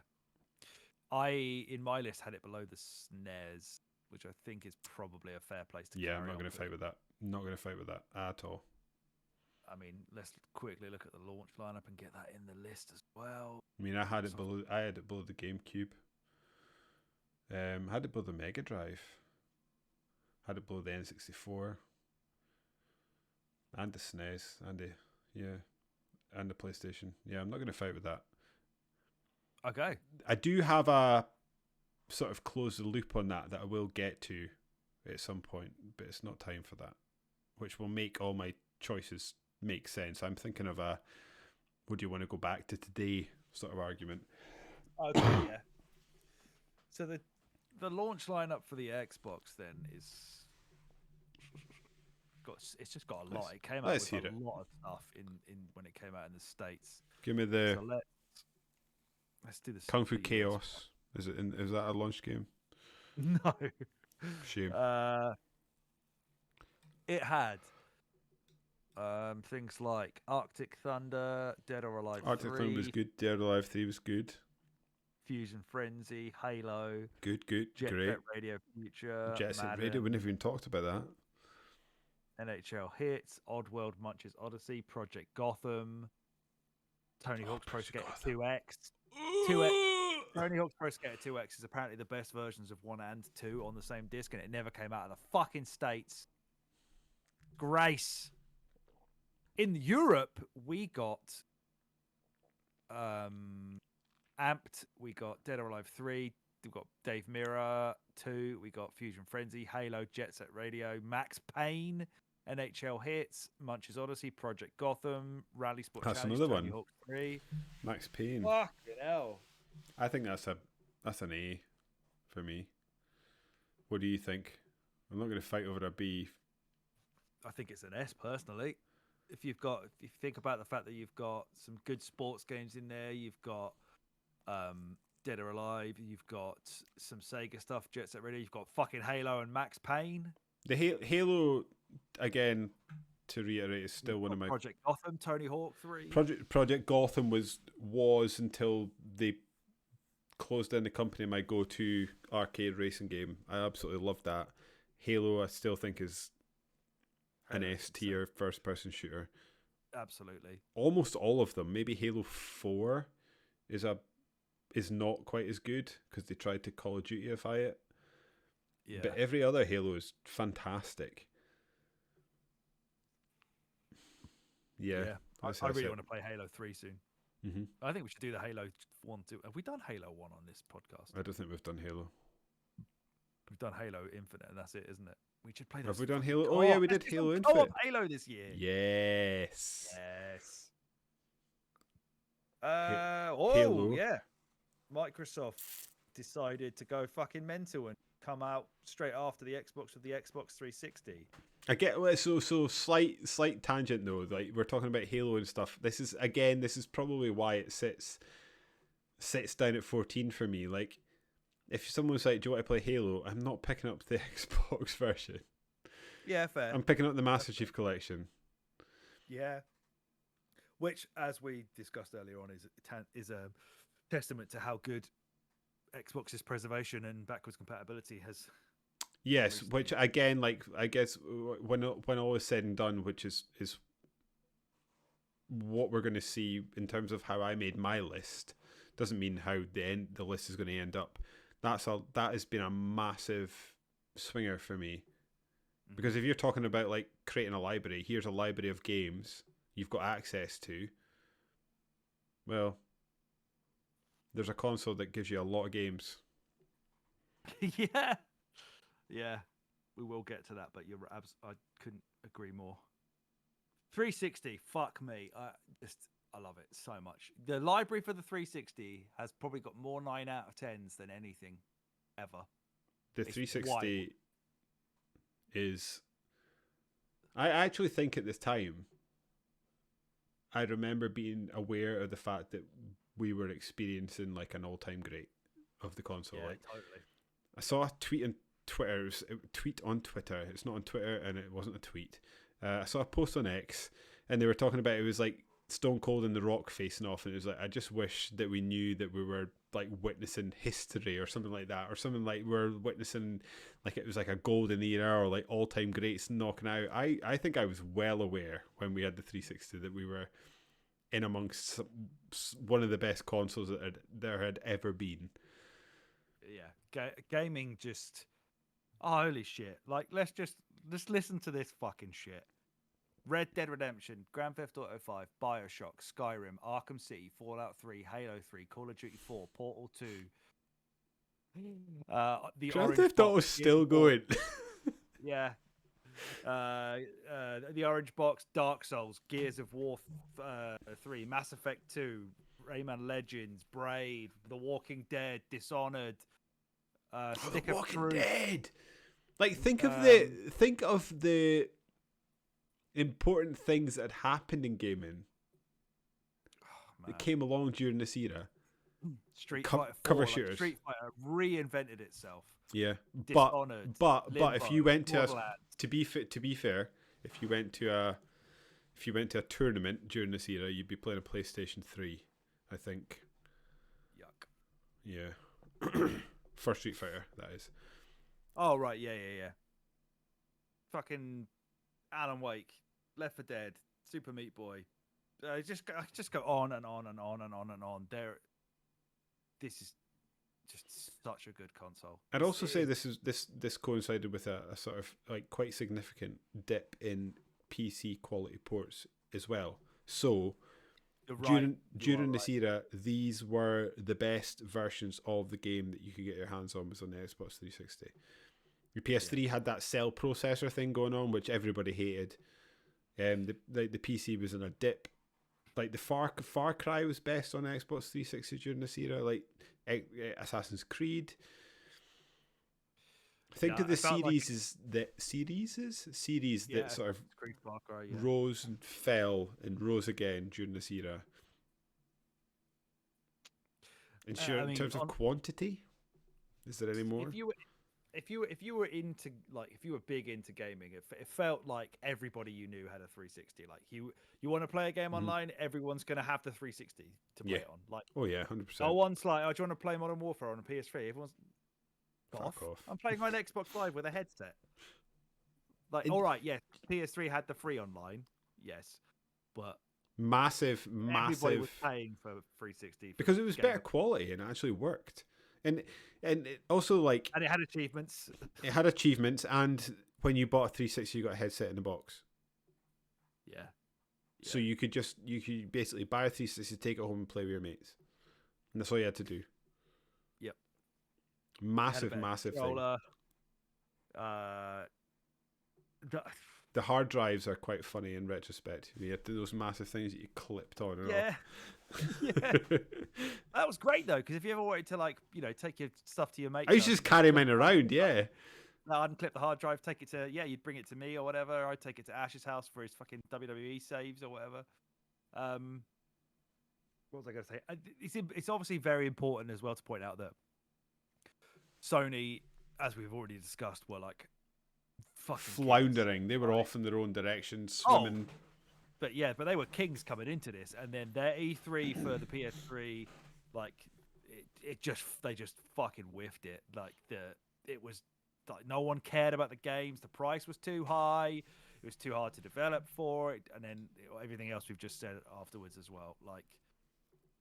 unbelievably, it sold more towards the end, and I think that probably had, The it had a Blu-ray strong drive end. again. Right? They smashed it out with the DVD drive.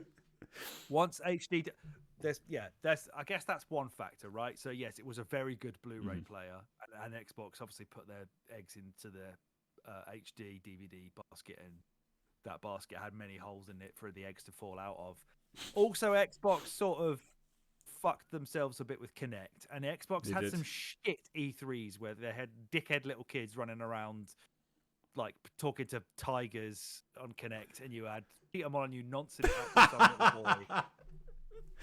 Like they Xbox PS3 themselves on the Xbox 360. They just did it like the end. They became the new PS2 boys and started getting ideas above their station. I'd also say there's I don't know how like prevalent this was, but for me, for example, I had a 360 and then I was like, well, I've got a 360 and at some point I just had enough for a PS3.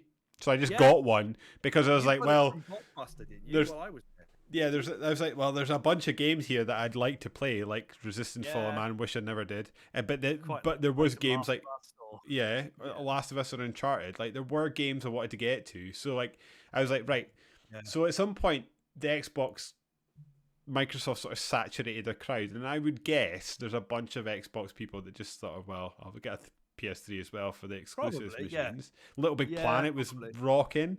So like I had both, but I was like, well, if a game comes out, it is getting bought on my 360, because if I buy Skyrim on my PS3 and I drop too many cabbages, then I'll lose my save. But then there's if we're being fair, there's the Silent Hill game that they never bothered to fix on the 360 as well. Yeah, that was But I mean, what else can we talk about for the Xbox 360? Had a better UI. User interface, fucking blades. Everyone remembers those. To me, I know with Summer of Arcade, and yes, and this we're talking about like important consoles, like again, like where Xbox sort of mainstream / really sort of moved the dial on online gameplay. Xbox 360 is the one that did it, and that everybody had it, and it was unusual if you didn't. That is, I think when we're putting it in this list, I think that's important as well. I also think like headset in the box is important. The sheer quality of games that came out in this console, and that it was the go-to console for that entire generation. I think it's probably the best generation we've ever had in video games. I also would say I agree.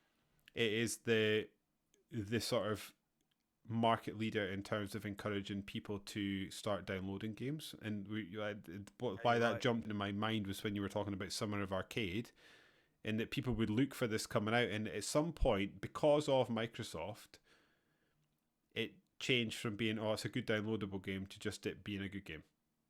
Yeah. And you wouldn't have that if Microsoft hadn't sort of led the way with their Summer of Arcade stuff, and then they had Christmas and winter stuff and autumn stuff eventually. But I remember the Summer of Arcade, they did things like, I can't even remember what they did. I think it was giving away Microsoft points. But basically, if you bought all the Summer of Arcade games, they would put 1,000 Microsoft points in your account or something like that. And I bought Hydro Thunder, for example, as a game I would have chosen to play. Dishwasher Samurai is another one. But I bought it just because it was like that. Yeah, and I was like, actually, these are great games. And I just got sort of, I mean, actually, if you dig into it, I was sort of strong-armed into playing them, but I think my point still stands. Yeah. I mean, they still also had things like Braid and fucking Braid. Have you seen the remaking that / remastering? I don't know which way around it is. Yeah. There are so many things that we still look at in modern gaming right now as a huge part of modern gaming that the Xbox 360 started. Some of those things are bad and are greedy in terms of things like microtransactions and before that online passes, which thank fuck are gone. Oh my god. Subscription models, all that kind of stuff. You know, Xbox 360. Do you think game patches are a net positive or negative? I can't. I think it's got to be. It's probably a positive, but I suppose selling us games that don't work on arrival is not acceptable. It's gone off the rails since, but yeah. Right, before we rank it, let's do the launch lineup. We'll do the European one. We had Amped 3, Call of Duty 2, Condemned, Condemned. Gun. Ugh. Gun was Cameo alright. Elements of Power ruined my Christmas. Wasn't great. Madden 06, NBA Live 06, Need for Speed Most Wanted, Perfect Dark Zero ruined my Christmas. Peter Jackson's King Kong, Project Gotham 3, Quake 4, Tiger Woods 06, Tony Hawk's American Wasteland. That's actually quite good. I mean, there's some shit, but there's also Call of Duty, Condemned.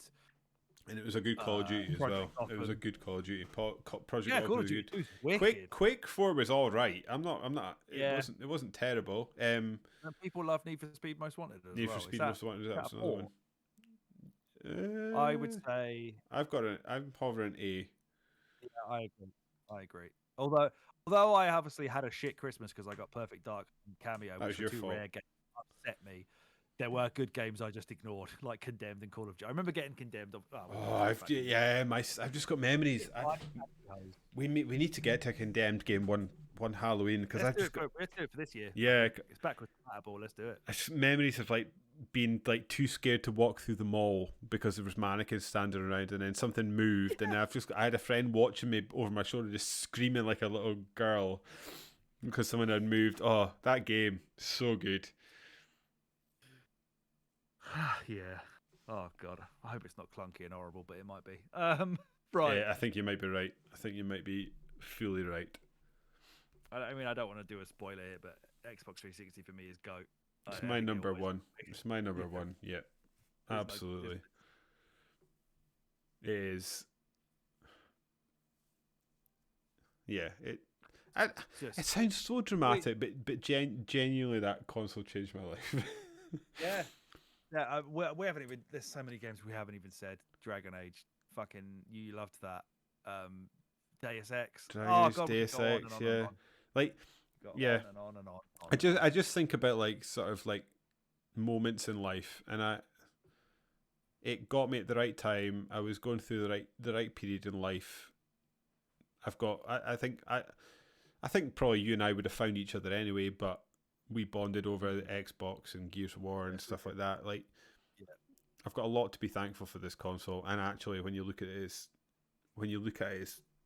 library, it is unbelievable. Yeah. And it hit us at a time where life was scarcely in a better time in your life than when you've left home. You're at uni, you've got mates, you're young, you're whatever. We were just learning about games journalism, and that medium was taking off. Podcast, but yeah, perfect timing, really. But deserved number one. Yes. PS3, as we said, had a really shit E3, a really shit sort of first impression because Sega just got too big for their own boots and made a console that was just not easy to develop for, which ironically is how they killed Sega. So it doesn't really make sense as why they would fall into that trap themselves, but they did. And I don't know, a generation later, Xbox were about to fall in the same trap. It's like the third console jitters, isn't it? They just sort of fall into some sort of hole. They make a mistake and just become too arrogant for their own boots. So, I mean, I don't think the PS3 is a bad console. I actually think the PS3 is a really good console. It's an excellent console. I think some of the exclusives are awesome. I absolutely love. I mean, I've got a Last of Us tattoo. I clearly like The Last of Us. The Uncharted, I think I used to bang on. Yep. About every. I was so into them. I just think I think that what spoils the PS3 to me is the attitude and arrogance around Sony at this period of time. And then when you couple that with how Sony have been since in terms of backwards compatibility, I don't see an argument really about why I would be interested in a PS3 unless it had to be. Or is that harsh? The only reason I play my PS3 these days is because it's got exclusives that are curios to me, and I don't need to plug my Xbox 360 in. So if I go to that era, I just buy a PS3 one because it's plugged in. Because if I ever want to play whatever, Last of Us or whatever. I had it at 15 on my list. I had it at 15.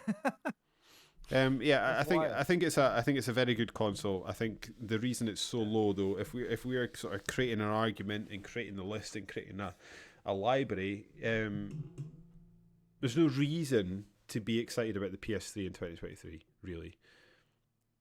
Yeah, I agree. Most of the great stuff on it, or the stuff that you probably want to play, is since been re-released. It's for the not to say it's a most bad part. console at all. It's a great console, and there's some good games on it. And like I said, Last of Us, Uncharted, like Little Big Last Planet. of Us, Uncharted, Journey. What's that game that's like Zelda that I really liked for a while? 3D Game Heroes. 3D got Game Heroes. Like there are some great games, and actually, like again, to sort of like try and be fair to Sony, they're the thing I like about Sony, even to this day, and it's something that is very prevalent during the PS3 era, is they were willing to sort of take a punt on something silly. So you got a lot of little tiny little games. Trying to think of examples. Stacking is one that jumps to mind, where you played those. Jungle. Tokyo Jungle is another one. Like, and my favorite thing about Sony, and something that is sort of still sort of keeps a little bit of emotional attachment to that company, is that they are, if there's like a mad interesting game, chances are it'll pop up on a Sony platform before anywhere else. Yeah. Stray, for example, so just a cat walking about. Yeah. Would you like to hear? I've just found a Reddit post, right, and it's got the PS3 exclusives by Metacritic ranking. Yeah, I bet it's fucking rocking. Yeah. God of War 3 is another one, so it's really good. So I'll go for a bit and then we'll stop. We've got Little Big Planet, as you said. Metal Gear 4. Awesome. Metal Gear Legacy Collection. No, I take that back. I didn't like Metal Gear 4. Metal Gear 4. Yeah. I played it for like 2 hours and didn't like it. Fair enough. Not my thing. I got Eco Shadow of the Colossus. Great game. HD. Little Big Planet 2. God Great of War game. Collection. Great a lot of these are Well, re-releases. it's a re-release, yeah. Yeah, Killzone 2, Demon Souls, Ratchet and Clank, Future Tools of Destruction, Resistance 2, Resistance, Sly, Infamous, Motorstorm, Killzone 3, GT5, Infamous 2, Motorstorm. Infamous was like, I forgot Infamous existed. That was a good one. That, didn't you? I really like that. Yeah, it's got some it's pretty good exclusives there. It's just nowhere near as good as 60. Yeah, and again, like I think like Killzone, for example, was never. It was okay. I played Killzone 2 and I think I played Killzone 3. It was an okay game. It was just missing what it was basically trying to fill a gap that 360 already had. It's sort of like, do you know what I mean? Like there were better options on 360. So you'd rather play Halo than you Killzone. Like I think people that were campaigning for Killzone were just people that didn't have Xboxes and were wanting something to be, because I really wanted Resistance Fall of Man to be good. I think like the alt history stuff is really up my street, and if they had nailed that would have been so David. It's just not that good. It's just not that good. Sorry PlayStation fans. Unless we forget the Killzone fucking trailer. Was Persona floating about during this era? What were they doing? Yeah, Persona. So that never really made it onto Xbox. Actually, it wasn't on PS3. Persona 4 was on PS2. Vita. Oh, and then there was a Vita version. Golden. Yeah, Golden on Vita, yeah. And then 5 obviously came out on PS4 and whatnot. So, in terms of ranking, I would have this above the Saturn. Yep, that's yeah. The NES. Yep.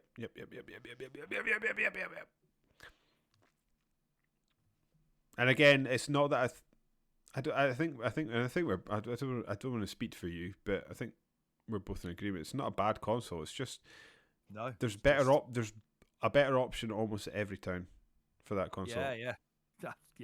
Totally. Unfortunately, and we'll take Uncharted and The Last of Us. But then again, if I'm going to play the Uncharted The Last of Us, I'm not playing on PS3. So no, you sit down there, PS3. Not that brown, blurry 30 FPS version. No, thank you. The Wii, the Nintendo Wii. I think mine's low compared to what yours might be. I put the Wii in at number 13. 12. Okay, maybe not. Yeah. I like the Wii. Yes, I do too. It did it just did gangbusters because it knew what it was trying to target. They changed their marketing system because of the failure of the GameCube. They went after people who don't play games rather than people who do. But it still has some fucking classic games on it for people who wanted them. I am split on this. I I think the games that I like in the Wii I really like. It also but on the flip of that, it also represents an era in which Nintendo were traveling in a direction that I was not on board with. They were trying towards like family people, like they were looking towards like grannies and old folks' homes, and I remember feeling for a long time, although there's a lot of games I really like on this console, this company does not have me at their heart, which I think is probably why the Wii U did so badly. Because I think a lot of people felt the same way as I did. They rode the wave of like extreme mainstream exposure in terms shovelware. of like, sports. It was the first time I became aware of shovelware when the Wii came along. Shovelware absolutely snowballed, and then they just lost any idea of what to do afterwards and did nothing of any note afterwards until the Switch. And it just went downhill so bad. The more I listened to that Backpage podcast and Matthew Castle talking about working on Nintendo magazines during the end of the Wii and whatever, the guy was miserable because he had fuck all to write about. It was just shovelware and kids' games. I bet.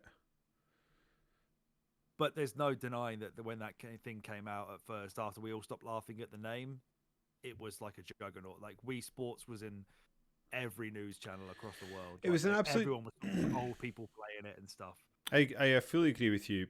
Was there ever a point, though, where you thought, right, this is the way I want to play games forever? No. Because there wasn't for me. I was like, there was the odd game that really grabbed me, like Mario Galaxy, the Zelda game, Wii Sports was fucking awesome.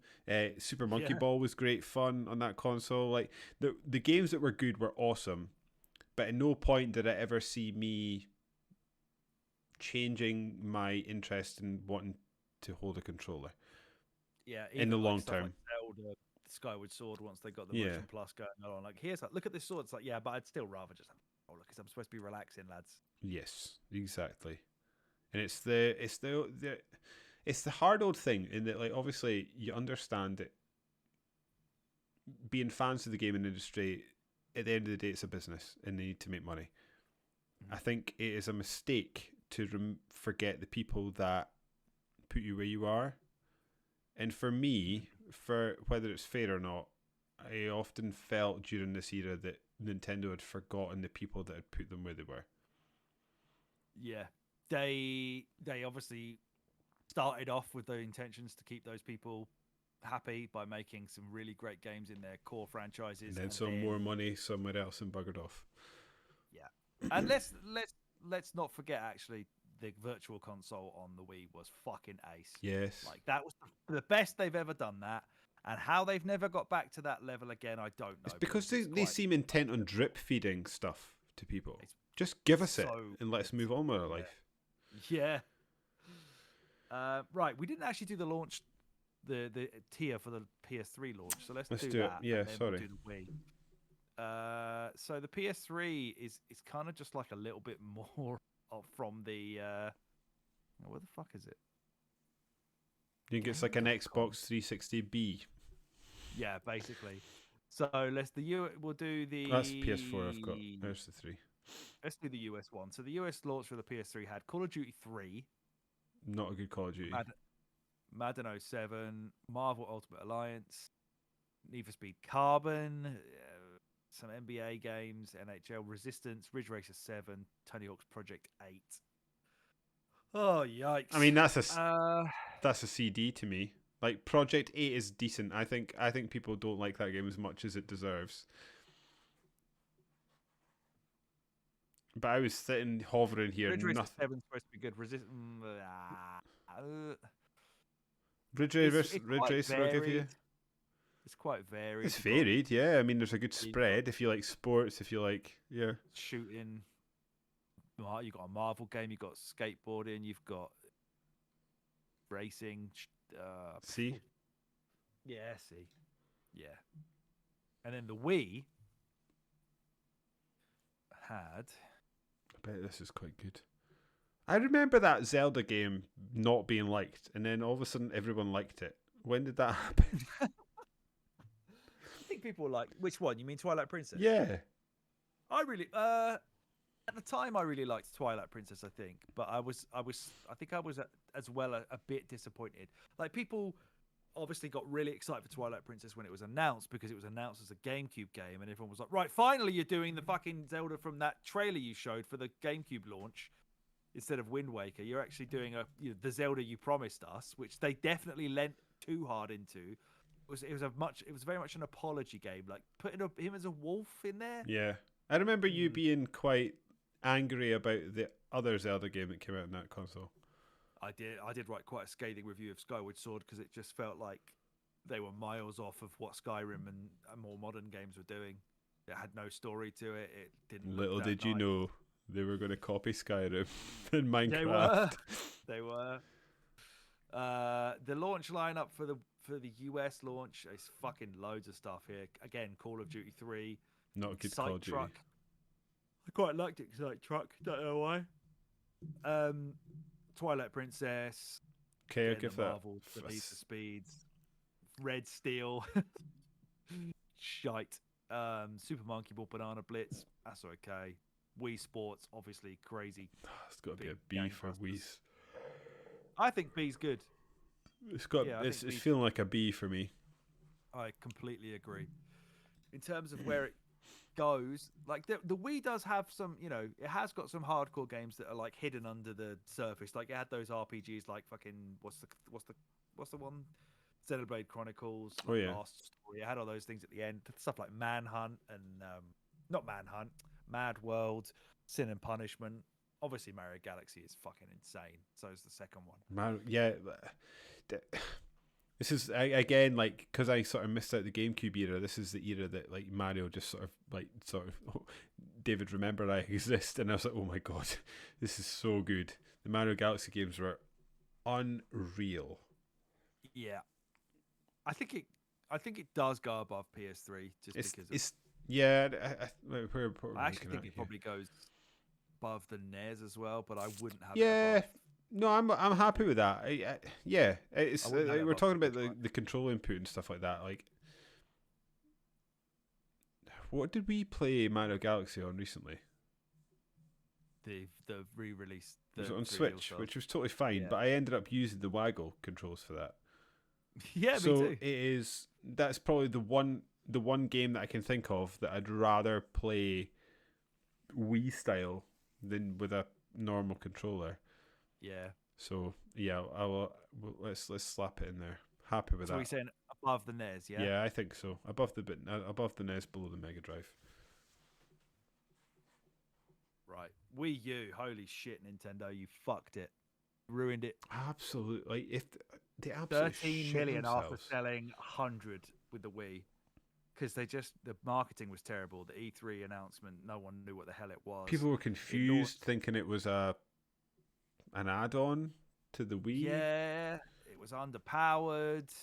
I mean, it was kind of all right power-wise at the start because it came out before the PS4 and Xbox One, but everybody knew it was going to get outdone as soon as that fucking thing launched. Like, everybody. Mm-hmm. And the problem with the Wii U as well is it launched with, like, fucking 360 and PS3 games that everyone had already played years before, like Assassin's Creed 3, Batman Arkham City. Oh yeah, they made a big thing about bringing all like Mass Effect was on there. Yeah, and, all of that stuff. It was Mass Effect 2. It was like, oh great, I played that 4 years ago.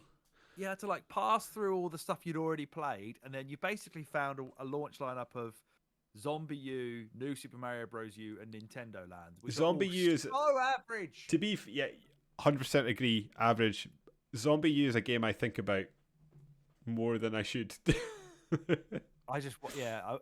we played that Euro game, didn't we? And we got really like we were kind of Yeah, we got. convinced by it, I like, was. Yeah, I mean, looking at the pad and shit, like wow, yeah, this is some I next level remember there stuff. was I got the game home and there was a moment that I was trying to like unlock a code in the door. So you obviously look at the controller, like try to figure it out, and then you look up and you can see over your shoulder. You can see like zombies coming towards you, and you're trying to like be more quickly and quickly. Just, there are moments where that game was cool. I will say that I think that game was a sort of roguelike before I knew what roguelikes were. Yes.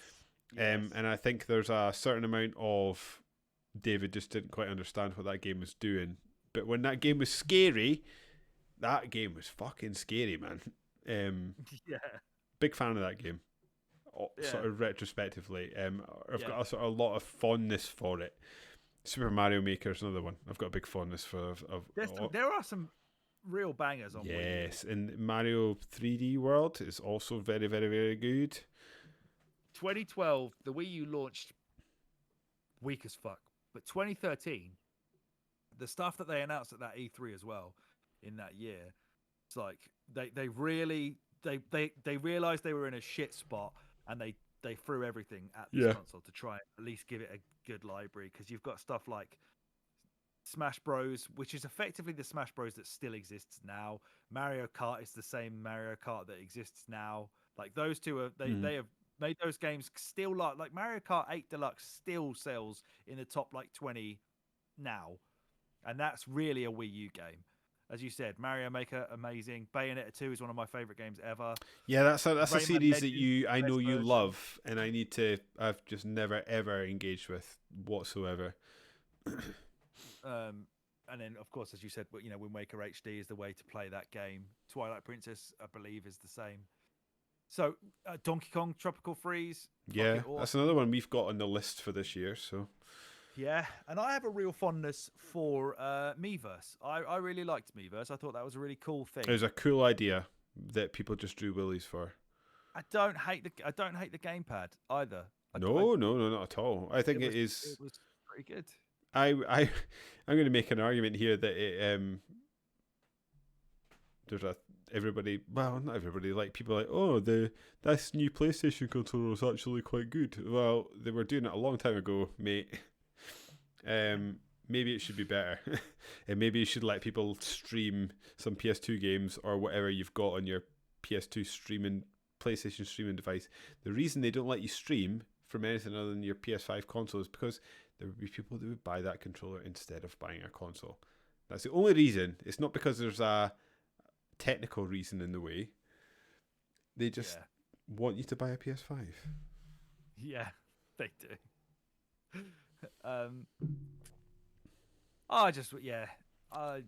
It's a shame. The Wii U is just a shame. It's not a bad. There's nothing bad about it. It was underpowered, yes. They don't know how to do online. They definitely didn't at this point. The thing I think that sort of built on my rage, because I had a bit of rage with Nintendo coming out of the Wii era and then into the Wii U era, as much as I ended up loving the Wii U console. It felt like that it wasn't that Nintendo didn't know how to do these things. It was they just didn't want to.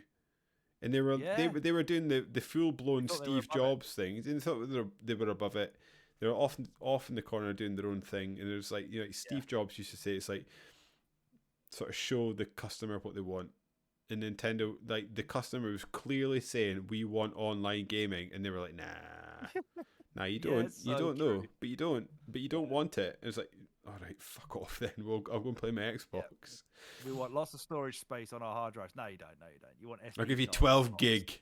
That's all you're getting. Yeah. Jesus Christ. Yeah. Again, like key mistakes, but actually, like when this console was awesome, it was awesome. It was just awesome or terrible. There was nothing in between for me. I remember getting very excited in your spare room once, thinking about like when they announced was it the Wii U? And like things like FIFA, for example, imagine being able to like make substitutions on the fly without we wrout a thing about without anyone knowing what you were doing, or you didn't have to pause the game and you could make a substitution, or make your Madden plays without anyone knowing what you're doing. But then they were like, oh no, you can only have one Wii U tablet per console. Yeah. You can't take your one round. And if you want to buy a replacement, 75 quid. Yeah, and we're not going to build any of that functionality in, so fuck you. Yeah. And they It's had a the shame. ideas for like making it like a TV remote and all this kind of stuff. Yeah. And, what a shame. They just didn't know how to do what they thought they were doing. Launch lineup wise, we mentioned Let's hear it. like I said, it's got Zombie U, it's got new Super I Mario like Bros. Zombie U, U. it's got Nintendo Land. December, yep, decent. But the rest of it is just ports of old games we'd already played. There's a lot of stuff for it, but that to me was not in its favor. I would say it's a C. See, I think so. Zombie U, like I said, I've got a bit of fondness for. And what was the other one? You said that was good. Nintendo Land's all right. Yeah, that was all right. It was a good proof of concept. Just had so many, but then spat games that we didn't. I mean, like talking about proof of concepts, like the proof of concept of proof of concepts is Astro's Playroom. Yeah. And in comparison to that, it's not as good. In terms of ranking, I would say it goes. Do you think it goes below the PS3? I had it below the PS3. I had it one below the PS3 for me. So for me, yes, it is below that. One above Saturn. Yeah. So it goes into. Oh, have I done it? That slots it in at 13th place at the moment. We've got only a few more to go, and we're on to the PS4, which is the first time and only time I've ever had a PlayStation as my main console. Oh, big call. Yeah, well, it was my main console at this point as well. Big memory of just basically sifting through The Witcher 3 on this console. Fallout 3, 4, a Fallout game as well as the other big memory of that. And it was this when Overwatch came along. Were we playing that during this era as well? Awesome console. Friendship group decided to stick with PlayStation forevermore because of this. Yeah. I think they would have been PlayStation guys before that. Yeah. Adversity and mistakes obviously pushed Sony to really, really think about what they were needing to do to get their foot back into the race. And they did. Luckily for them, Microsoft ruined it by doing the same thing they'd done the generation before. Yeah, well, that's the thing. As I feel like Microsoft were coming into this holding all the cards, and then they made a lot of mistakes, and Sony did a really good job of capitalizing on the mistakes that were made. And they made a solid console, and then built on that. Trying to look at the best. We add the Xbox One into this conversation as well because a lot of the games were, of course, similar, but the Xbox it just didn't have the exclusives, and it didn't have It ended up the Xbox ended up when the Xbox One X came out, and it was the most powerful console ever made at the time. In 4K gaming was kicking in. Then the backwards compatibility started to show up, and then Game Pass kicked in. Then the Xbox One was actually really awesome. A viable console, done, and it was Series X time. PS4 was, 117.2 million units sold, third all time. I bought everything on PS4 except the exclusives. And the Xbox One didn't really have a lot of them. PS4 is an amazing console. They just smashed it. They smashed everything that they needed to smash to get back on top, and they have not looked back. No, they really haven't. Awesome console. Really enjoyed my time with that thing. Where did you? I had it. Well, I guess we've got to look at launch lineups and stuff like that. The launch, honestly, the launch year for PS4 and Xbox One was weak as fuck. I remember you and I did a Game of the Year 2014 cast, and we were just like, these games suck. I don't like any of them. Yeah. Or at least don't love any of them. Yeah, I remember that. This website doesn't actually go that far. It stops after the Vita. That's annoying. Okay. Get a fucking another page. PS4 launch titles. The Last of Us 2 is one, but you never played that, have you? Or not yet? No. There are Jesus Christ, there are so many here. What do we got? Assassin's Creed 4, Black Flag, Battlefield 4, Call of Duty Ghosts, FIFA 14, Dive Kick. I was a big fan of that back in the day. Old Lego Dive Marvel Kick. Superheroes. Yeah, you told me about that. Resogun, I remember that. Trying to. I mean, Christ. What have I said? Anything good there? You've not said anything that's making me excited, really. I remember though. You're right though. Like I do remember this being the sort of a notoriously like wet fart of a console launch, because there was a lot of years where people were like, "Oh, I think like the Xbox 360 and PS3 era was like 7 or 8 years," and because like it's because neither company actually wanted to make the leap to do it, and then they were sort of forced to do it.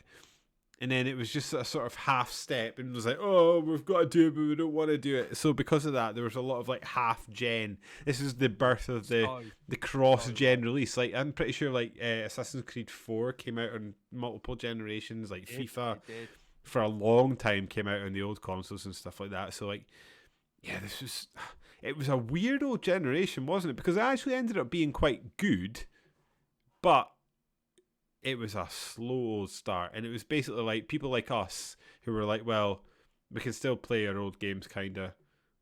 We'd just kind of move on to the next one because eventually we're going to need it, and that's why we've got it. Not because they announced it and we were like excited to go out and buy it like we were like in latter consoles and consoles before that. It was just like, oh well, it's time. We may as well go and buy it. But it did end up being a good console.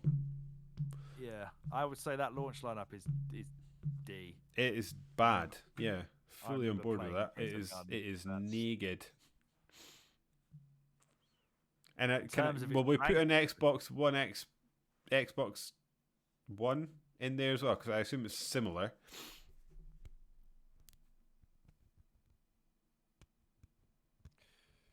Because I remember they had a Forza game. It had that fucking Rise, Son of Rome as well. Oh, my fucking head. Forza Motorsport 5. Forza was good. But that's it. Dead Rising. That'll be Dead Rising 3, I think. So 4 maybe? It was basically the same. Yeah, let's put it in a D as well. That's poor. That is poor. I remember I got my Xbox before I got my PS4.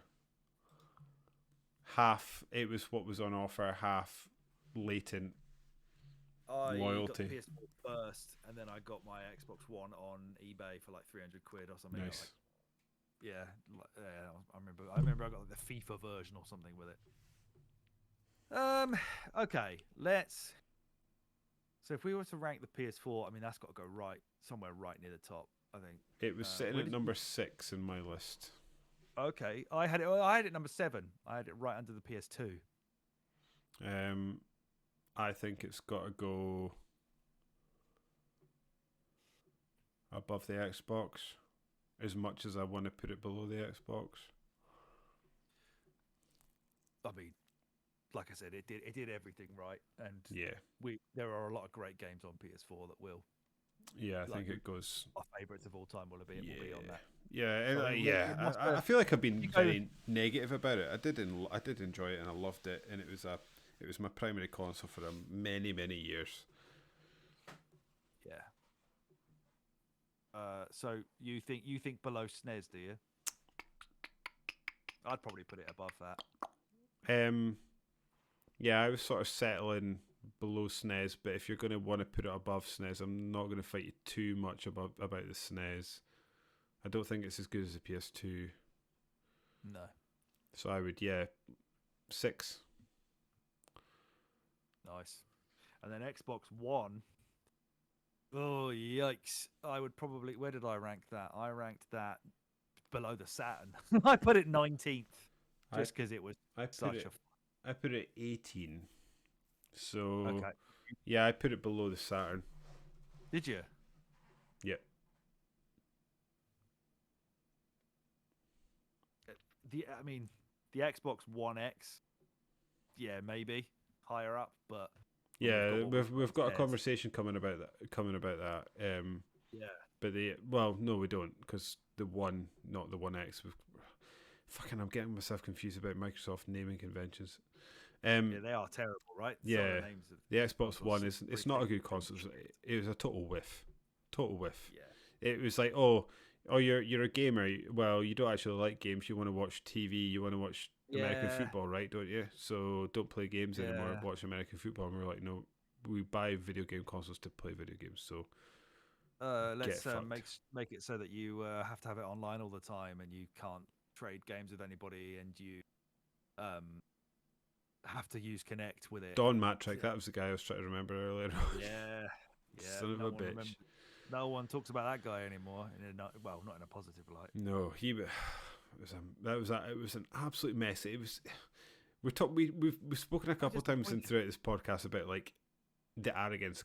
That was the ultimate arrogance. It was the biggest like hero to zero they could have done.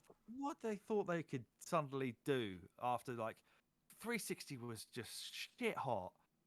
Just like so far the greatest console ever, and then they're just like, oh, now we're going to dominate your living room by putting like a multimedia machine, and we're going to forget about fucking games. And PS4 were like, we ain't.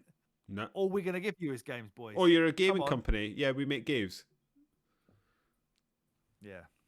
Idiotic. Oh, the Nintendo Switch. Interested for this one. This is going to be a. Yeah. Where did I put the Switch? I put it number 5. You probably put it nowhere near that. But 13 for me. Yeah. Just, obviously Nintendo have massively regained their fortune with it. It's a great console. Don't get me wrong. I'm not. I think the part of my. It's not an anti-Switch stance. It's just that a lot of these games. The best version is not on the Switch, and in my memory of the Switch, there are a few good games that I've had an awesome times, like Mario Wonder and stuff like that. Absolutely amazing.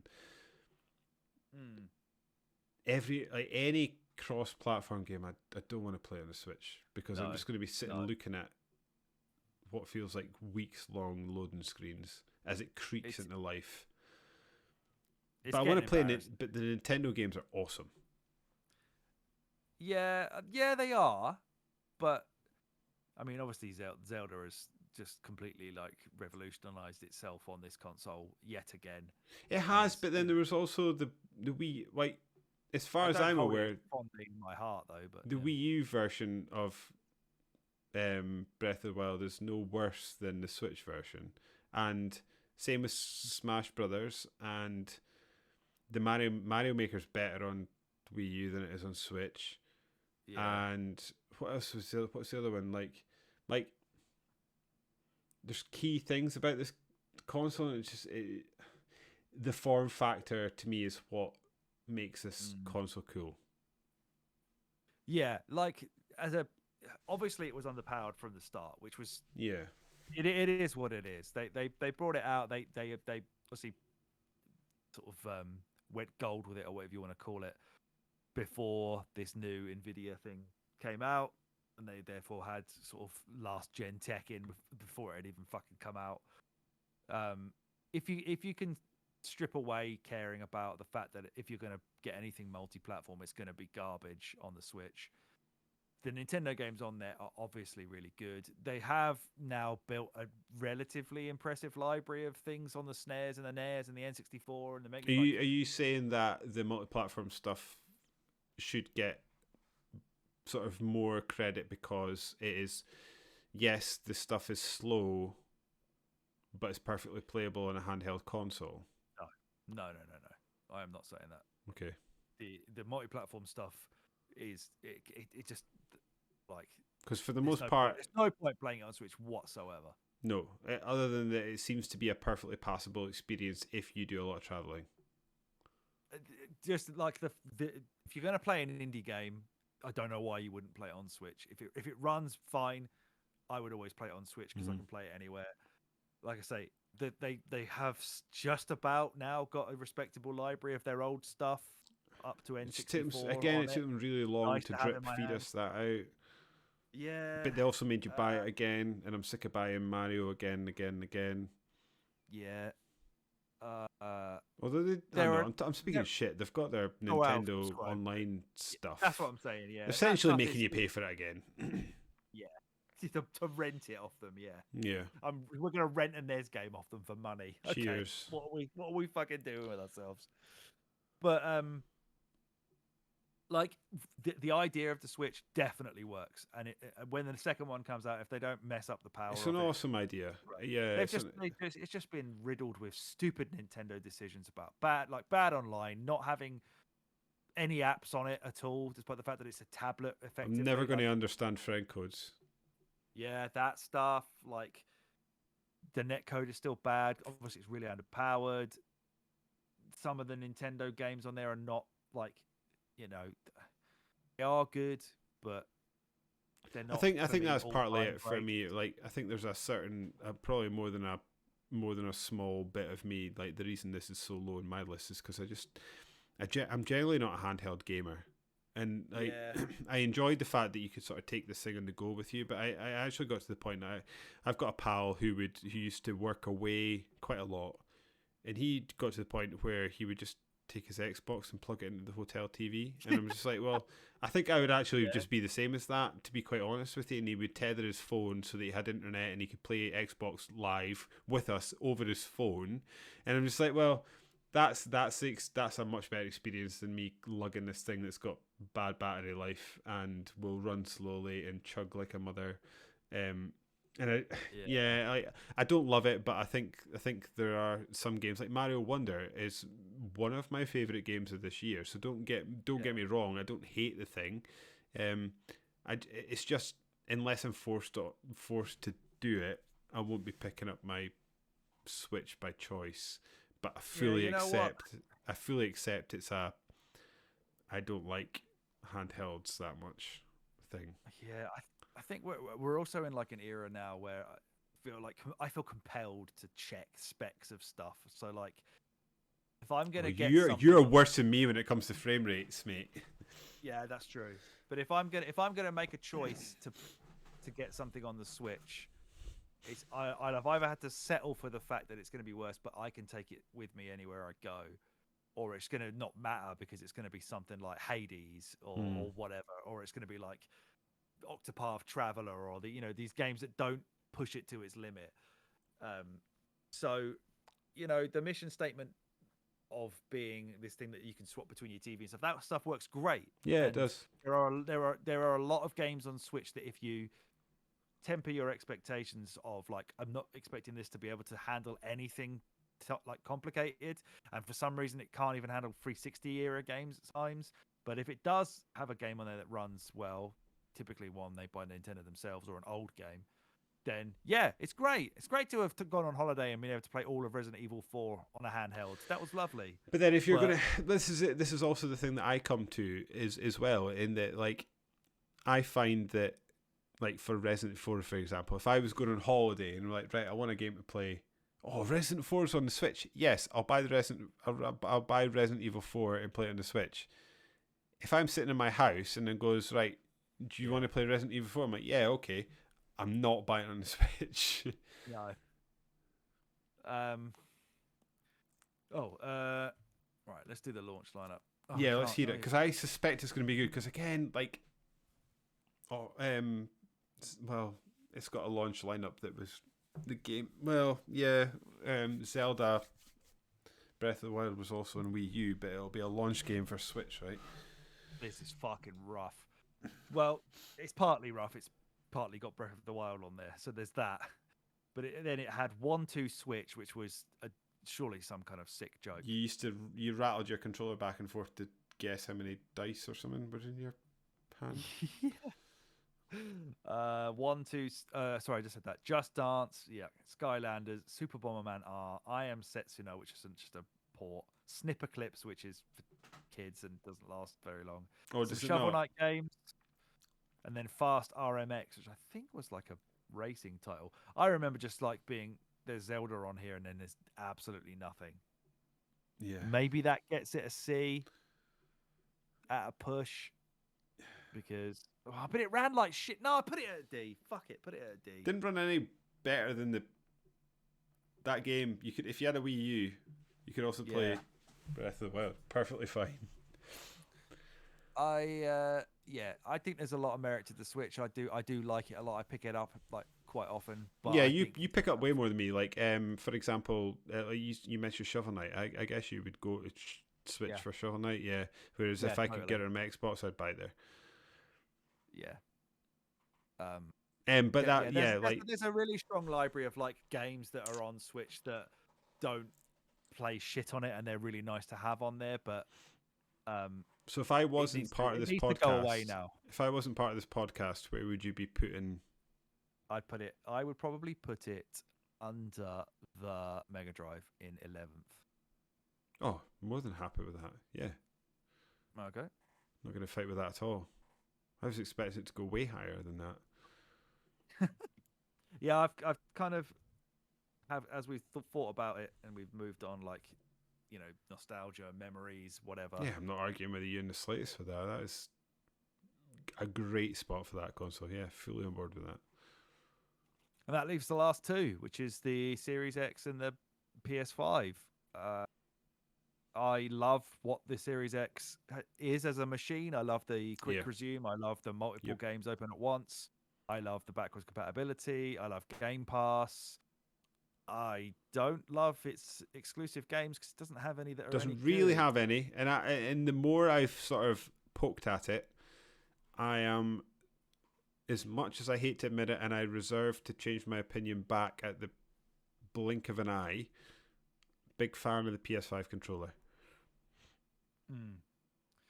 It's but it's more than double behind the PS5 in terms of sales now, which is closing in on the top 10 and will overtake the SNES probably by next year. I actually had the Xbox Series consoles in at number 2 for me.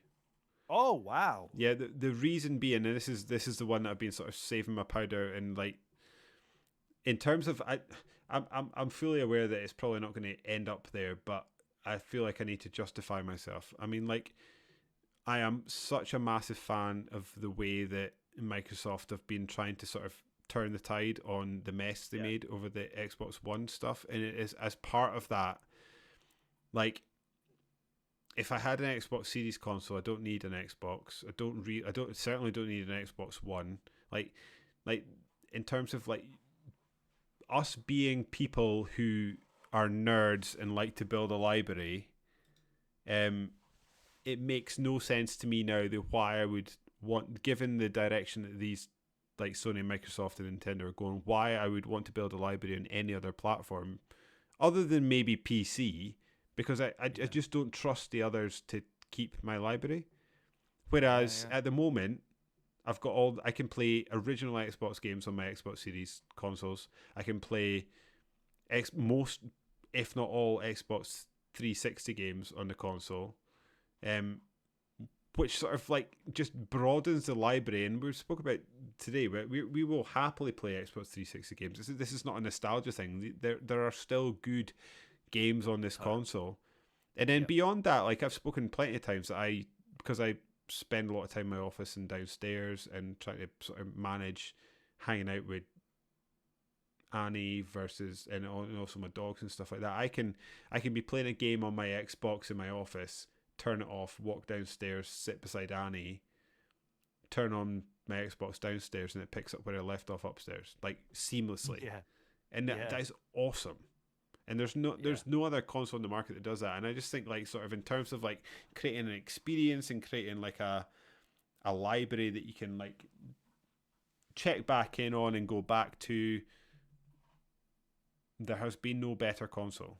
It's number 2 beyond me because the Xbox 360. I think I'm also, it's not just about these things, and it's about also other things, and about knowing that, like when we spoke about the Xbox 360, you were living through a golden era. We're not living through the same golden era right now as we were in the 360 era, and that's why for me that's the sort of, it has like the quality as well as the emotional stuff, whereas the Series X and S consoles have all the quality for me. But yeah, I'm not expecting it to be as high as that, but it's a really, really good console that just ticks all the boxes for me. Yeah, it just doesn't necessarily have the library yet, but that's because it's No, only well, that's 3 years old and it's come out during a yes. pandemic. So, But then when the um, Xbox One, 2, or whatever the Series X2 comes out, I fully expect everything I can play right now will come with me to the next console. yeah. Which is a I massive thing for me. Massive. Yeah. We're in an era where we think about so many different things than we've thought about previously, and it's not necessarily all about games. Do you think that we that's now true for the take into PS5? account. I don't. No, No. that's just a games machine. Whereas Xbox is much more. Mhm. Well, it's not so much more, but it's like I say, I love the Xbox Series X machine and what Yes. it represents and what Yeah. it's doing for me as a consumer It's of what it. it represents, yeah. Yeah, exactly. Like if I was to shove it in anywhere now, I'd probably put it. I don't think I could put it above the Mega Drive again. It'd probably go 11 above the Switch, like right above the Switch. Oh.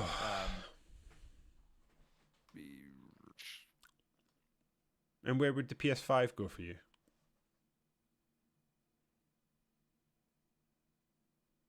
PS5 would probably go above the NES.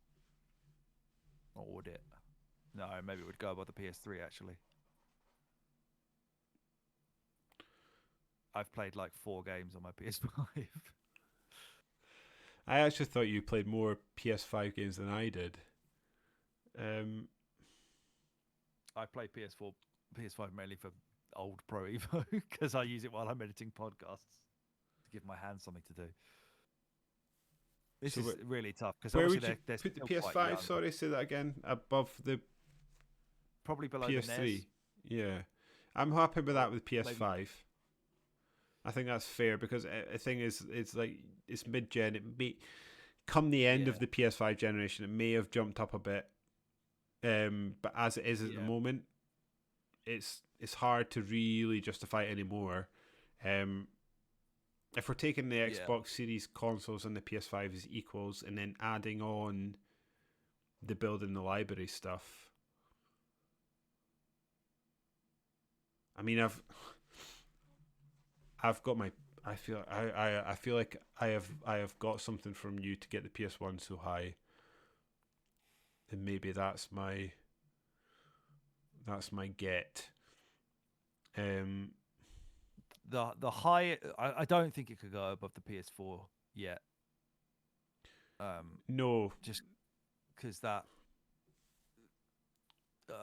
probably laid the groundwork for what the Xbox Series X is. They just I agree with that. Okay, okay, we get it. We're a games machine, right? How can we be a better games machine then? Yeah, and that's what they've done. I guess what I was looking at with the list is how sort of strongly I feel about the business model that Xbox are going for at the moment, and I fully accept that in terms of like a creative company, they're really struggling to get quality games over the line and out to people, and that's a real problem. I think maybe something that we look at down the line, because we're like gauging this by such a different metric to everything else. Yes, exactly. We're not really talking about its games library. We're just talking about like, oh, it's great because you can have loads of games open at once, and I can play all my old games from the consoles that should be ranked higher than it, and all this kind of stuff. To me, it's hard to say that the Xbox Series X is worse than the original Xbox. So I'm looking at the sort of 6. Well, if we're saying below PS4, I'm looking at the sort of 7, 8 area to try and get it in. Would be my hope. But the PS5's so far down. Yeah. Do you think the Dreamcast is better than the Series X?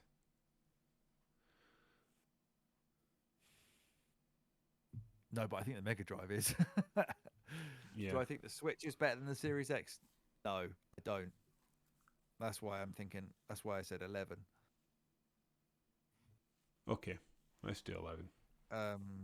Let's do 11. In 5 years' time, you may have a bigger fight from it. Once the console is finished and sort of in the bag. It's a sort of unfinished story at the moment. I feel like the Switch is not an unfinished story. That has been finished for about 4 years. Yeah. I can live with that. We've done it. Taking us over 4 hours, but we've 4 done hours, it. 12 minutes, 24, 25, 26 seconds. We're still alive. We're still kicking. That was good though. I enjoyed that. And I think this is apparently the definitive list. It would be interesting to come back to this. Maybe not as a 4 hour podcast, but next year have a look down the list and say, has your opinion changed? Has our opinion changed? Might be fun to dip back in on. Yeah. Maybe actually, let's say it now. This should be like a living list that we can come back to year in, year out. Yeah. And sort of edit, move around. Maybe we can even sit down like say, Alex, right, what's the biggest travesty on this list? And then you can make an argument for me as to why the Switch should be number 1 on the list or whatever you decide. That may be a fun thing to do. But we've made it. Should this oh no, we've got two launch lineups. We've got launch lineups to do. We're not done. God. No bed yet. Should this be a 2-parter, or should I just do it all in one fucking thing and be like, yeah, whatever? I mean, I kind of want to go, yeah, whatever. But I can see the 2-parter argument. I don't know. I think, yeah, whatever. Do it as whatever. Right, I mean, Series X game. Very often I don't listen to podcasts all the way through. Like, I'm quite happy to come back and forth. It just brought so many things with it, though. It's just crazy. Yeah. I mean, the honest answer is, I've had a. Sorry, you're talking about the consoles now. Yeah. So because it just brought, you could basically just play all the old stuff, couldn't you? Like realistically, games. Yeah, so we're talking about we're wanting games day one, day and date that you can't play anything else. So let's go with that. Because like looking here on IGN, it's got stuff like Forza Horizon 4, Gears 5. Were they all on one? Yeah, I think so. I only remember getting Yakuza Like a Dragon. I don't remember getting anything else. D. Let's D them. Fuck it. Nah, put Xbox Series X in a fucking C. PS5 had actually put Xbox Series X in a D and PS5 at a D, because PS5 had a couple of exclusives like Demon's Souls remake, which is awesome. Wait, so where do you want PS5? B? Did you say? No, C. C. Actually, put Xbox Series at a C as well, because the Yakuza Like a Dragon's incredible. There we go. We've made it. Have a quick look. Yeah, there's probably quite a bit to cut out of this. You can probably get it just under 4 hours. See how you feel. You'll get a good feel of it when we're recording it, or how it's flowing. If there's like an obvious. Well, there's a big break. There's an obvious break, but whether it's a break that feels natural. Yeah. No, it's going to be one part. Fuck it. Oh, which also then leads us on to the plans, because we've now got a number 1 console of all time in the Xbox 360. We do. The Xbox 360. We've got an idea for next year. The idea for next year being, of course, that we are going to do a top. Are we doing it? Should we announce shit! It? Yeah, no, fuck it. Let's do it, and then we're locked in. So, because we have Xbox 360 as our number 1 console of all time, followed by the PS. Well, actually, David, you run us through the order from 21 to number 1. 21 to 1. No, my mouse can't find it. There it goes. Yeah, so from 20. Oh no, I'm looking at the wrong list. I was going to say that's not right. From 21 to 1, the definitive list of consoles ever released. At 21, we've got the Mega CD. At number 20, we've got the Sega Master System. Number 19, we've got the Xbox One. Number 18, the Sega Saturn. Number 17, the Nintendo Wii U. Number 16, the Sony PlayStation 3. 15, the PS5. Number 14, we've got the Nintendo Entertainment System. Number 13, we've got the Wii. Number 12, we've got the Switch. Number 11, we've got the Xbox Series X, which brings us to the top 10. The top 10 consoles of all time. In at number 10, we've got the Sega Mega Drive. In at number 9, we've got the Sega Dreamcast. In at number 8, we've got the original Xbox. Number 7, we've got Super Nintendo Entertainment System. Number 6, we've got the PlayStation 4. Number 5, we've got the PS2. Number 4, we've got the GameCube. Number 3, we've got the Nintendo 64. Number 2, we've got the PS1. And at number 1, the best games console of all time, we've got the Xbox 360. Not even close to me. I'm absolutely delighted with the number 1. Yeah. And because that is our number 1, over the next year, 2024, we are going to, over 5 episodes, say top 100 Xbox 360 games of all time. There's some stuff for us to play, that's for damn sure. We are going to be busy. It is going to be a busy old year. I was looking at the amount of games we covered over the last 2 years. We have managed to increase our list this year. Do you want to hear? I made a list. Where is it? The list. There it goes. I sat and filled this in last night. Nope, that's not the right one. Covered games is what I sat and filled in last night. So, let me quickly count this to make sure I got right. So, during our first year in 2021, we started our first ever episode was BioShock on the 25th of January 2021. And during that entire year, we covered